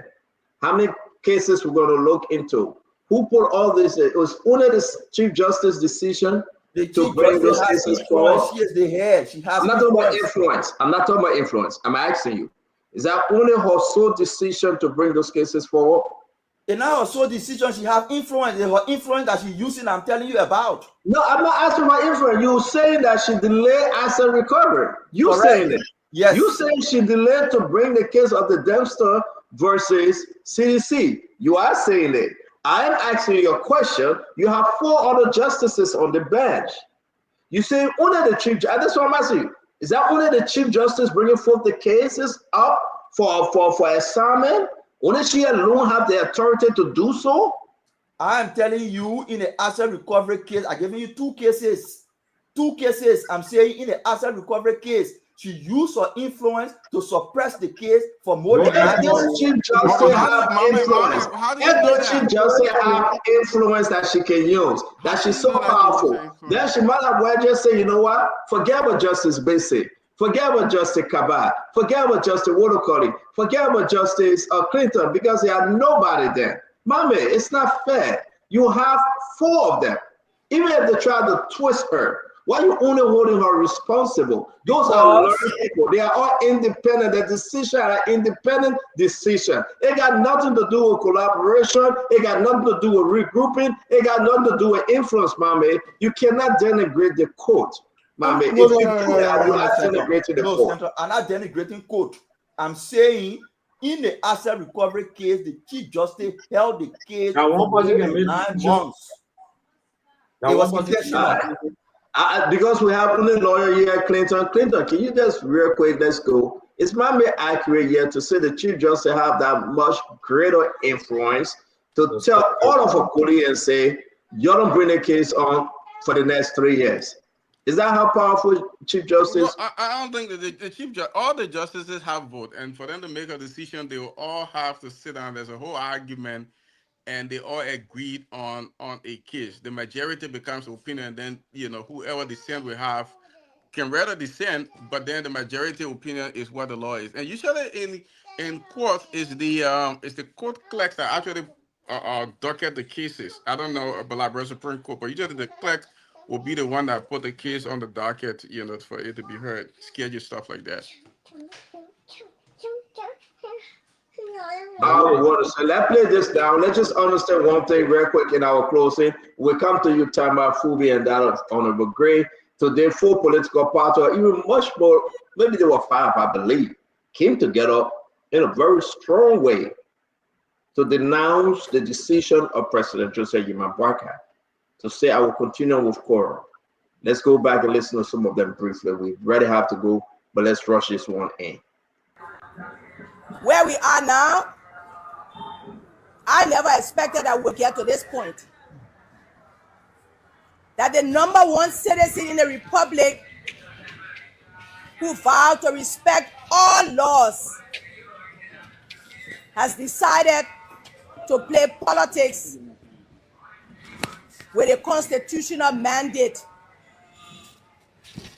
The truth is, this constitutional mandate is not a debatable mandate. President Boakai, you must follow the mandate from the Supreme Court.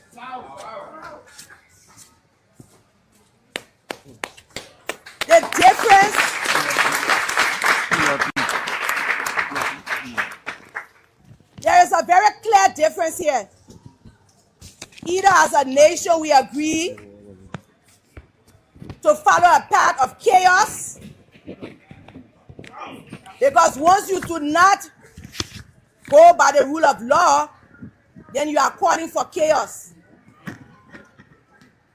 We either do chaos or we do calm, where our country is able to move forward, where the hopes and aspirations of our people will be met, where the dignity that carries the name Liberia across the nations of the world will no longer be looked at as a pariah. This is the choice we have today. And that particular choice is led by the President of the Republic of Liberia. He can decide whether he wants a calm country so that he can fulfill the rescue agenda, which I believe is just a story, as I've been saying, or you can open a Pandora's box that will lead us to a place where we don't want to be.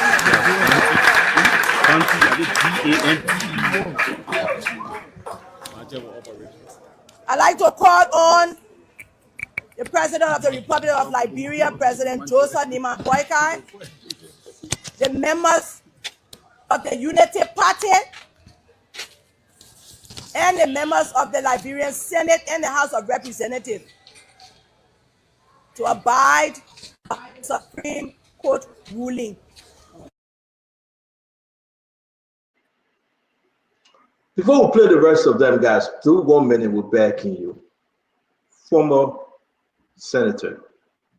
We're going to start from former first lady, former senator, former vice president, Dr. Jewel Howard Taylor. That was powerful.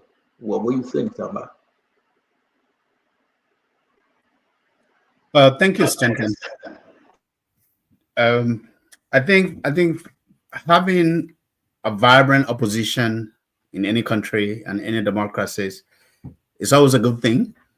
And I believe that a vibrant and strong opposition is good to keep a ruling party or government feet to the fire or keep them honest. I have followed some of these videos today, both on Spoon TV. Your reporters have done a really good job to just try to stay, connected with these activities that are happening in the country right now. What I saw today was a political grouping of 4 opposition parties trying to come together without a clear agenda. But their rallying call today is a Supreme Court ruling and the president's response or the statement coming from the executive. Statements today, and I've followed most of the statements. I've listened to them. I heard a lot of battle cries. I also heard a lot of verbal insults on leaders. But there were a lot of threats that people issued. Even VP Jewel Howard Taylor went as far as saying that talking about chaos in her statement. And here's the caveat for me, right? Here's what I wanted to call us, Stanton. We have to be very mindful, even as opposition. It is our right, opposition, to go out to protest, to protest against a ruling that they are not in favor or a social issue or societal issue that we may be dealing with.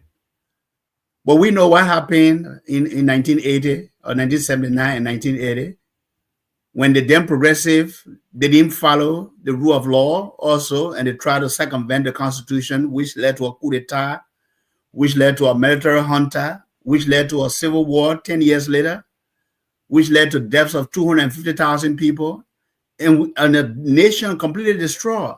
And we are still reeling from that. We are still trying to get out of that. But when I also look at people from previous governments who have been in the highest position of authority, who have used and abused and thrown our Constitution by the wayside, and they use it the way it suits them, trying to come back to be the moral voice, it's also mind-boggling. And those are the double standards we have in the Liberian society. And this is not to defend what is happening today. But when I hear leaders coming out and all they talk about is chaos, All they talk about is removing a constitutionally elected president by force or threatening to do so. It's mind-boggling.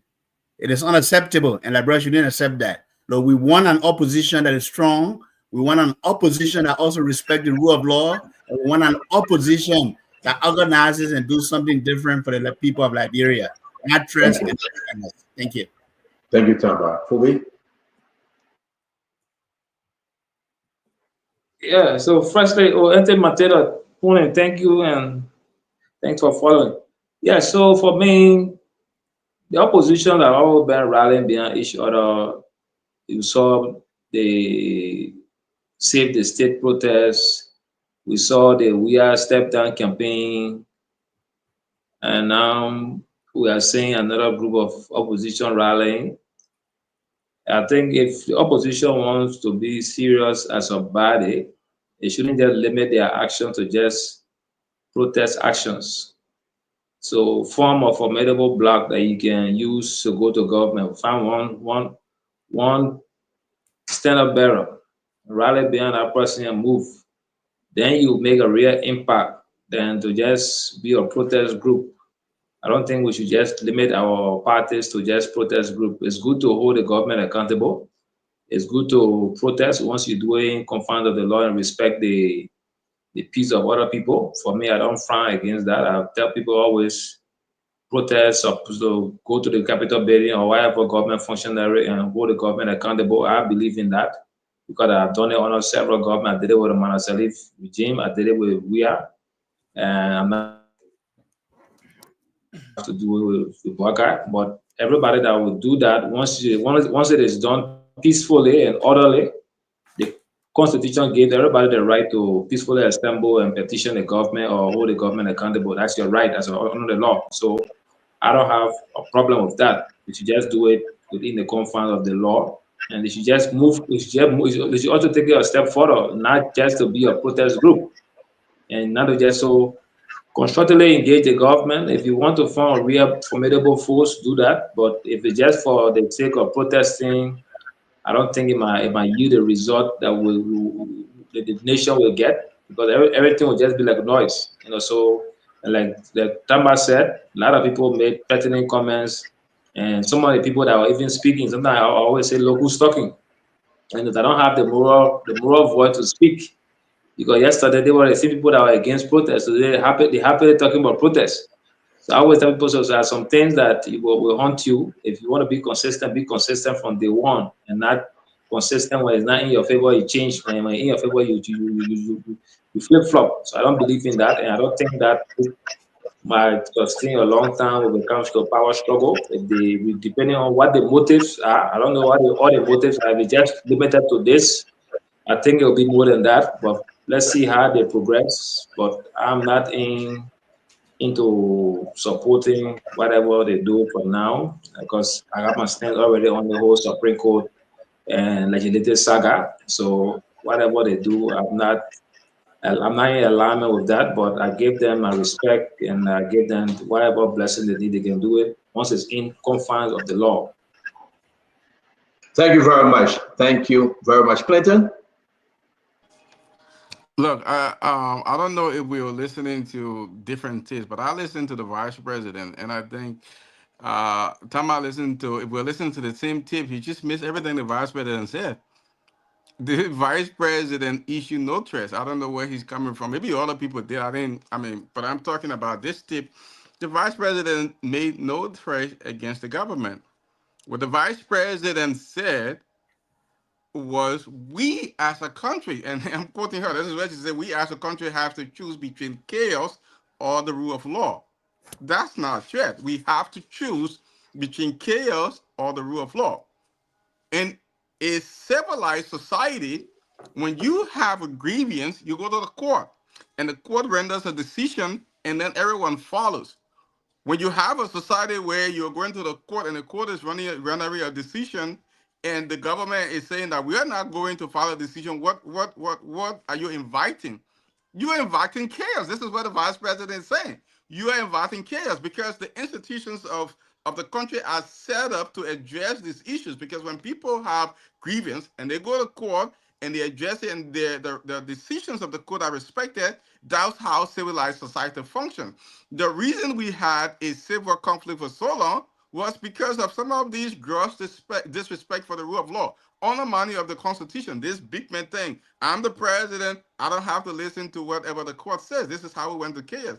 And the vice president was just trying to remind us this is how we got where we got. So I don't see any threat. She didn't say anything threatening. She didn't say we have to decide, because when we are at a point where we are disregarding the rule of law, look, how many times do you think that a citizen have to go to court and have a decision for the Supreme Court, and over time and time again, this government keeps saying that we're not going to do? How long do you think before somebody say enough, I'm getting on the street, enough, then I'm going to take matters into my own hands? So the government is inviting chaos when it decides it's going to ignore the rule of law. The vice president made no threat. So I don't know where Tama is coming from when he talks about threat. There's nothing threatening in that statement the vice president made. She stated the reality of our country today. Thank you very much. Mama, you want to finish up? I mean, that the opposition do what they're doing. That's exactly what they are supposed to do. Put pressure on After he will be me, right? Yeah, can I agree into you? Yeah, Conagre, you're going to go last. You want to go before Mame? Okay. Go ahead, Conagre. Go ahead. All right. Well, Stanton, I wish Mame had spoken, but it's not late. Political organizations or pressure group don't necessarily rally for behind one individual. Sometimes one individual's justice or injustice can be the reason for disagreement. You go back to Buzizi, the kid that came up with the situation in one of those Arab states, maybe Tunisia, I want to say, and that sparked the Arab Spring crisis that changed all of these dictators that were there for ages. One event, he lit himself on fire, and that really sparked the movement that dethroned, that replaced all of these long-held dictatorships. To say they should come around one person to lead and support that individual to be president. That's Bouzizi didn't want to be president. He just was tired with injustice. And because he brought attention to injustice, that was the cause that brought everybody together against these dictators. So if you come back and say they're not serious, like Gamonde Clinton, I did not hear anything that amounts to a threat.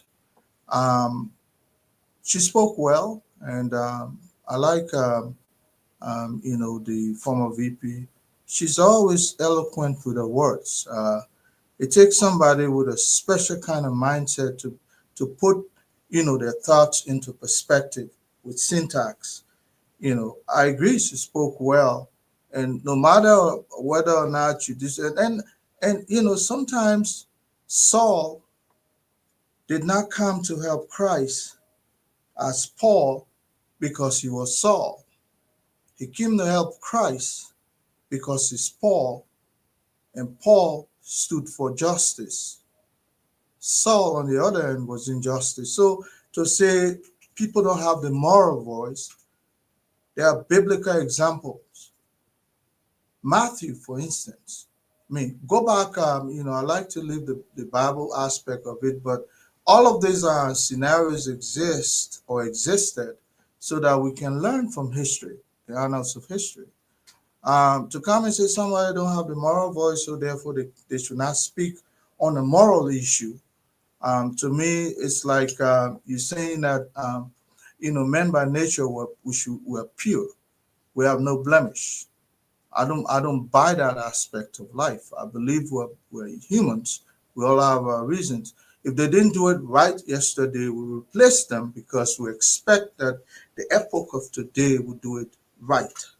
And if it's not being done the way it was expected to be, people will come together regardless the executionists of yesteryears. They will come today and tell you this is how it should be done because they did not do it right. That's why you replace them with somebody you believe has the moral authority to preside. And if the system today is not going well, so therefore people will speak. I agree. Look, the president is deviating, maybe not on his own accord. People are there pushing him, if you ask me, because people have their private agenda. But the president, the people say, how long are you not are you going to hold somebody else responsible? Look, there are certain stages in life when we reach, we are not able to make that tangible decision that will take us further. Somebody can have an impact on you. For instance, Louis XIV of France, it was his wife. He goes home, the woman pump him, with words. You come out, yeah. Every one of us are influenced by somebody. And so I cannot say the president is not being influenced. I'm looking at what is obtaining right now. That president is influenced by certain people. And that's what is leading to this, type of decision. They are irrational decision. Maybe you want to call it rash decision. But the president is not doing well when it comes to decision making, how to govern the state. Thank you. Thank you very much, Colonel Gray. Councillor Gu? Senator. So all of the protests that were conducted during the past regime, I was one person who spoke to the Minister of Justice from within. I spoke to the Solicitor General that the people had the right to protest. They had the right to gather, to assemble under Article 17. And so we must protect them. And we are on an obligation to protect them. It is their right. We are their servants. Protest today, now, I will support it. If people feel aggrieved and they want to come up to express their grievances in the peaceable manner, obviously, we'll support it because that strengthens the democracy of the country. So I don't think why people will be jittery because protests in the past 6 years, or let's say in the George Weah regime, send a loud message out.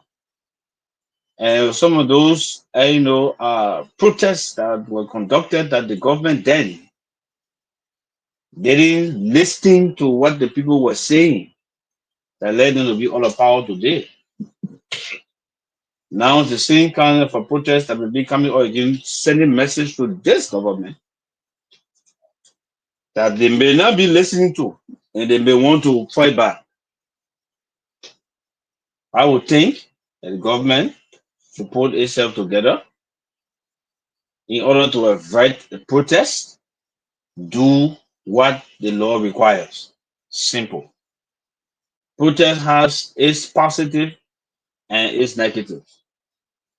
Protest would allow the citizens to come out, enjoy the right and express their opinion and whatever.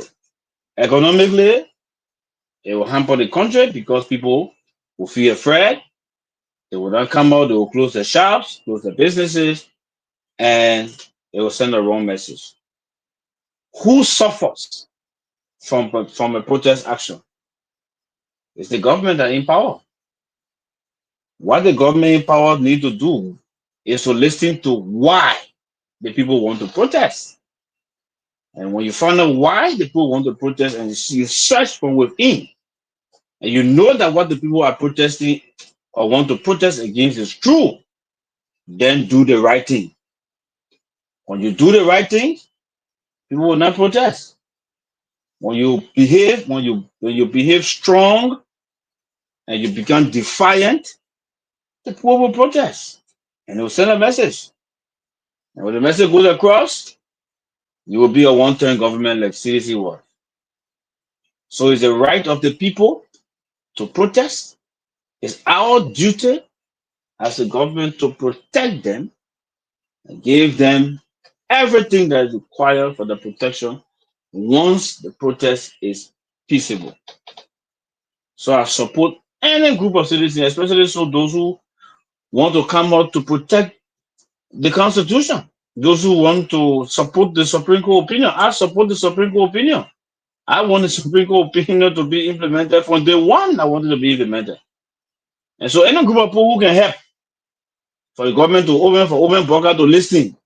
My I would say my grandfather, because I kiss him man myself, for all to list for him to listen and do things rightly. He's the president. I will support it. So that's all I can say. I listened to the statement of the VP. I don't and the former VP. I don't think, in my opinion, that any threat. As far as I know, the former VP, so former was my classmate. We graduated law school together. She very choice, and lawyers don't threaten.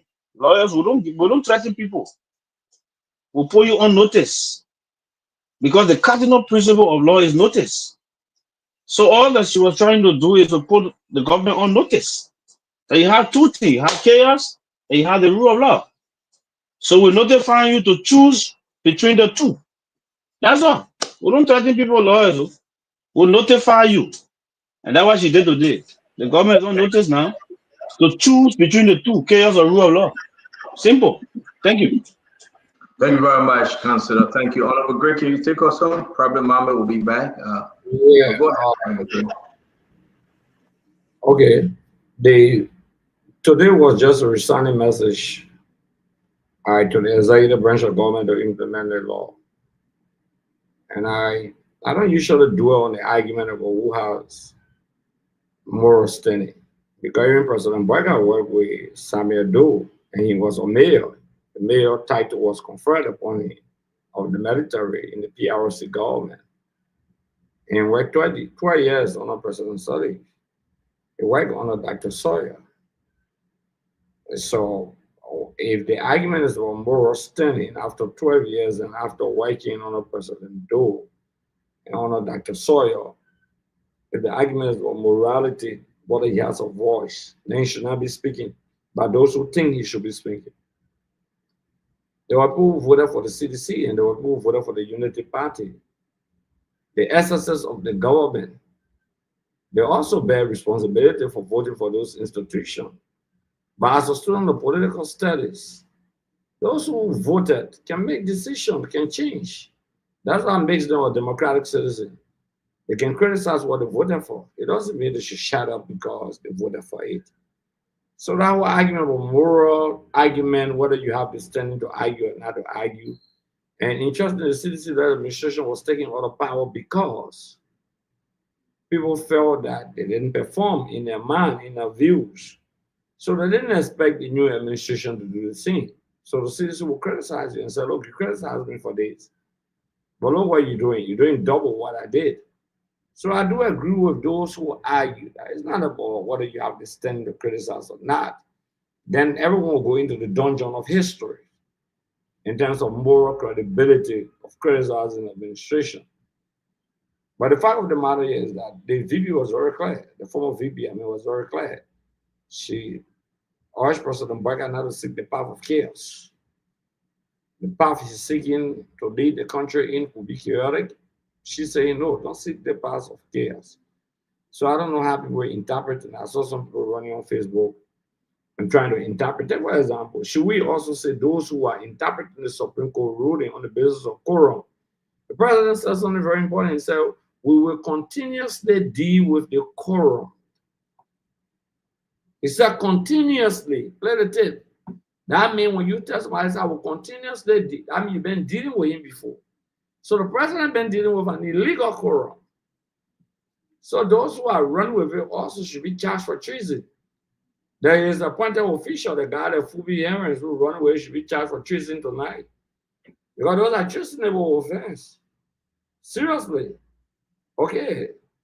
But the fact of the matter is, like, they are expressing their opinion. That's how they feel about things. But I was excited. I was there today when I listened to the opposition and combined members of civil society groups. I spoke down there today, voice of the opposition community.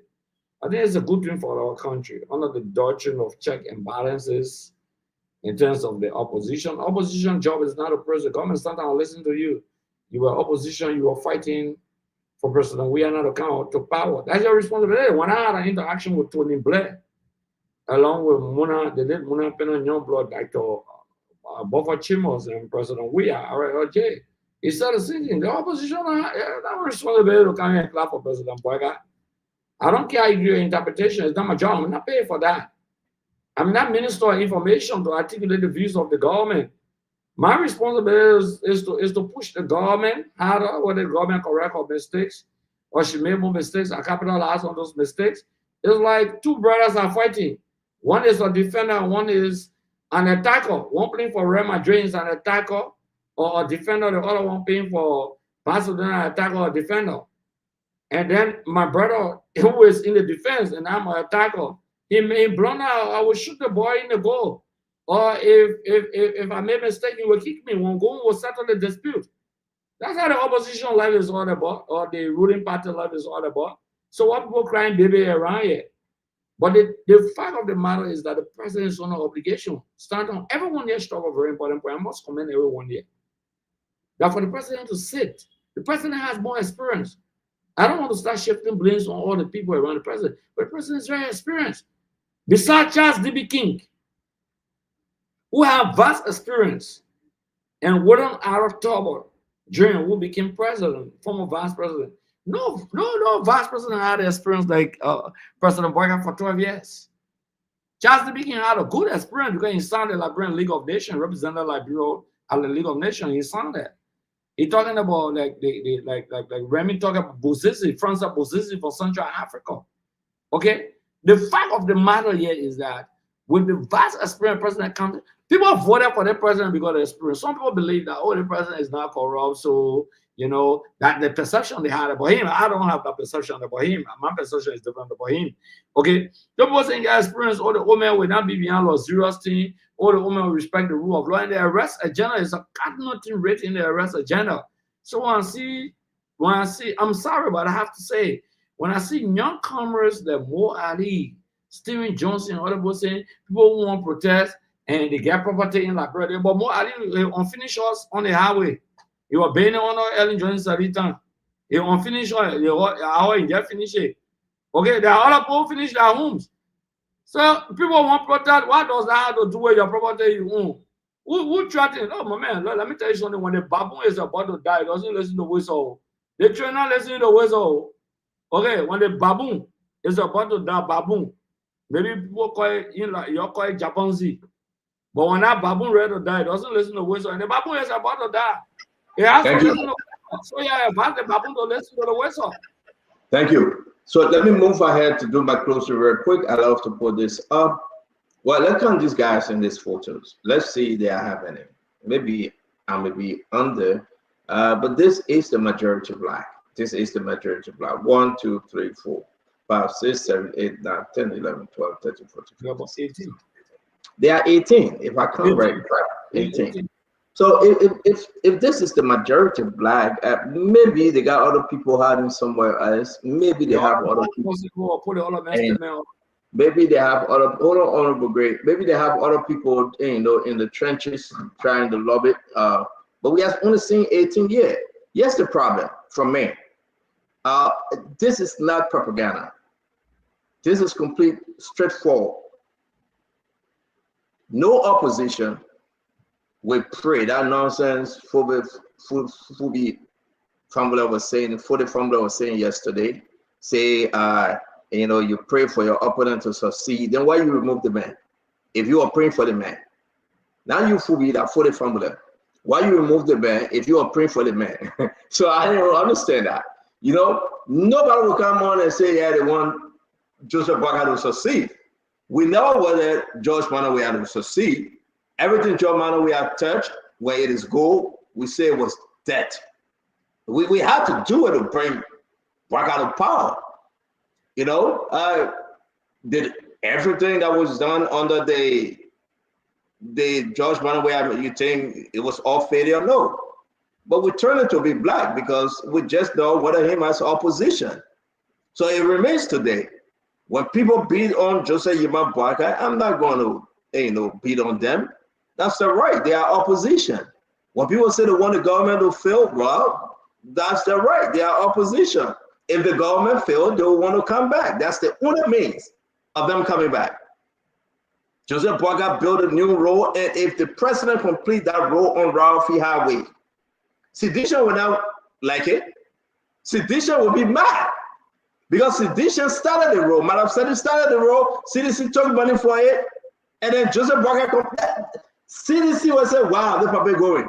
Let Joseph Boakai go build a new airport, redesign the whole Royal International Airport, and we start seeing more planes coming." Do you think sedition will be happy?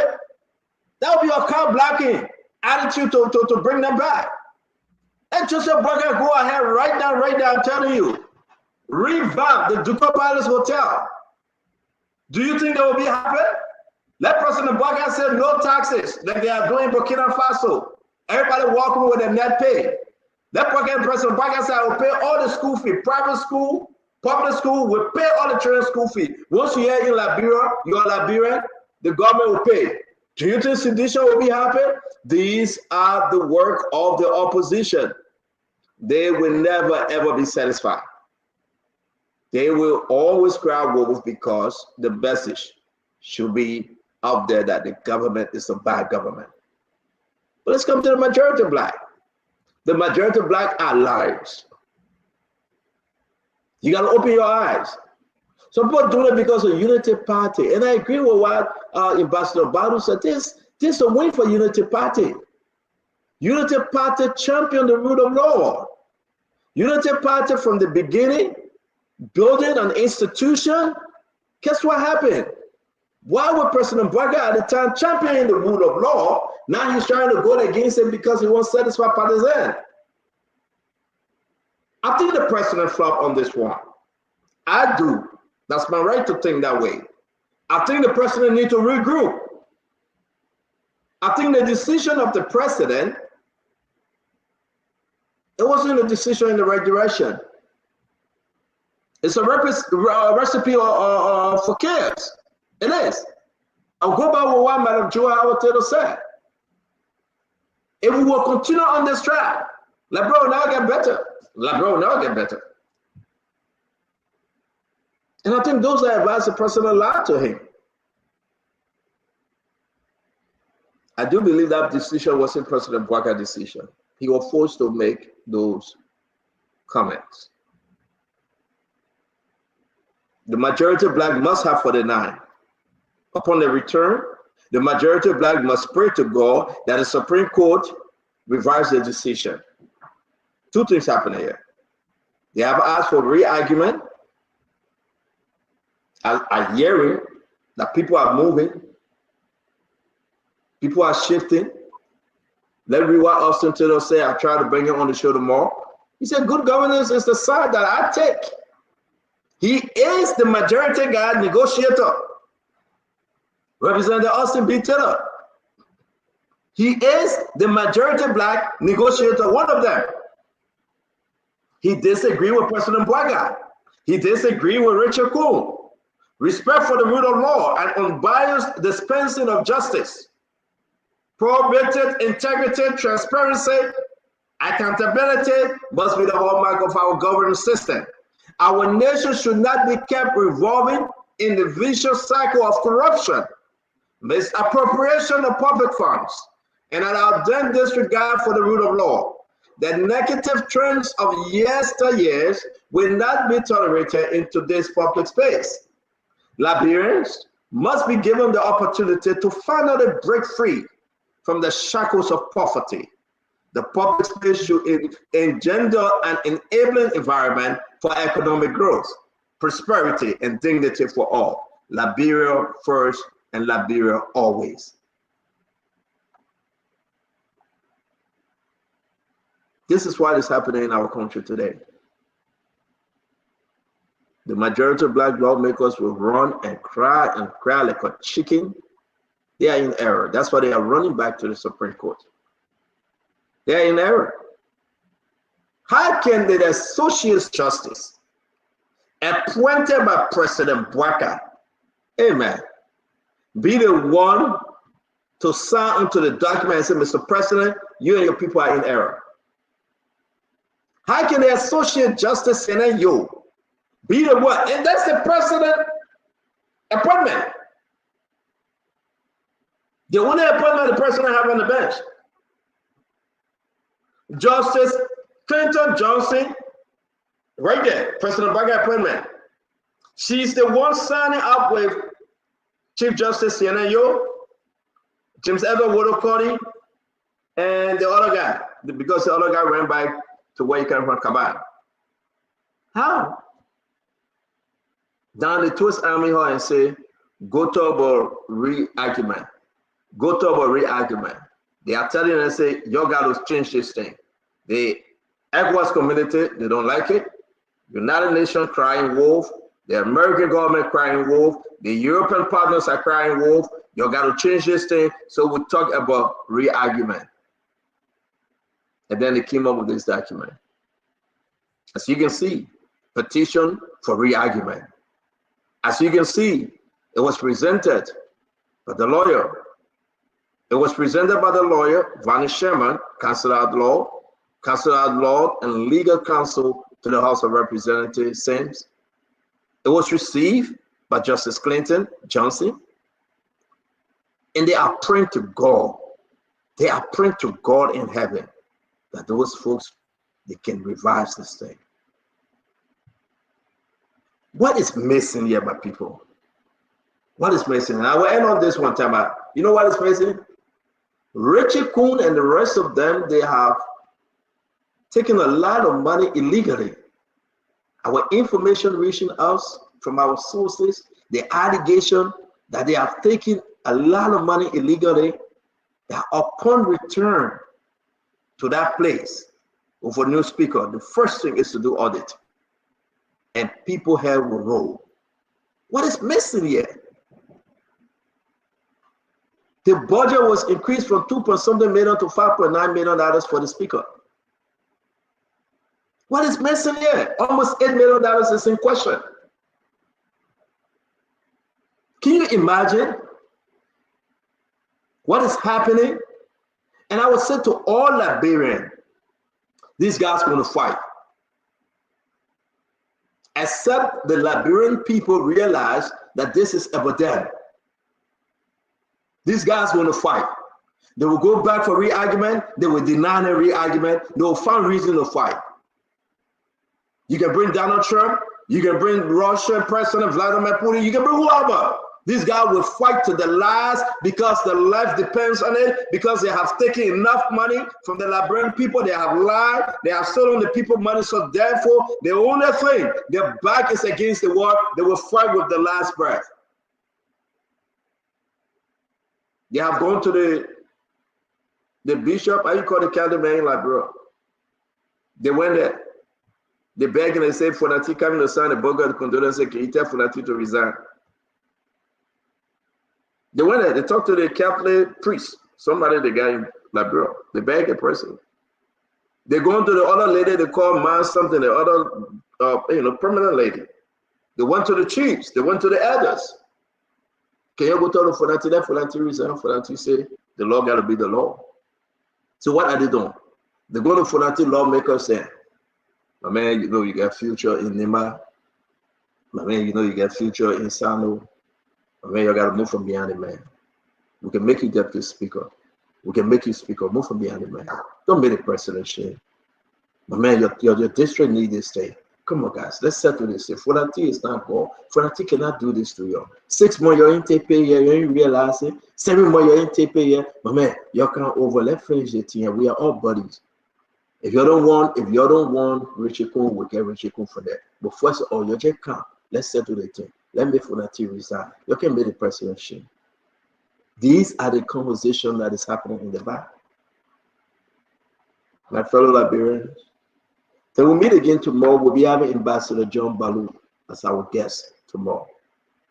And we'll bring other folks on the show that we can only think Liberia, love Liberia, and together we can build a better Liberia. I believe the Liberian people were deceived. I believe the Liberian people is realizing the pathway to a better Liberia.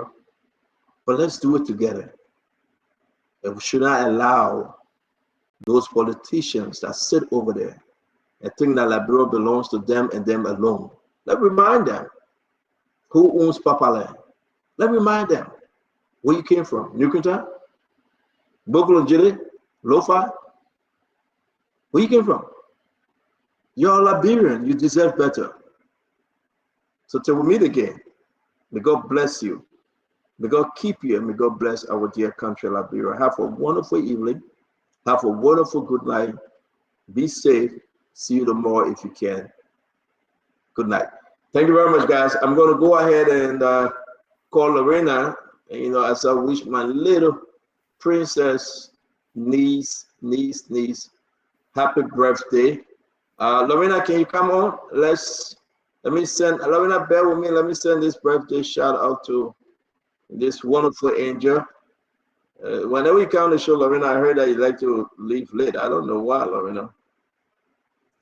And when you come on the show, you have to try to leave early. Let me send a birthday shout out to this wonderful angel, Lorena. If I don't do the Lorena, I'm dead. Please, I beg you. Give me 1 minute. Let's allow everybody to see her. Let's just allow everybody to see her. 1 minute, please. She always watched Uncle Stanton from way Atlanta City. She growing big. That's my niece. All right, let's put it up now. One. All right, so, and I was looking for the picture, Lorena. I just found the picture. You see there? Amira Princess City. That's her name. Very smart. Very, very smart. Very lovely. Very pretty. We wish her all the best as she celebrates her birthday. And again, I'm going to call her grandma into Cecile City. Where are we? There we go. I found the first picture. Then I'm going to call her grandma into Cecile City to do this birthday song for her. Let her into Cecile City. There you go. Amira Princess City. Happy birthday to you. We're calling the whole family now to sing that birthday song, Lorena.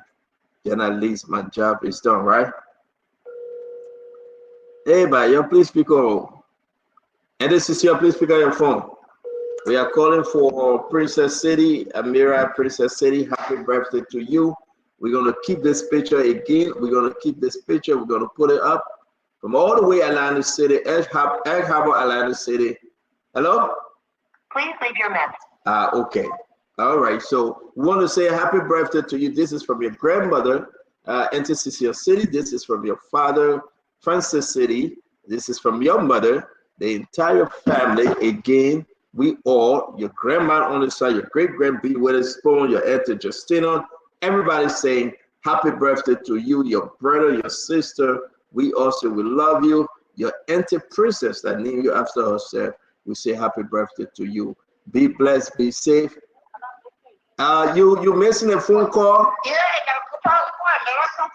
all right, so go ahead now. Amara picture is up. You want to say our birthday greetings? Oh, you can hear me? Yes, you're live. You're on the show. I just want to wish my lovely Princess Amira City happy birthday. The love of my life, my granddaughter, she turned 8 today. She has been waiting so much for her to hear your voice, especially you. But they took her for dinner, and I know she is hearing me. So from all the Sadie's family, we want to wish Amira Princess Sadie a happy birthday. Thank you. God bless. God bless you, Amira Princess Sadie. We want to wish you a happy birthday. This is from your grandma, Auntie Cecile Sadie. Have a good night, Auntie. It's good talking to you, and we hope you guys have fun. Thank you. You're welcome. All right. Happy birthday to her, Sister Lorena Honorary. Thank you very much for holding it down. Friday is your long night. I know everybody know that now, Lorena, right? Yes, sure. Thank you very much, Lorena. Look at Nelson just coming on. Look at him. I can see him. Have a good night. Be blessed and be safe. Bye-bye. Thank you, sir. All right. So, of course, the program was a powerful one. And we always tell you to keep listening to Spoon and watching Spoon TV for your program and different programs. We are here to educate, entertain, and inform as well. Yeah, yeah. It was a splendid edition. Another edition comes on next. That's tomorrow night. Tonight, as a matter of fact, because it's already the 26th of April. Yeah, yeah. And so my name is Lorena Henry. Late Night Politics comes on next with Nelson Collet. Have a wonderful night. Yeah, Rastafari. Kilibamba, kilibamba, kilibamba. Kilibamba, kilibamba, kilibamba. What I want? Yes, what you got? Yes, what you got?